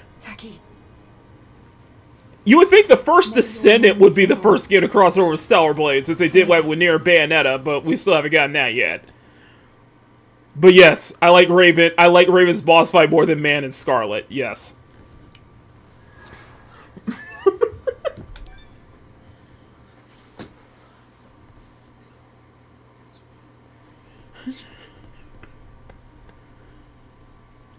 Oh my god. Yeah, it's like your PC sound like a jet engine right now. Oh my god.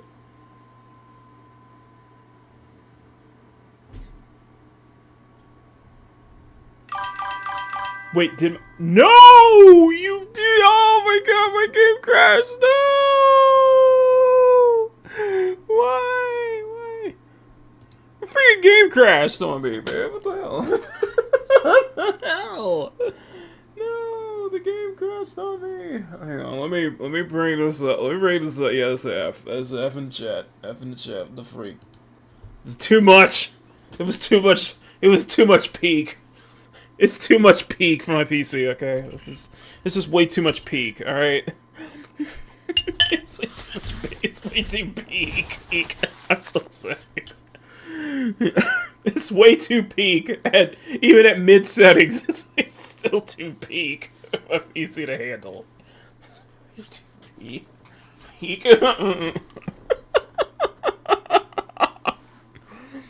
No, it's just like rage-inducing. Yes, Raven is a rage-inducing fight, but I love it just because of just that atmosphere and just that feeling like it feels like a mirror match, like a genuine mirror match.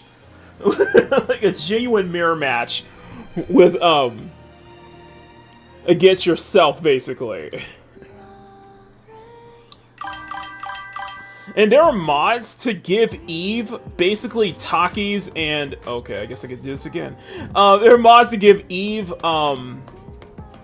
there are mods to give Eve Taki and Raven's moveset, which is pretty cool. Raven's moveset, like, bro, that's tight. I'm like, okay. Okay, I like this. I should test that out at some point. Look, to do a boss fight with Taki's moveset. I think they're alive. What should we do? You struggle with Providence more. I did struggle with Providence.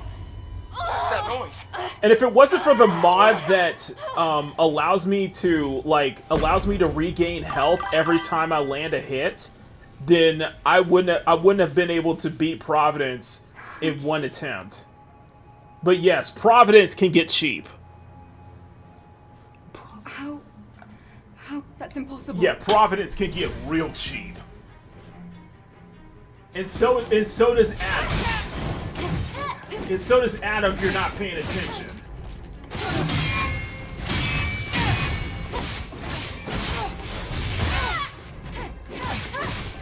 And so does Man as well.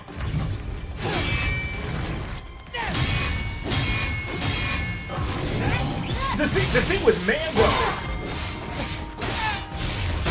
the thing with Man is that he'll catch you off guard.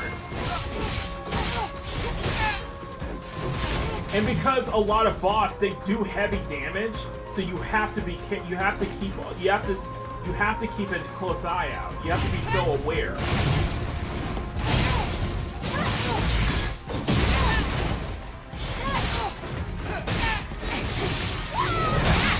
That's the funny thing with Man, you can do that, like, because with Man, you'll do that burst counter. You'll do that burst counter, but then he'll hit you with a shot that you have to dodge once again. It's like, oh, yeah. With Scarlet, it's just... With Scarlet, you just realize, like, okay, so when she does her ultimate, you just need to make sure you block. You just need to make sure you block. You block her. You block 4 out of her 5 hits, and you're good.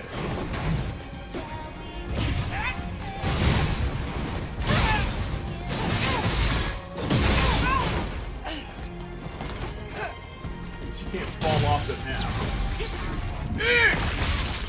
Damn.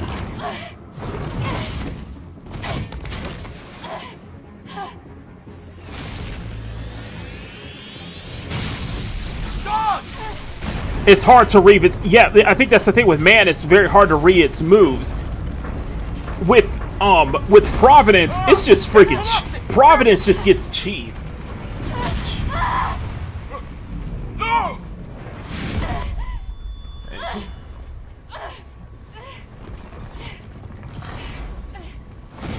With Raven's first form, with Raven's first form, it can be. Raven's Alpha Nativa form, it can be, but it's just you just have to be ready. You just have to have your drone ready the moment she starts. The moment she lifts up in the air, and you gotta shoot those 3 orbs down. You have to be ready.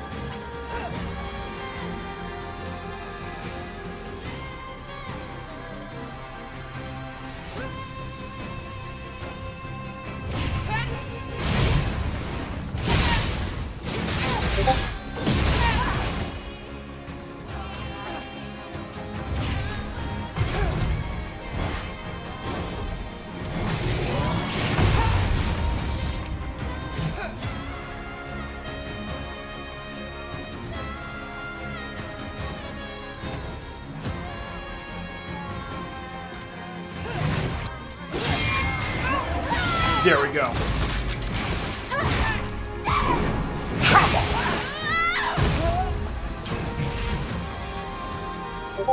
One more time.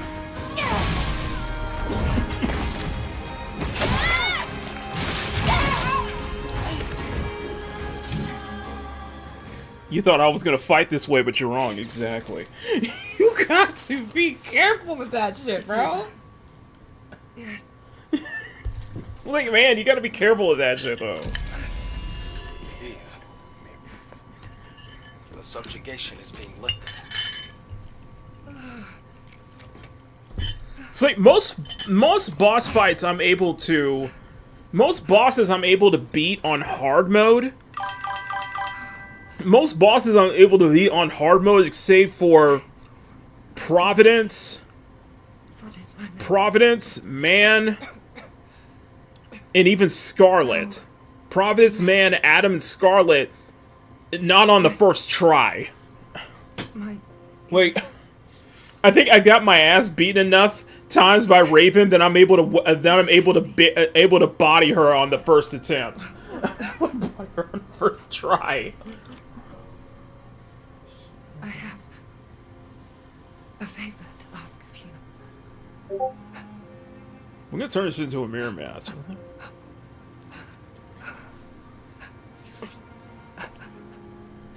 My memories.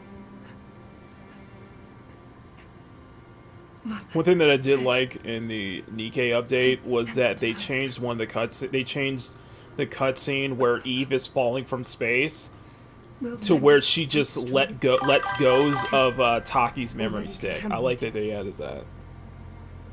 No, it won't be. My bitch says though. In that case, I'll be floating among the stars to space. Taki!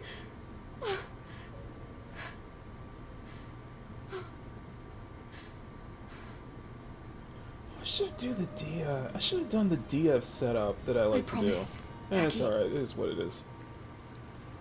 May your memories live on. Forever.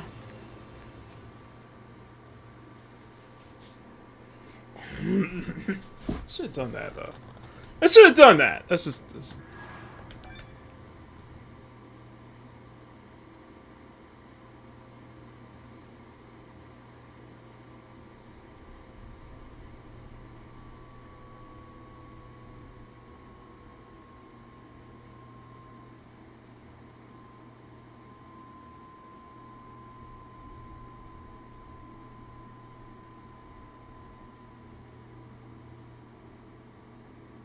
There we go. There we go. There we go.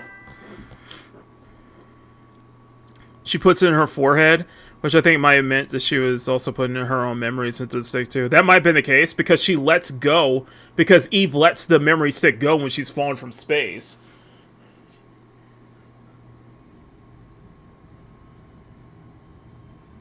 I love the Demo Gorgon boss fight too. An airborne squad member who themselves became an Alpha Nativa. Is this the work of the Elder? Could I take a look at her memory stick?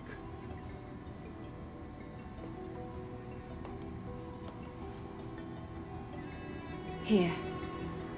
I, like... It feels different from It's the not Elder just Nativa. Eve.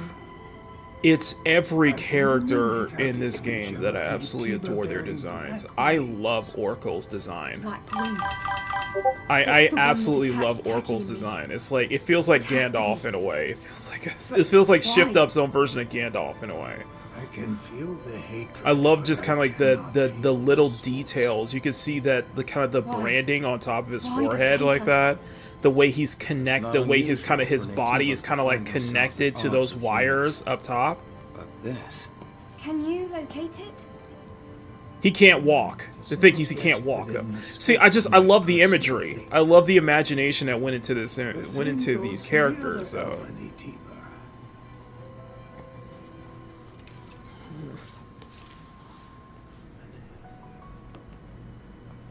All right then. We'll need another hypercell.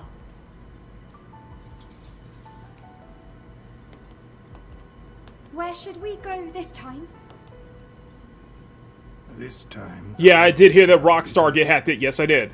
The easternmost reaches of Man, any hype that any hype, I'm starting to believe that any hype for GTA 6 is being compromised. Like is really being compromised. Like for real. Because you're having all these problems, man. Like I just don't think GTA 6 is gonna be worth. Hot take. This is a hot take.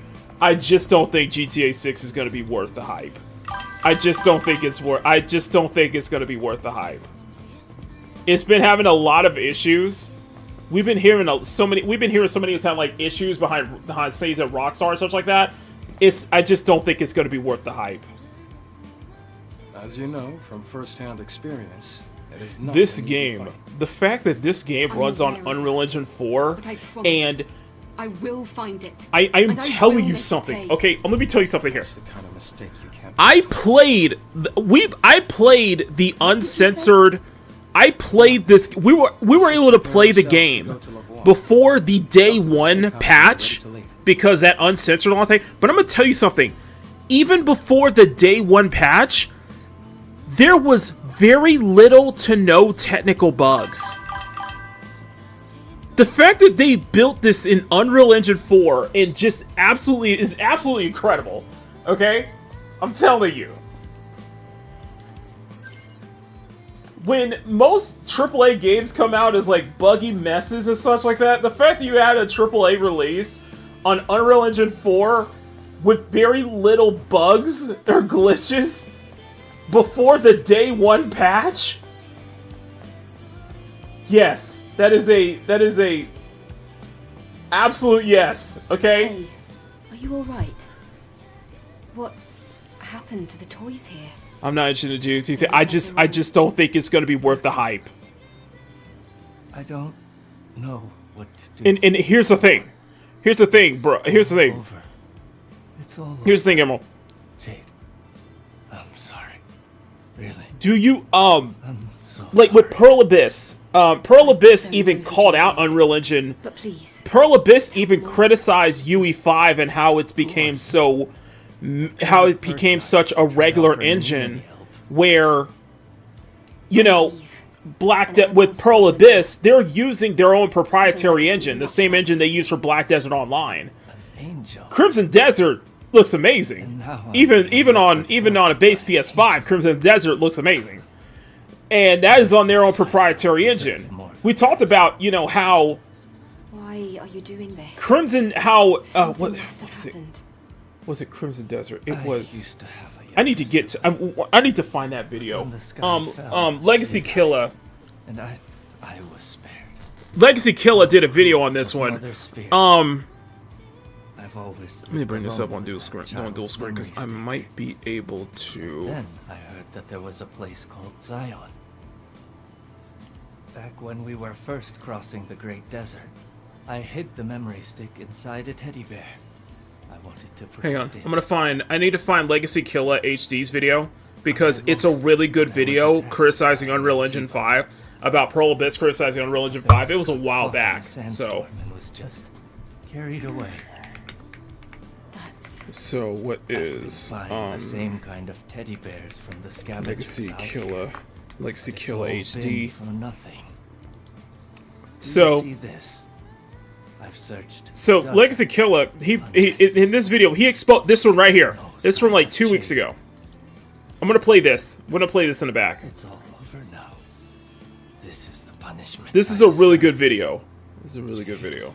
I'm so Remember in sorry. 2020 when we got our first introduction to Unreal Engine 5 with this very impressive tech demo, which unfortunately years later we really haven't had many games looking at all like this.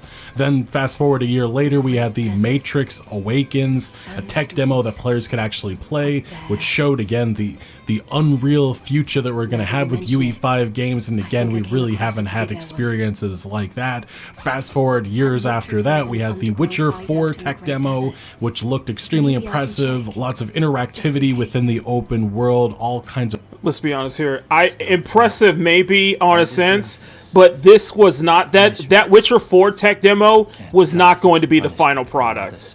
Of cool it just felt fake. I'm sorry. Detail, the foliage, the environments look realistic, but again, it's the question in the back of our minds: is this really going to be real? Because it doesn't exist yet. It's not and that just question it's gonna be real, is it's just, one is that it really will only continue into the necessary? future as UE5's reputation remains very messy. Entering into 2026, the talk of the gaming industry was of Grand Theft Auto 6's inevitable arrival. But little did we know, a little game called Crimson Desert was really going to define this year. My impressions of this game have gone from mixed to just being glued to the screen, addicted to its open world design, fantastic sandbox, pushing some technological innovation with so much attention to detail, but the scale and scope stands out.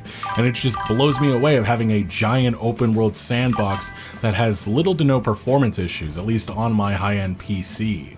Obviously, there are graphical hiccups, you'll probably see it in some of the gameplay featured, but I am a little bit more forgiving in that regard. Every game is going to have its glitches, no game is perfect, but having a smooth, fluid experience is key to my enjoyment, and that is exactly what I've had thus far with Crimson Desert. And yes, this is not just myself having that impression, I've seen many people talking about the difference amongst this experience versus the average UE5 open world game. One of the core reasons of the frustration growing with UE5 is just how integral it has become in the gaming industry. So many developers ditching their proprietary engines for UE5 because of the common knowledge shared with that engine and just how widespread it has been used across this industry the last number of years.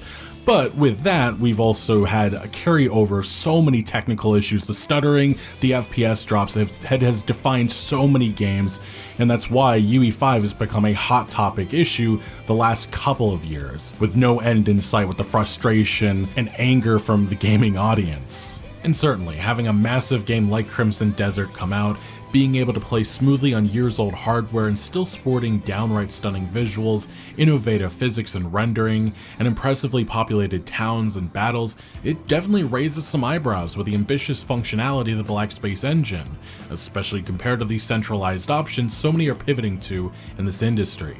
The general purpose engine versus the purpose-built one that was specifically worked on for this game's expansive sandbox vision. It took years of work for Pearl Abyss, the devs behind Crimson Desert, to get the engine to where it needed to be, and they initially looked at other options, which likely included UE, but realized, according to a studio rep, off-the-shelf engines were not able to deliver the uncompromised vision that the team set forth to create with this game. So they needed to create their own engine, Black Space, in order to deliver on that vision, and so they did. But it was not without issue, as they spent years getting the engine to the point where it could handle the level of interactivity that they needed it to have.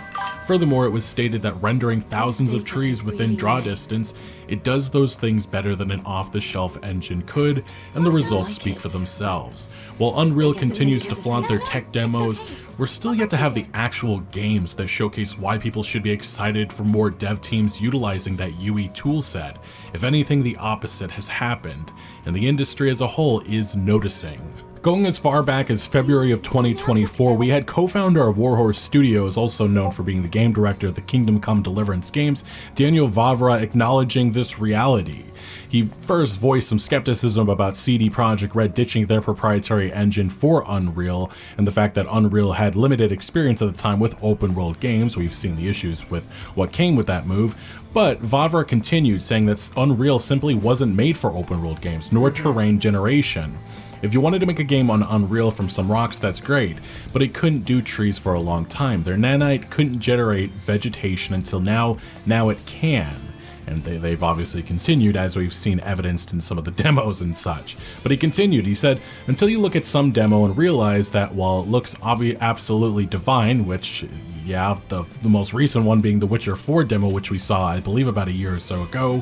Photos just like a movie. Then you need a computer that costs 200 grand, which is equivalent to 8,000 euros, and a maximum of 4 people can walk there, because otherwise, even the damn computer that costs 200 grand will not be able to run it, which is still a problem here in 2026 with UE5 games.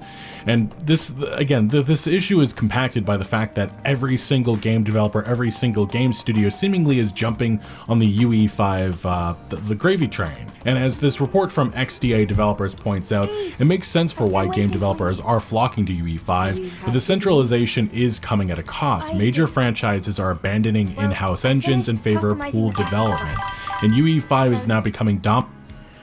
Emerald, you're saying, but if you're going to use a proprietary engine, you need to know them. You need to know to keep it premature, keep them permanently or a long time, because time and money to train. Because of the time, money to train. Yeah, exactly. It takes a lot to switch from UE5 to switch from a proprietary engine to UE5, because it's basically a whole different framework in a way. We're living in an era where other extraordinary engines exist too. They're technically brilliant and scale beautifully, but they happen to be proprietary and locked away. And as they say, this isn't a call to dethrone Unreal at all, it's more of a realization that everything looks to be getting samey, and that gaming's future shouldn't hinge on a single tool set. But unfortunately, we live in this reality. I think one important thing people need to understand is when we're talking about some of our favorite games of all time, the emotions, the happiness that came from those experiences, a lot of it has to do with the tool set, the software that fueled that experience. And even, especially in recent memory, when we're talking about a game like Cyberpunk 2077, turned it around infamously. Yes, they did. But a lot of that has to do with the Red engine, the functionality of that engine, and that is no longer going to exist because CDPR is moving away from that with UE5.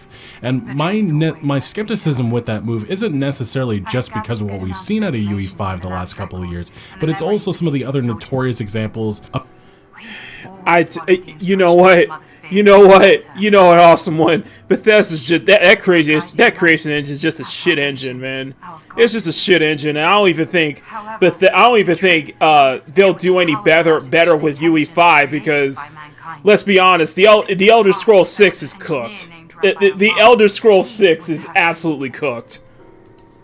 Developers ditching their proprietary software for UE5 and the downgrade feeling that so many people had with the move. Like, infamously, just last year we had Mafia the Old Country going with Unreal Engine 5, had the same notorious issues, and it's just crazy to me because a couple of years before that we had Mafia the Definitive Edition. Just a fantastic experience, felt great, ran great, and they just moved away from it, and not really for a good reason in my opinion. But then there's also something like the Fox engine, notorious for its work with MGS5 The Phantom Pain, and we saw a new Metal Gear Solid game last year with the MGS Delta remake, and that speaks for itself.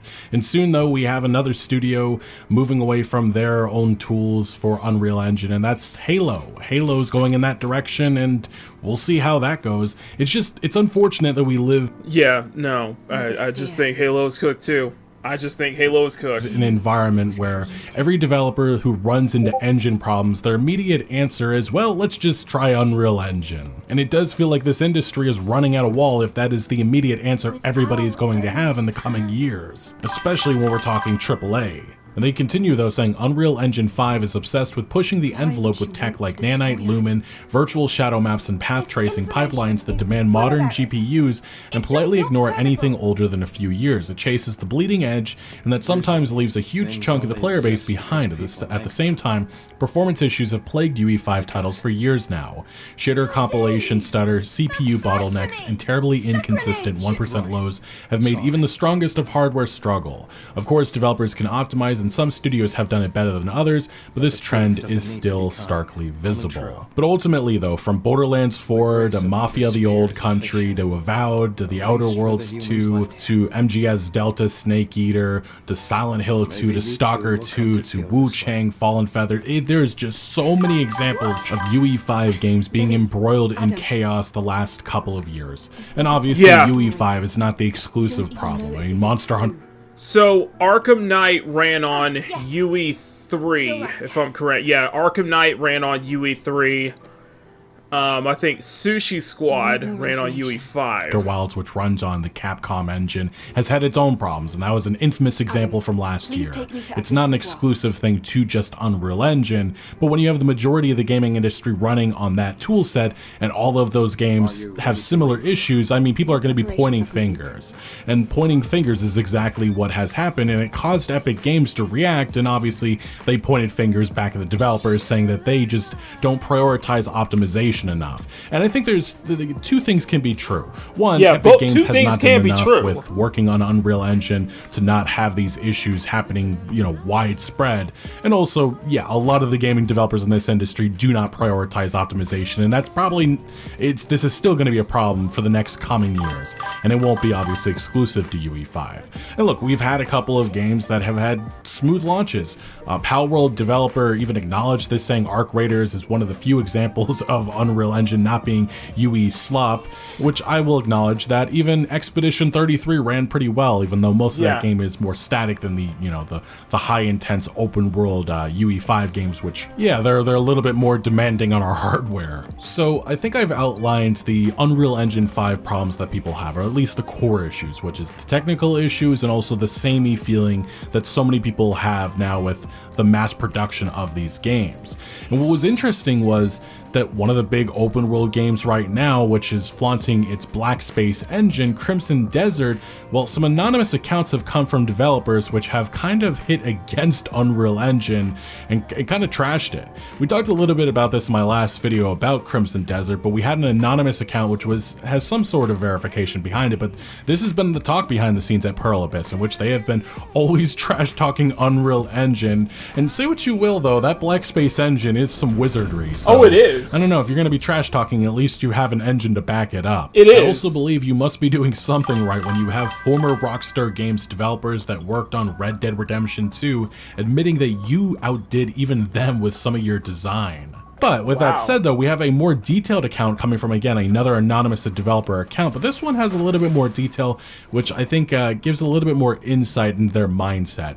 So this anonymous developer said, the reason development took 7 years for Crimson Desert is that they basically overhauled the engine every single year to optimize performance and push more polygons. And that sentence is very interesting because performance optimization is something that so much of this industry has kind of just not cared about until later stages of development, and that's actually something that Epic Games CEO directly called out, saying why so many of these games have disastrous launches is because of that, because they're not concentrating on that throughout the entire development.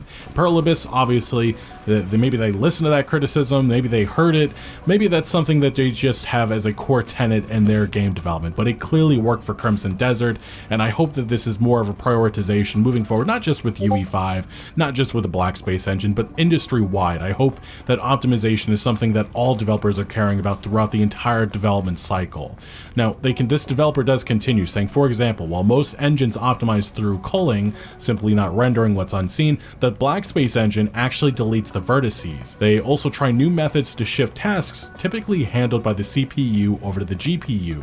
This developer said. They continue that apparently there was no scripted code in the final build, using all sorts of old school techniques like integer-based data, bit-level data, and simplified data structures, which are no longer used in modern games. The team at Pearl Abyss was also obsessed with performance, something that put Crimson Desert on a completely different level compared to your typical mass-produced Unreal Engine 5 games. Those are specific remarks coming from a Pearl Abyss developer, and this was before the launch of Crimson Desert, and, well, we now see exactly what they produced, which is a very, very impressive technical showcase with the Black Space engine through Crimson Desert. It's a game that I am currently addicted to, but it also gives me greater appreciation for most proprietary engines, not all, but most. Even then, the damage has been done to Unreal Engine's image. Years of dysfunction has contributed to many developers questioning whether or not they should be using this tool set.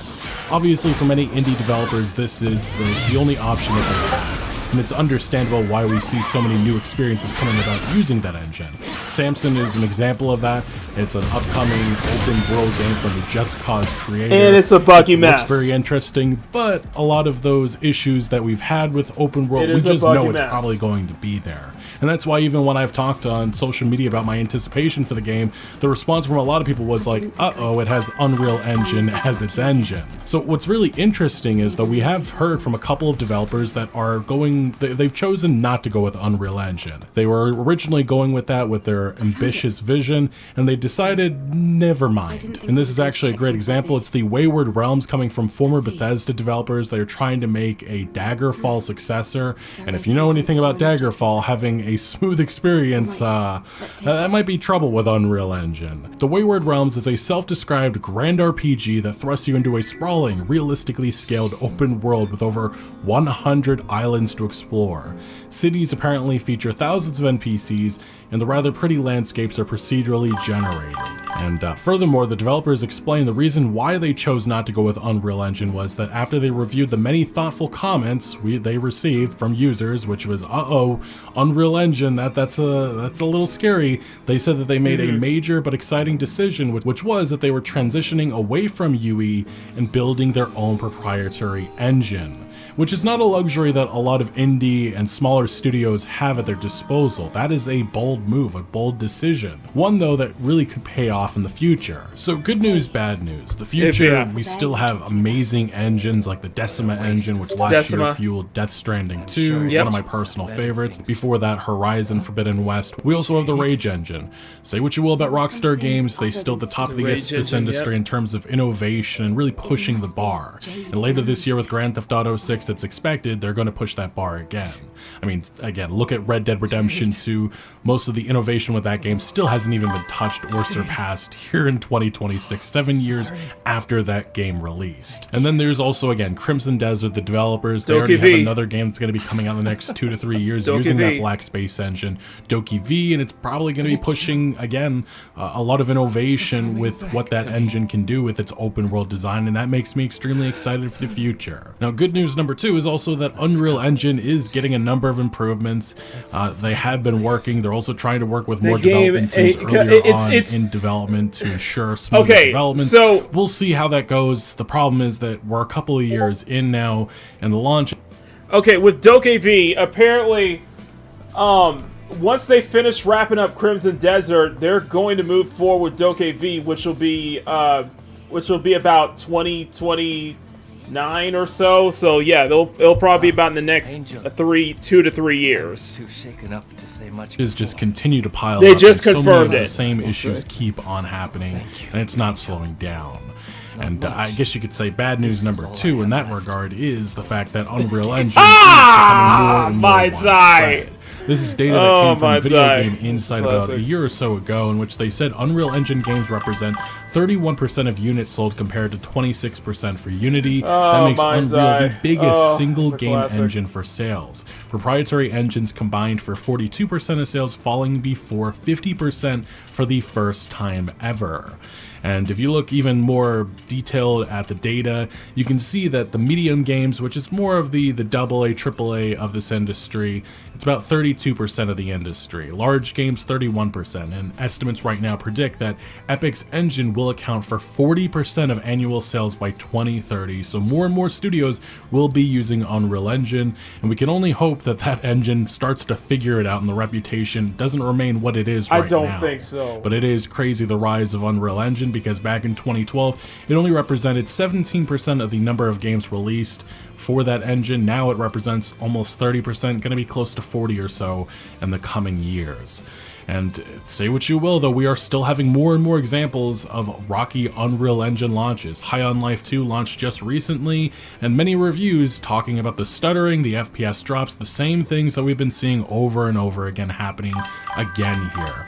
And even in Digital Foundry's review of the technical aspect of the game, they talked about how the PlayStation 5 renders internally at 720p. Xbox Series X just around the same thing. Just kind of crazy. We had those with games from the Xbox 360 era. We're still getting... Yeah, we're still getting that.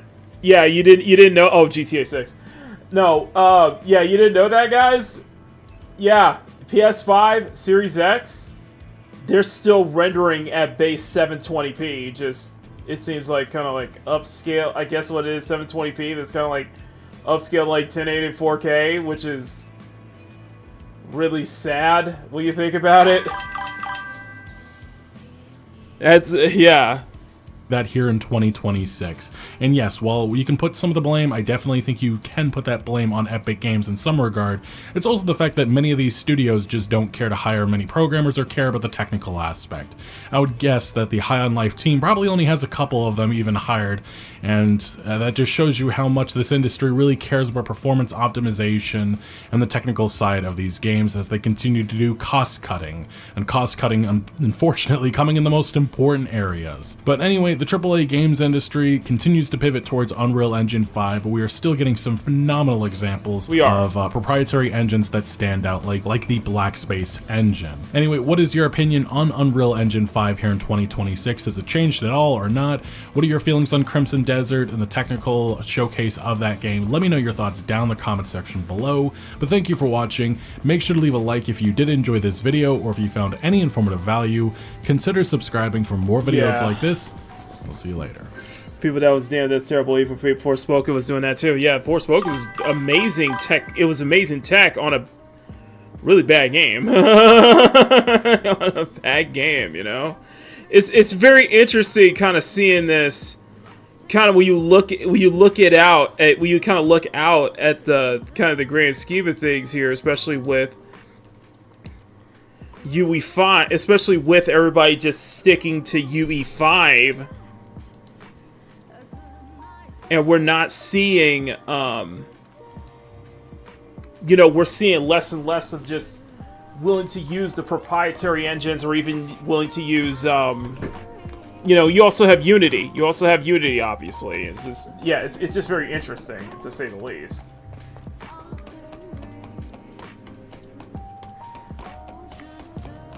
Okay, let's head to the Great Desert. Oh, you're here. Yeah, I put the settings at low, but even at low settings... Yeah, this game looks amazing. Yeah, even at low settings, this looks amazing. Like, even at low textures, it's still...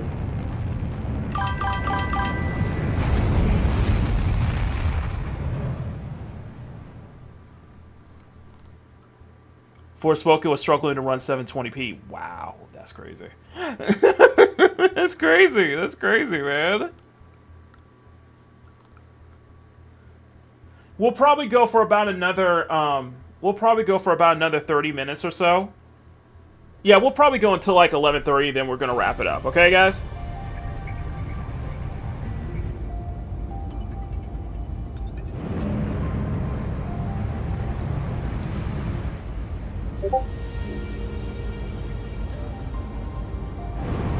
We're just dumber with kids that can't even read or speak properly. Yeah, there's too much quality learning center going on, energy going on right now. Quality learning center.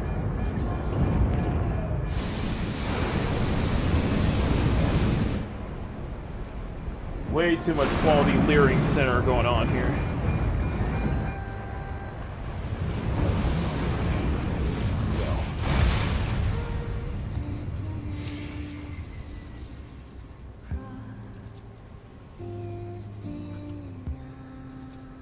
Ah, damn it. Looks like the engine was damaged from all the sand. We'll have to walk from here. Are you okay with that, Eve? No problem. Please support me with the drone. All right. You can trust me. I'm here too. Don't you worry. All right, let's do it. Even seasoned scavengers get lost in the Great Desert. But we have a map now, so that isn't going to happen to us.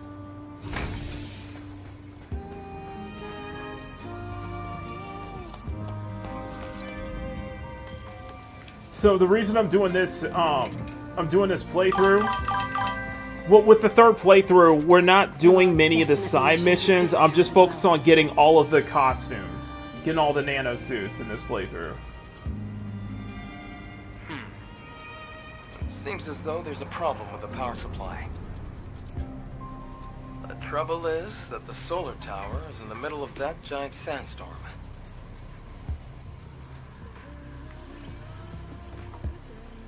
Eve, let's look for the sentinels around here. Maybe some of them will cooperate. Okay. There is not this one. There's one. I forgot which area had the nanosuit. Oh, it's that area right there. Right here, that area had the nanosuit. Okay, so yeah, I'm playing this at low settings, but yeah, heck, y'all scholars are riding the streets. Yeah, dude, it's been going on, man. Dude, it's just crazy, man. It's just crazy.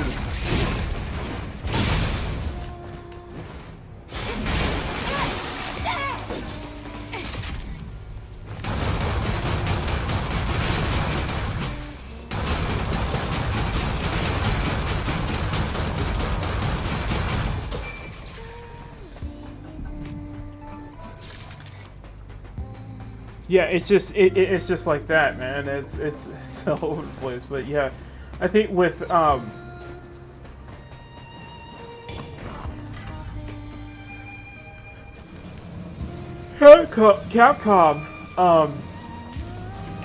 even Capcom's RE engine is not gonna work for everything. Like you look at Street Fighter 6, for example, it's not gonna be. Like, it's not going to be optimized for everything, though. So, but I think what we're going to see is that as more people are just... UE5 and whatever UE 5.6 is becoming the gold standard, the more we see that, the more we are going to get more buggy messes, though. Just because I don't think people are putting... People aren't putting... that much care into actually optimizing the game at launch, you know? And also, when it comes to PC, you have to also, optimization has to be like the first thing on it has to be the kind of one of the top priorities, because understand, not everyone has a high-end spec PC. A lot of people are probably like me with a mid to low range spec. So, you know, you have to keep that in mind.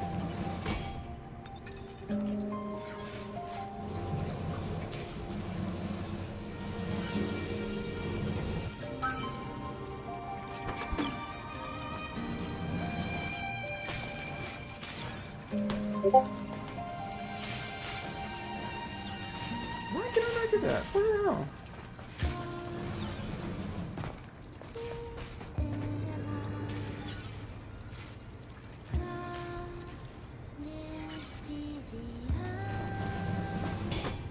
Okay, I'm gonna try again. Honestly, we need a good engine for a sandbox open world game. Just trying to use it to handle it. They can't reach this screw ramp. Like, dude, like, think about this. Think about this. DICE. You know, DICE. You know, the Battlefield guys. Basically the creators of the Frostbite engine. Even their own creator, even DICE can have issues with their own proprietary engine too. Do you ever think about that? Yeah, DICE can have their own issues with their proprietary engine as well. With Frostbite, you know? And Frostbite has been such this standard in so many games, too.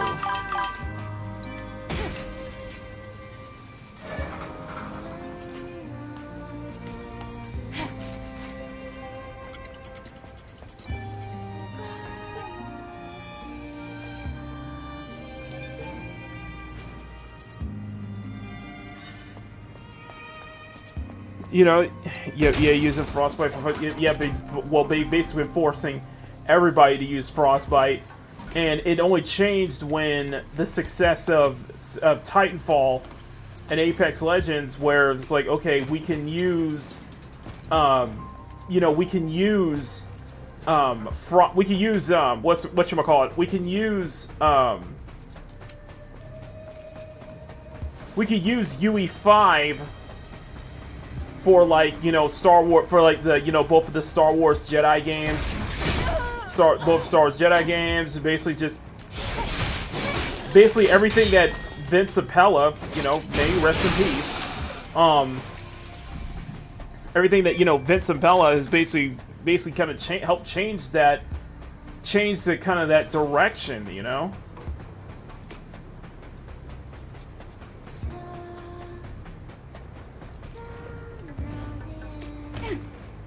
it's very interesting. Like the whole thing is very interesting to say the least.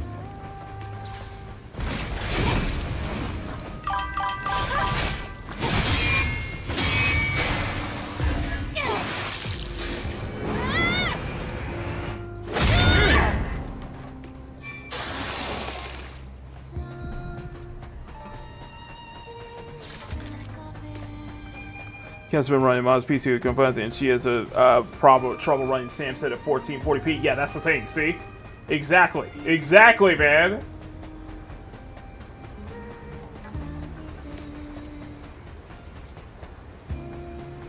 It just seems to be the case, man. It's just.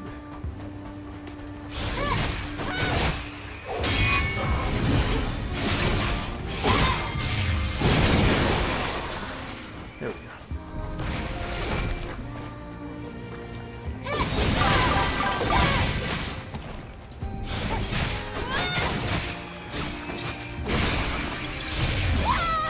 And that games require quick menu access. Yeah, 9060 with a 64 gigs of RAM and 4080 Super. Yeah, 1660 Super, 32 gigs of RAM, and Intel Core i5.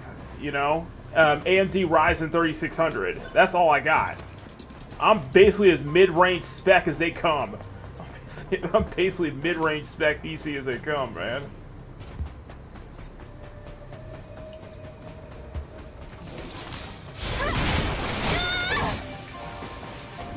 I had to lower the settings of Screamer just so I could be able to get a 60, to get at least a 60, or if close enough on a 60. But even then, it still stutters, you know.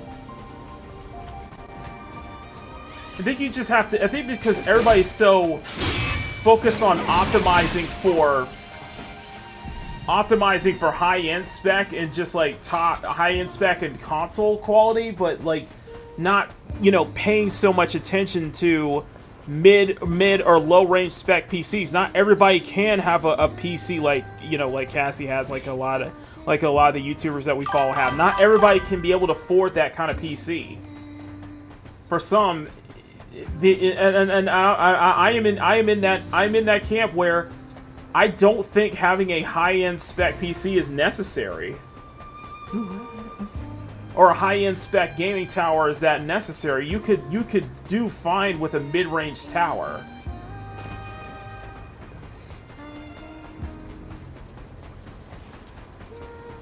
I remember when Test Drive Unlimited Counts came out with 40-bit. Dude, it fucking solar crap. I am so happy. I am so happy that I stayed away from Solar Crown. I am so happy because it just looks terrible, man. It just looks terrible. Like, I actually have a favor to ask of you. Like, you don't even bother making an offline patch. When people have been asking you to make an offline patch for since launch at this point. Our Wasteland Storm Squad was assigned the mission. From searching the remains of the colony and looking through the archives and the ruins, we found out that it was a malfunction in the terraforming system that left the area barren and covered with sand. There's a tower to the south, but the sandstorm is blocking the view from here. I am so glad the solar tower. I didn't walk into I didn't jump into Test Drive Unlimited Solar Crown at all. I'm actually really glad. Hey, let's get to healing first. It's all right. We got 4 service drones and made our way to the control tower. Seriously, dude. It was foolish of me to expect some crazy Natiba to be there. Having lived in third world, I'm starting to feel the lack of options for everything across the board on parts on everything. Yeah, pretty much. Maybe you. The drones we collected before were probably dumped somewhere near the tower. It's gonna get rough, man. I don't know what to tell you, Awesome One. It's gonna get rough. So. And get the tower up and running again. It's gonna get rough. If you succeed, it will be a great kindness. My companions will finally be able to rest in peace. All right, I'll take care of it. You focus on your injuries. After I saw it, I was like, I was like, oh no, this is not going to be like the first 2 games. This is not going to even be remotely like the first 2 games. It's going to be always online. It's going to have a lot of problems. It's going to be a live service. It's just like, yep, yeah, I'm staying away from this. And I was like, I was originally thinking about it. I was like, no. The more I stayed off, and then I just completely stayed off. I was just like, no, I'm sorry. There's nothing. There's absolutely not for me. And I don't even think the game's gonna last. I don't even think the game's gonna last another year, to be honest. It's just absolute shit show. And like, and here's the thing. Like, like, always cite Ivory Tower as like the one only good studio, like the one decent studio out of Ubisoft. But even with Ivory Tower, the reason why I didn't get into the Crew Motorfest is, one, it's Ubisoft, and 2, the more I look at the Crew Motorfest, the more I'm just like, it's probably a good game, but this looks like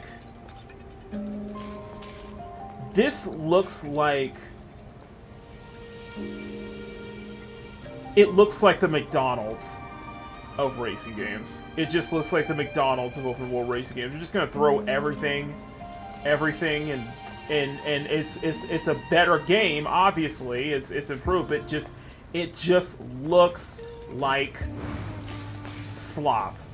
The service drone. It just looks like Looks slop the to body's me. still intact. He said there are 4. I hope the rest are still okay. Service drone activated. Detecting nearby facility in need of maintenance. Now beginning operation. You know? This Sentinel. Yeah. Looks like one of Mew's. May your memories live on. Forever. It's just with I don't know. It's just the Crew Motorfest is just. It just looks like I don't know. It just really it's a case of like you put so much content, you put so much in there that it feels like I'd rather stick with racing games that have a direction, that have a clear direction, that have a clear aim goal, instead of just throwing everything you can think of there. And it's just like, I don't know, it's just Screamer has his problems, don't get me wrong. Screamer does have his problems, but it feels like a breath of fresh air.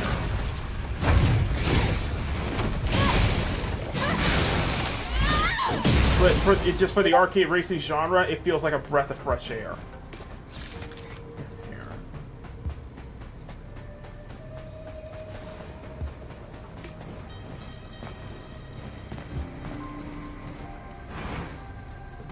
This is going to chips like Yarn and Thor, or just a Steam Deck, a small deck for mobile X64 PC. Yeah, pretty much. Like,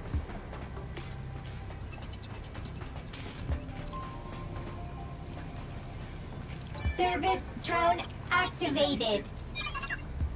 Facility confirmed. Leaving you know, now. just I don't know. I don't feel it. I just don't feel it, man.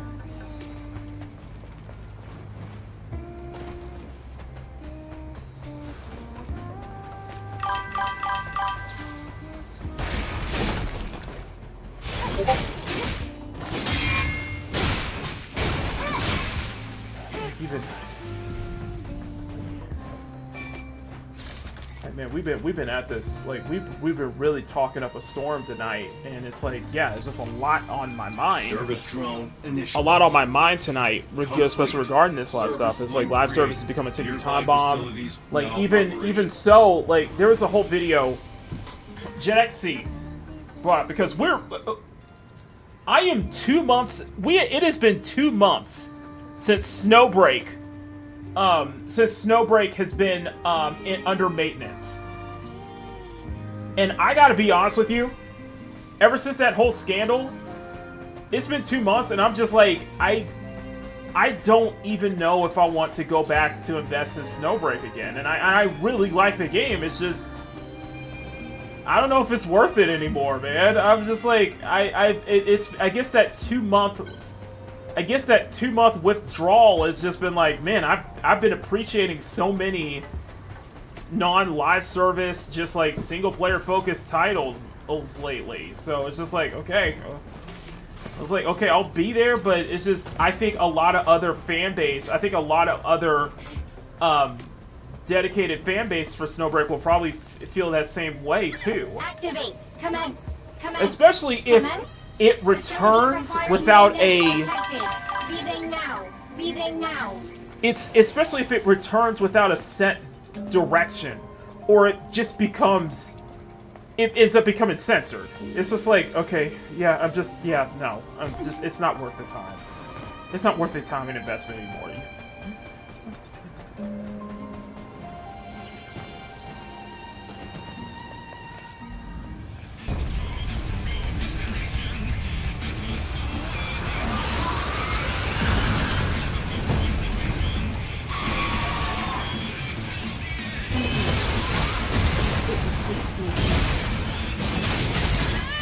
Okay, here we go. Let's see if I can do this without dying once.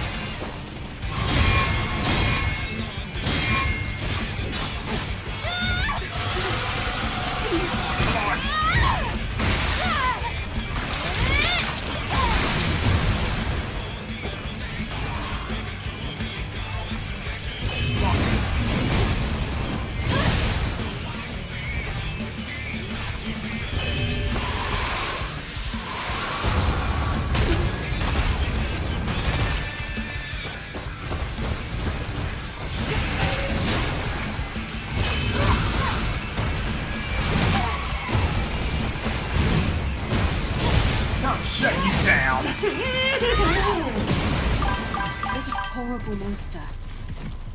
This is revenge for the Sentinels. I was kind of hoping they would keep the. Let's get back to fixing this. I was hoping we get a finisher. I was hoping they keep the same finisher from the rail yard boss fight. You know.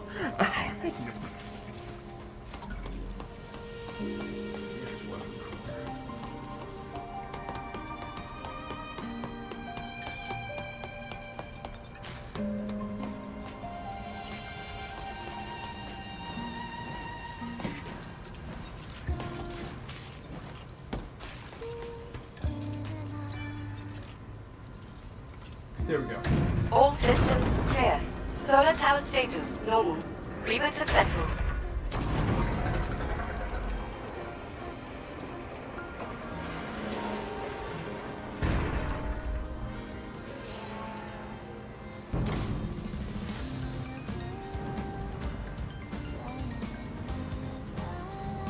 Great. This is it. There we go.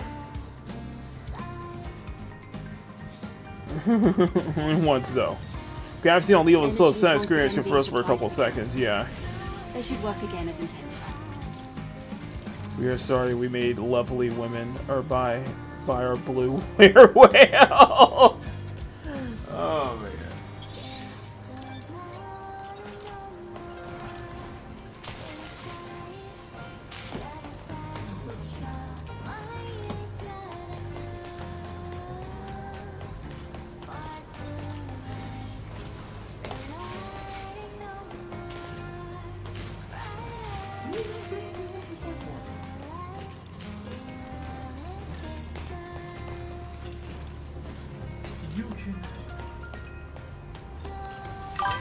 No, because there's something else up at the top. This one.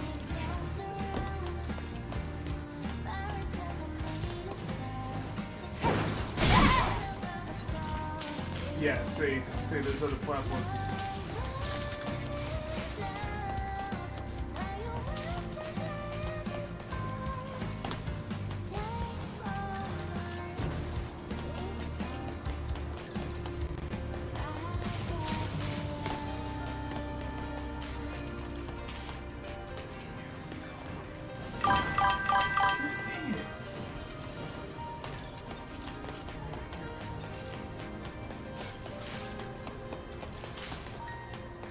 Yeah, there's another platform that you can reach up there, but too quickly.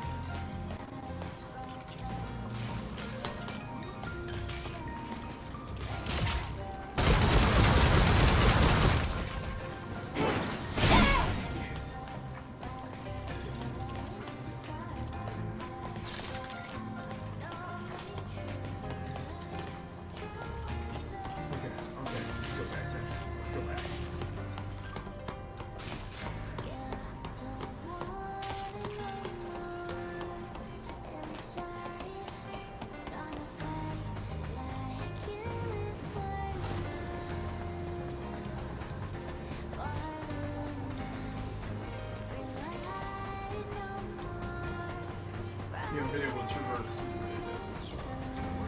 I know where everything is at this point.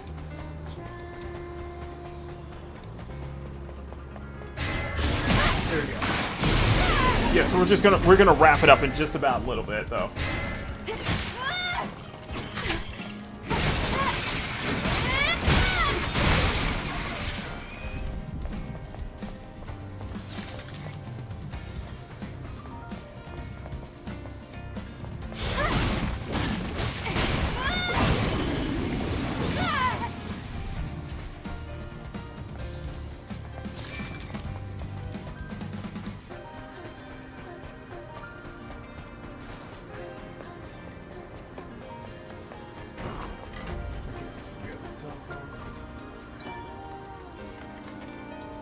So everything should be working now. Okay.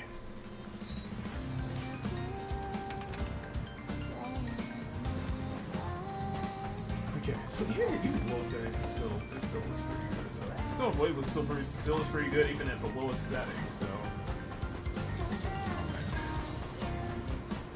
So the next big game on the list is gonna be Motor Slice. I'm not gonna get Forza Horizon 5 day one. I'm just gonna wait till it gets the PS5 version. I'm just gonna wait for a PS5 version on PS5. So. But Motor Slice is the next big one. That will likely be a data log entry though.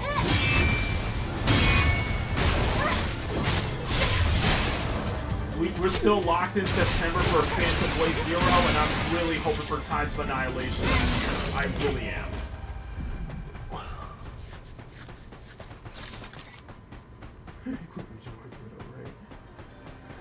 Yeah, so we're still so we are locked in for motor slice, and that's gonna be. I think that's gonna be a data logged entry on that one. Horizon 5 will wait until. I'll probably just wait until the PS5 version for Horizon 5 comes out, so not in a rush on that one. Still got Crimson Desert. Still got plenty of others to work through, so I'm pretty much my list is pretty much all set for the rest of my life at this point. But yeah, we are pretty much all set on this. On this stuff.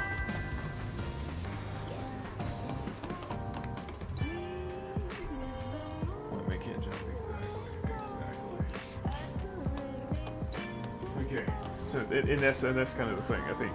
I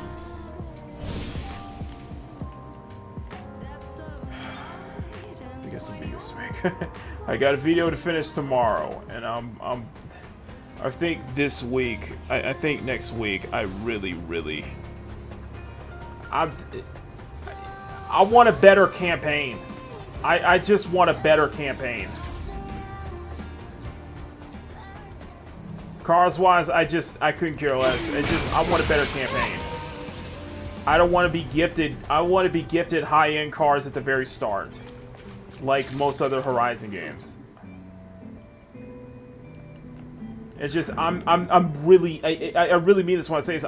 I'm not that big into, like, with Crimson Desert being almost the exception. I'm just not that invested in sandboxes, big open world sandboxes, though.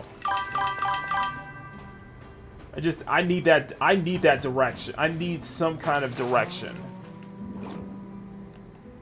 Or some kind of structure.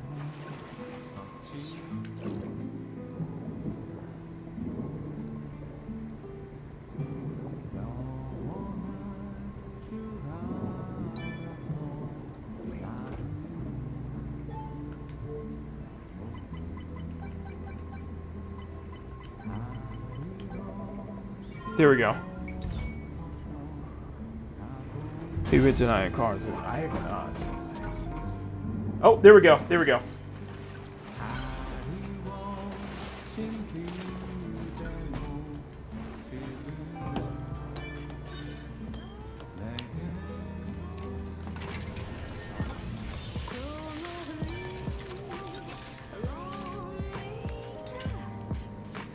Oh, narrow circuit bondage. Okay. Oh, that is the exposed one.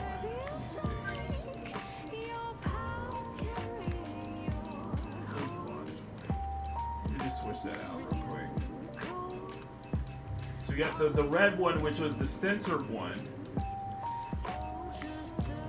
And that's how I beat my first playthrough. That red censored one, uncensored, through the uncensored path. Uncensored before day one pass. Here we go, see?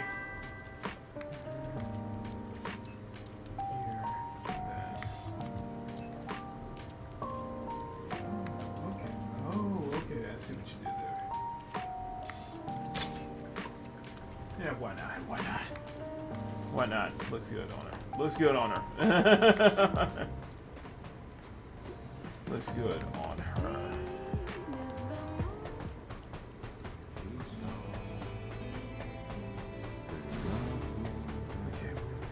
Adam, over there. I see someone. What is he doing? Oh, it's Clyde. Well, I'll be damned. Didn't expect him to still be alive. There are some people who would prefer to wander instead of simply joining Zion. They always end up the same way. Well, mostly. That's...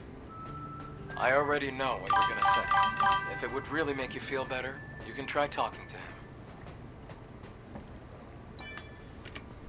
Yeah, they do them near some beaches. Okay. Yeah, absolutely, obviously.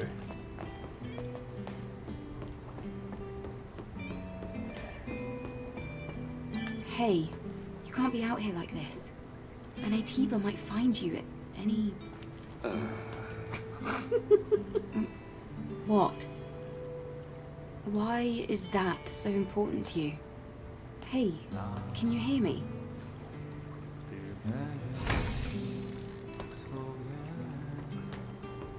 Oh, it switched back. It switched back! Check the tool for manual data. This could control them in the place It's not a PS4 weapon. controlling the other Perhaps games. it's a tool. Dude, I got a separate DualSense 5 and It's I got elastic, another Elite but not controller very that I strong. use for PC, so. And so thin. I'd be surprised if it didn't break.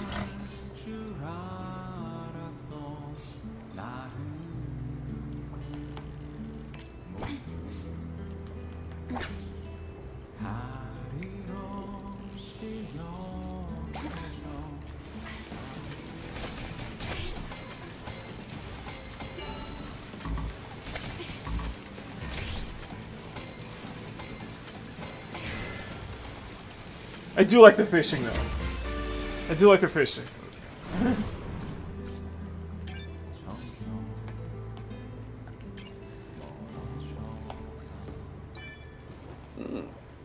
That's a surprise. Are all angels so insistently talented at everything they do? You're surprised? That's hardly something I'd expect someone sitting in a place like this to say. After the colony extinction took I do everything agree. away, fishing was I'll be right back. really all I had left. Ruined streams in the city, underground reservoirs, barren shores. I wandered all over the place, a trusty fishing rod in tow. Frankly, I think I'd already given up by then. That's... Well, that was practically a lifetime ago. I've been here for a while now. Feast your eyes. Water's clear, beautiful. The whole world's a dump. I can't think of a better place to spend one's time. Mother Sphere's will be damned. I used to curse everything in sight. But if it was her will that led me to this place, I think I can live with that. You... I see. You've got quite a story. Everybody's got a story, world being how it is. Same for you, right? Now, I'm not one to make assumptions about the future plans of an angel. But come and see me again, if fishing interests you. Anyway.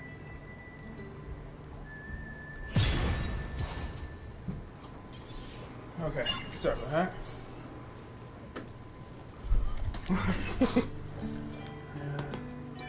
Angel, that's great. Oh. I thought you were joking when you first got your hands on the fishing rod. Who's laughing now? Amazing. Gotta admit, you're good. Really? I didn't think you would say that. I suppose there's something more to it, given that you brought it up. Yes. Didn't I tell you before? I'm gonna give you the fisherman's dream. You can think of it as my ultimate tool. The ultimate tool? Is it a rare fishing rod? Or a special reel? Or maybe... do you have access to sonar technology? You should expect good things. This is a nanosuit. It looks like it's specifically designed for water. Is that right? I got it ages ago.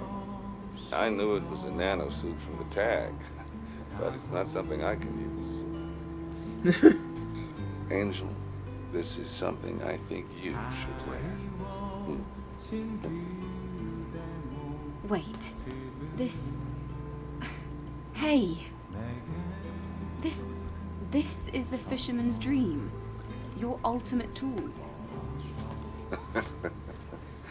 The look on your face. Some British accent won't grow on me, bro. It grew on me from day one.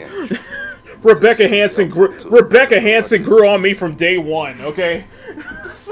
Hansen grew on me from day one. All right.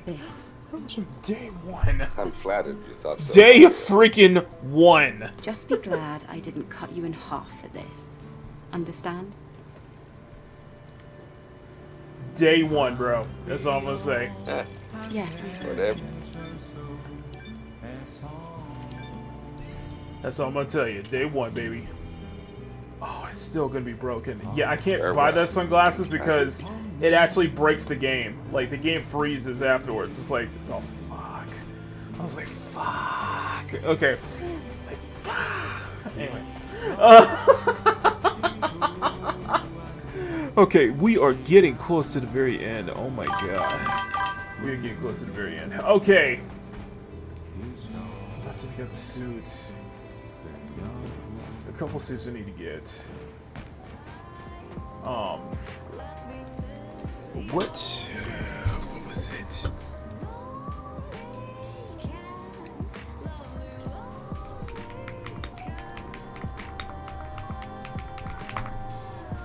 Oh, I forgot.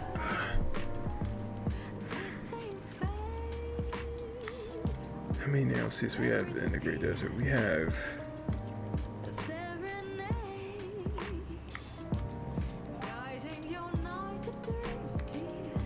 We got Strange Bait, Oasis. Okay, we got a lot. Okay, we're gonna wrap it up.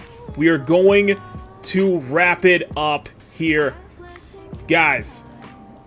Thank you for letting me entertain y'all tonight. I know we went on a lot of tangents tonight, but I do hope that this expedition was very enjoyable. So leave me your thoughts in the comments section down below. I appreciate all of your incredible, and I mean absolutely incredible support.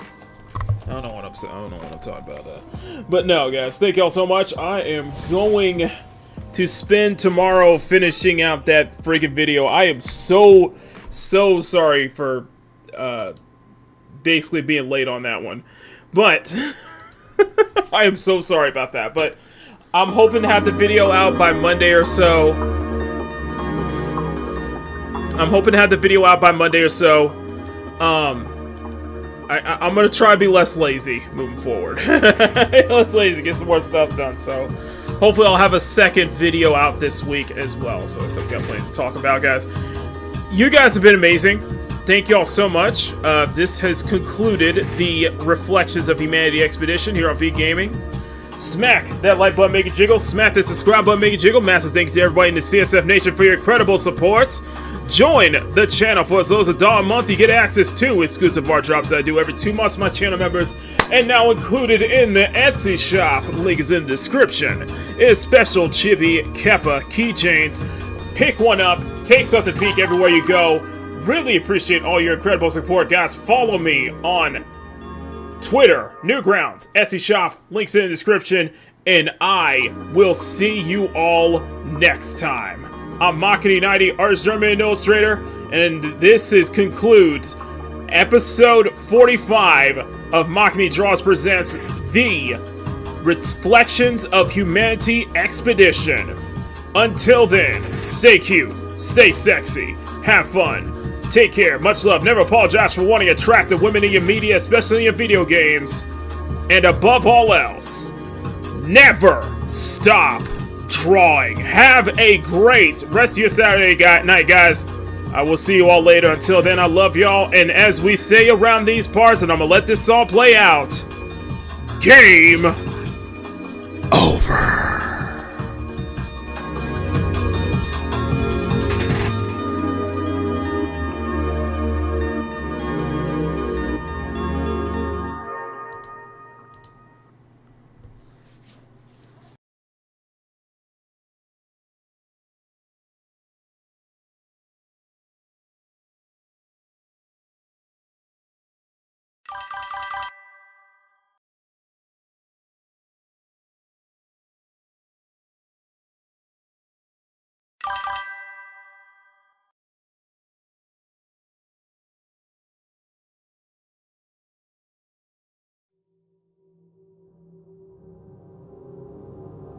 Expedition complete. Your journey, our journey, is at an end. But fear not. I hope we get to venture into new worlds together once again. Thank you for playing in our world. But quickly, time is running out. we must return you back to your world. Kappa, Protocol Kitsune Advancements, requesting safe return protocol. Safe return authorized. Please, be safe. All data archived. Thank you for the study, and until we see each other again. Session terminated. You have done well. Game.